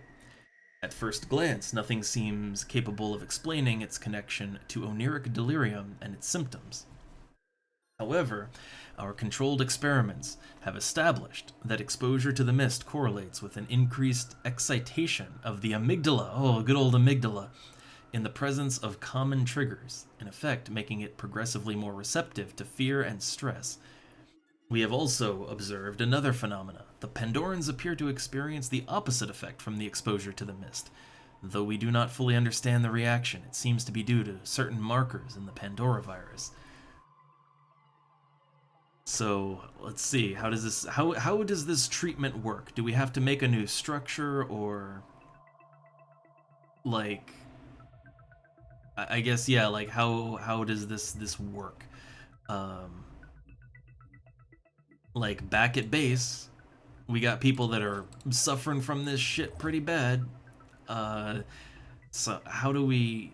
Okay, there we go. Experimental treatment. It costs 50 mutagen. Which, you know what? We're not really using it for anything else, are we? So, hell, why not? But let's put Lambda in for treatment then. Okay, your soldier has 37% delirium damage. Warning. So, treating delirium using mutagens is an experimental procedure. Severe side effects should be expected. Now, I don't know about that. I don't know about that. I'll have to play around with that to see, like maybe do a little testing to see how that works exactly. Because I don't know. If it gives me worse side effects, that would be terrible. Also, these guys leveled up a little bit, and I think it costs mutagens to level them up, right? So let's see, they get their assault training, and then they get their mutant powers, I don't know. Alright, you could just choose you get to choose a skill to slot in there. I mean, I do want them to be decent so that they can, you know, they can fight if I need them to fight.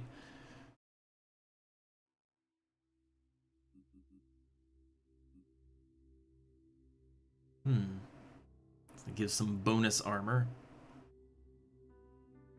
That's just a... psi ability right there, but okay.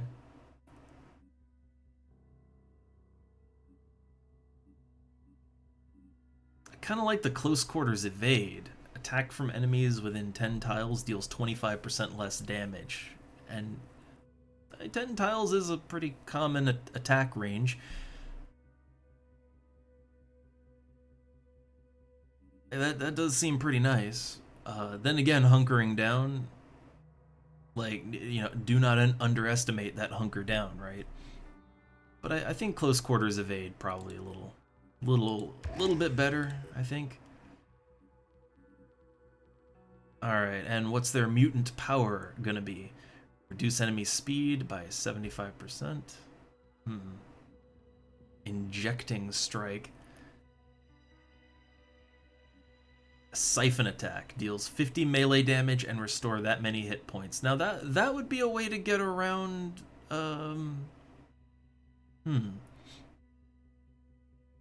like that would be a way to get around not being able to heal, right? So it kind of feels like the way you'd want to go.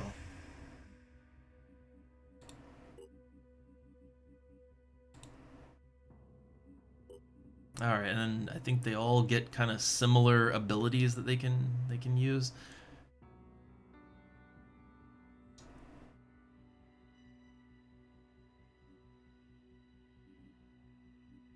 I don't want to just give them all the same abilities, but like close quarters evade does seem like a pretty useful one to take.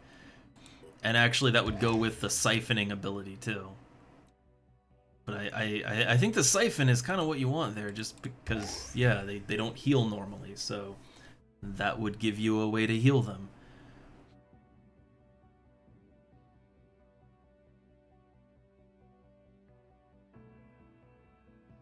Also, why did I make the, I made a new Jericho sniper helmet and leg armor, but I didn't make the body armor? I don't really get why I would have made just the two parts.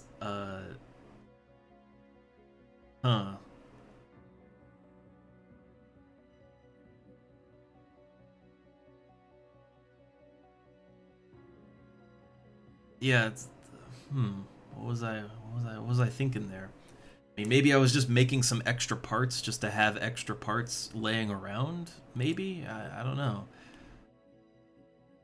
Like, there's so many things where I'm not sure what my plan was exactly, you know? But I feel like with Nox Moo here, I probably made this extra suit of Phoenix assault armor. I probably did that just so that they actually have something to wear normally, right? Probably what my plan was there.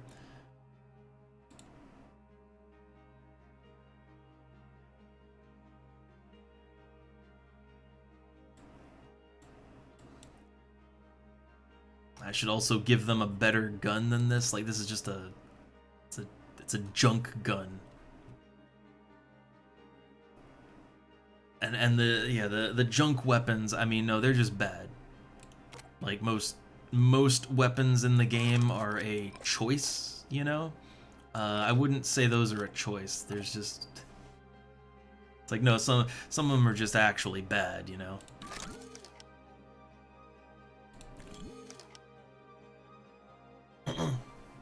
So, yeah, give them a real weapon, and they're good to go.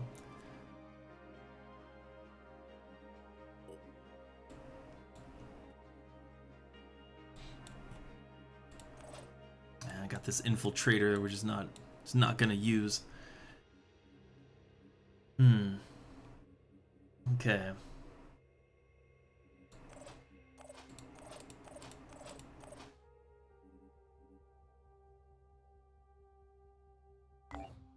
So I guess, you know, after changing some things up, I mean, we do have a, like, we're not in the critical zone for tech and materials, but I do feel like I want to do a little trading. Like, I want to trade with these guys over here. Research complete. Oh, nice. Another research. We got advanced melee weapons. Dagon's Tooth and the Scion of Sharur. So this is a blade. It does 140 damage, 50 bleed. And this one does 100 damage and then 50 bleed. And then also 15 virus. So... But honestly, I kind of think bleed's the way to go, I think. So I do kind of want to make I want to make that melee blade. Kind of want to make that. All right, yeah, this is just this is a good trade. Like, yeah, 4 for 5. That's a wonderful trade.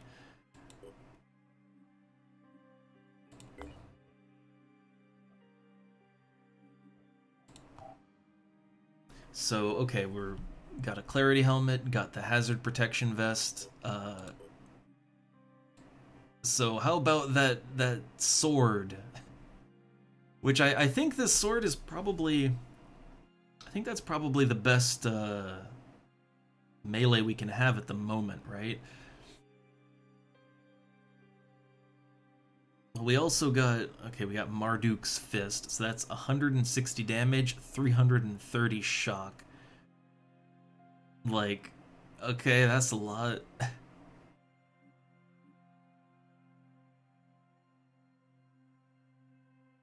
But yeah, 140 and then 50 bleed. Like, shock damage too. It's a little weird how that works.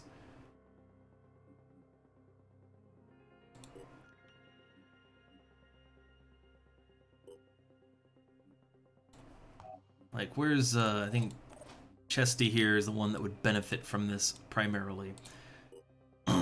So, like, right now she's using Marduk's Fist. So, yeah, that's 160 damage and then 330 shock.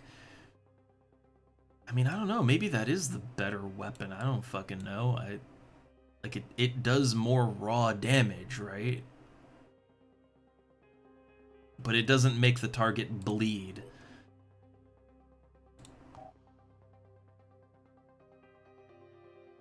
But honestly, that might be the better weapon still. So yeah, I'll just stick to my plan for right now.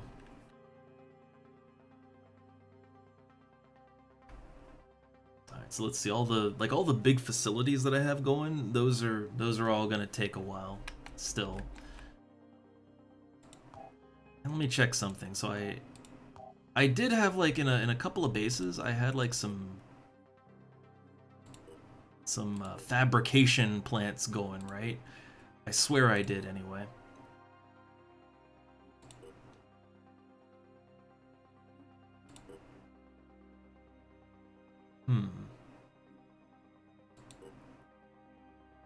Like, it is a little hard sometimes just to tell, like, where you're building stuff. So I could repair this security station. I got the materials for it. Doesn't cost hardly any tech. Not much of a reason not to.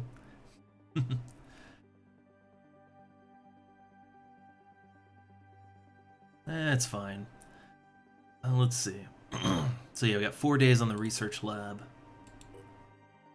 Food production. I swear I had like another fabrication plant that was on the way. I swear I thought I did, but I'm not seeing it. Like when I look through the list here, I'm not seeing it, but I swear there was something in here. Maybe it already got done. I don't know.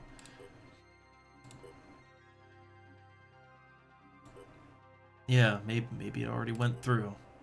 Huh. Well, okay.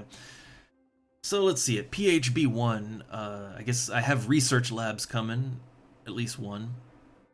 But so a fabrication plant. That would take 350 materials, but materials seem easier to come by. The tech, though, that's the one that's not so easy to come by. But we're gonna need more, like to make the larger things, like making normal equipment, that's not so bad, but making the big stuff like planes, that takes us quite a while. Quite a bit. But I don't know that I'm really I guess it's only a day, right? Like a day and a half. That's not so bad to make a big ass plane. You're not gonna be pumping those things out all the time. So I guess it's fine. But let's take a look. What else? I'm just sending the Manticore team around. I'm just having them do a little trading right now.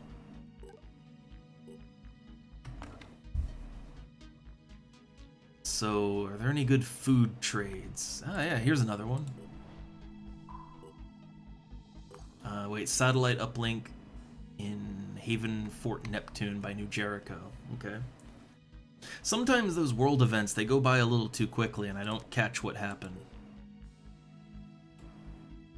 Alright, trade more food for mats. Alright. So yeah, it really is mainly just tech that's kind of that is the problem.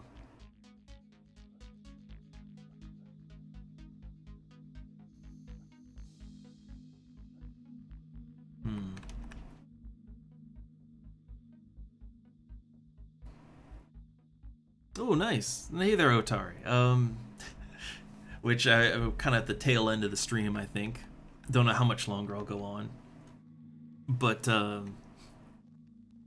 yeah, I've made a few attempts at Phoenix Point, and it never really quite clicked with me. But now doing a Terror from the Void run, it's helping. Honestly, the game, it feels more comfy to me now with Terror from the Void, funny enough. So I'm getting a lot deeper into the game than I ever did before. It feels like it's a little stressful sometimes, but I do like it. I've always liked this game. It's just one of those hard to sit down and play through kind of things for me. I think a lot of that is how, I don't know, it feels like there's a lot of pressure on you to push forward, and I tend to kind of grind and play safe, and that doesn't quite work out the same here as it does with XCOM. So let's see. I need trying to look for some good trades. Need to get those materials and tech up. Ooh, this looks like a good one. Yeah. Like, not the best conversion rate, but it doesn't need to be the best conversion rate. Oh, okay, that's my plane got back to Omega Base, and they can just camp there for right now. Which, oh yeah, when I get the when my blimp gets done, the Tiamat, I guess I'll probably replace the Manticore team. Yeah, like the Manticore that I had operating out of our main base. I'll probably switch that out with the Tiamat, slap on that speed increaser mod, and then, oh man, I'll have so much crew capacity. I could have some vehicles even. But then I'll have a whole Manticore that I can just do whatever with, right? So I guess I'll pick a base and send it there to just have some, some defense against aerial units when they come back. I'm always thinking about those aerial units because the behemoth, right? That goddamn behemoth.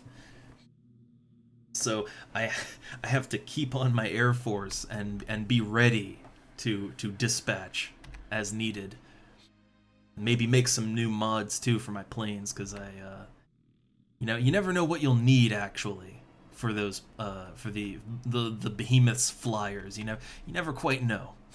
They're very diverse in their offense and defense. All right, so okay, the Sphinx is it's just chilling back there. That's fine. Give them some time to heal up. I think, oh yeah, there's one of my the firestorm. I think I decided on weapons. I think I put the same weapons on everything just because they work out good, but we'll see.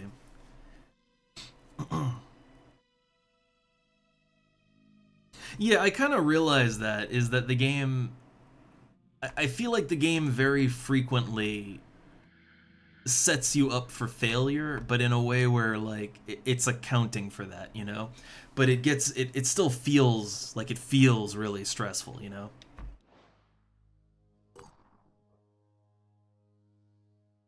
Like there's it's kind of like how the you see the red creeping across the map, which I'm only now starting to build some mist repellers in some of my bases. But like that creeping red, you see it like the first time you see it, you're like, "Oh god, no." But nothing you can really do about it, so you just sort of have to deal with it. But it's a different pace. It definitely has a different pace than any of the XComs, and I like that. That's for the best, I'd say. All right, so trading away all my food for tech, and like this isn't it's not a great trade off, but I mean I think I have like 2 or 3 food production facilities coming, and I'm already in the positive, so I can afford to sell my food off. Like that's the one resource I have a ton of, and I'm not really doing anything with it. Like I guess it is the trade resource for me. So now, okay, now I have I got a decent amount of materials. I have enough tech that I can build things if I need to, and I can replenish after a mission, and it's not a problem. I could hell, I could trade some more food away even. I don't like to go too low because you never know when you'll need some extra food, but I could probably go down to like 500 and be fine.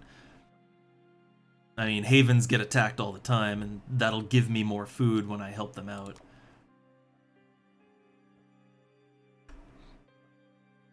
So let's see. I'm still just looking for some decent food trades. Okay, 8 food for 2 tech. That's a little better. 4 food for 5 materials, though. That's yeah, that's about as good as it will get. So I'll trade with them. And I should do some more of the explorations too, because those can help. But I'm so paranoid that like some behemoth's gonna pop back up, a base a haven's gonna come under attack, something's gonna go down, and I like to have my planes kind of at the ready. But I do think that the pressure, the creep, the pressure creep or whatever you want to call it, like it's one of those things where I both hate it and love it, and I think it's probably for the best that the game works this way. It makes it stand out. It's one of the things that makes it stand out from XCOM. Because, without some of the more stressful elements of this game, you would basically just be playing a lower budget XCOM, and that wouldn't, you don't want that. So it's good that it stands out. Oh man, 696. That'd be a little too much. I think I don't want to go lower than like about 300 maybe. Let's see. Yeah, I'm willing to trade that much off. All right, so over 400 tech, 1,400 materials, and I still have over 500 food. So I feel good about that. Like this is about where I want to be until I start spending my resources down again.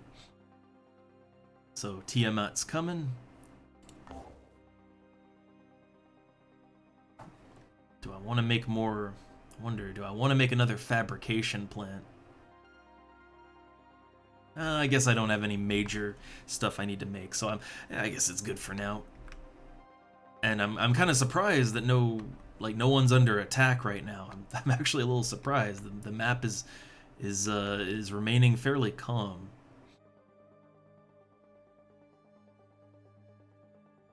There is this layer over here, but like So yeah, there is a layer, and if I pop it, I mean that would help with my new Jericho standing. But I feel like at 99, 89, and 100, I don't really need to worry about my standing right now. And I kind of like to just have a base. Like I like having a layer there, where if I need the faction standing for whatever reason, like if I dip too far with one, it's just there and I can do it. I like that. So maybe now I could do a little exploration. So let me save that game. And yeah, I'll do some exploration. I do have, like, you know, actual missions I could be doing too. True, I have actual missions I could be doing. We got Catch the Runner. I need to complete some research. I need to destroy a citadel, but I haven't found a citadel yet. Yeah, a lot of these are just researches I have to do. I think that's one of them. But the only actual mission I can do right now is Catch the Runner. So I'll check that out. Though I don't think I'll be able to do that today though, to complete it. I think we'll run out of time. So what is this mission? Barnabas has provided us with the location of Specimen 2. It's imperative that we capture it alive. So I need to go in with some stun gear for that. Kill all Pandorans in the area so we can extract it safely. So, okay, so I would actually have to make sure that I have the capability to bring it in alive. And I'm not sure anyone actually has stun gear on this team. Okay, we have one stunner. Oh, okay, we got two. I generally find that two snipers that have a lot of, like, you know, pistol perks. I find that if you give them the Synedrian neural pistol, that usually I can take down whatever I need to take down with that, and I got an extra clip of ammo too for it on each one of them. So that's usually enough to get the job done. Usually. You know, not all the time, but usually. Kind of feel like I might even want to maybe be a little safe and might want to bring in another clip of the ammo just in case, like if it's something really big. But yeah, these two, yeah, they should do fine. And oh yeah, we got some more of my armors got produced, so I might want to go ahead and so this team has this is a 3 sniper team. Probably don't need that many snipers, but, like, you know, it works out. Which, wait, 3 snipers, so that means 3 guys with stun pistols, right? No, not George. So George doesn't have a stun pistol. He could have a stun pistol if he really wanted it. I mean, that would kind of guarantee that I have, you know, I got what it takes to take this thing down, right? That would sort of guarantee it. But I don't know. I like having a real pistol in there too. But I mean, look, we got the extra pistol, right? We might as well use it, right? There you go. So we got 3 stunners, three good sniper stunners in there. All right. So let's see. I think that, yeah, that team's got everything they need. Might want to equip this on anyone who's got to get a little closer in. Alright. Looks good.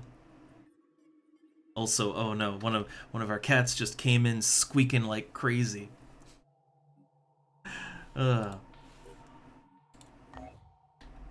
might have to deal with the cats in a moment here. But I feel like honestly I don't really have. I know for a fact I'm not gonna have time to do a big proper mission today. But I mean I'm ready for this, so I think I'll put that off till next stream. But for now, yeah, I hear cats are squeaking at me and all kinds of nonsense. So I feel like it's also it's after 3 o'clock now. My phone's starting to run out of battery for the Twitch app, so probably it's actually a good time to call it for today.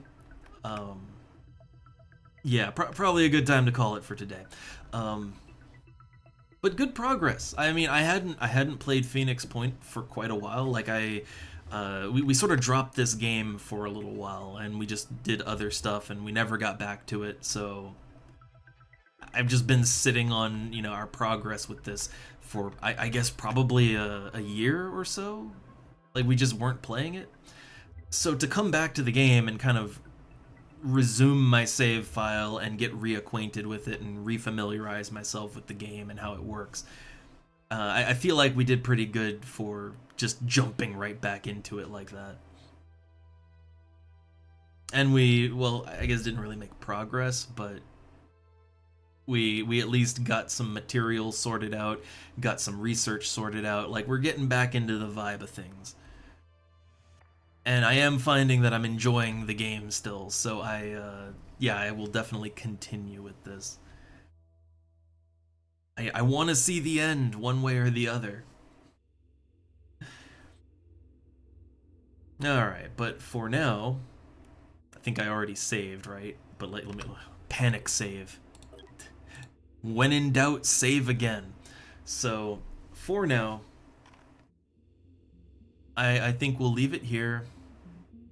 Hope everyone that showed up, that bothered to show up over the whole stream, had fun. It's been a quiet day, I know, and a bit of a weird day for me. But hope everyone had fun. We will continue it. For now, let's get out of here. I'm pretty hungry for some lunch. Gonna make myself some waffles with some whipped cream on top. Alright, so till next time, see y'all later. Have a good one.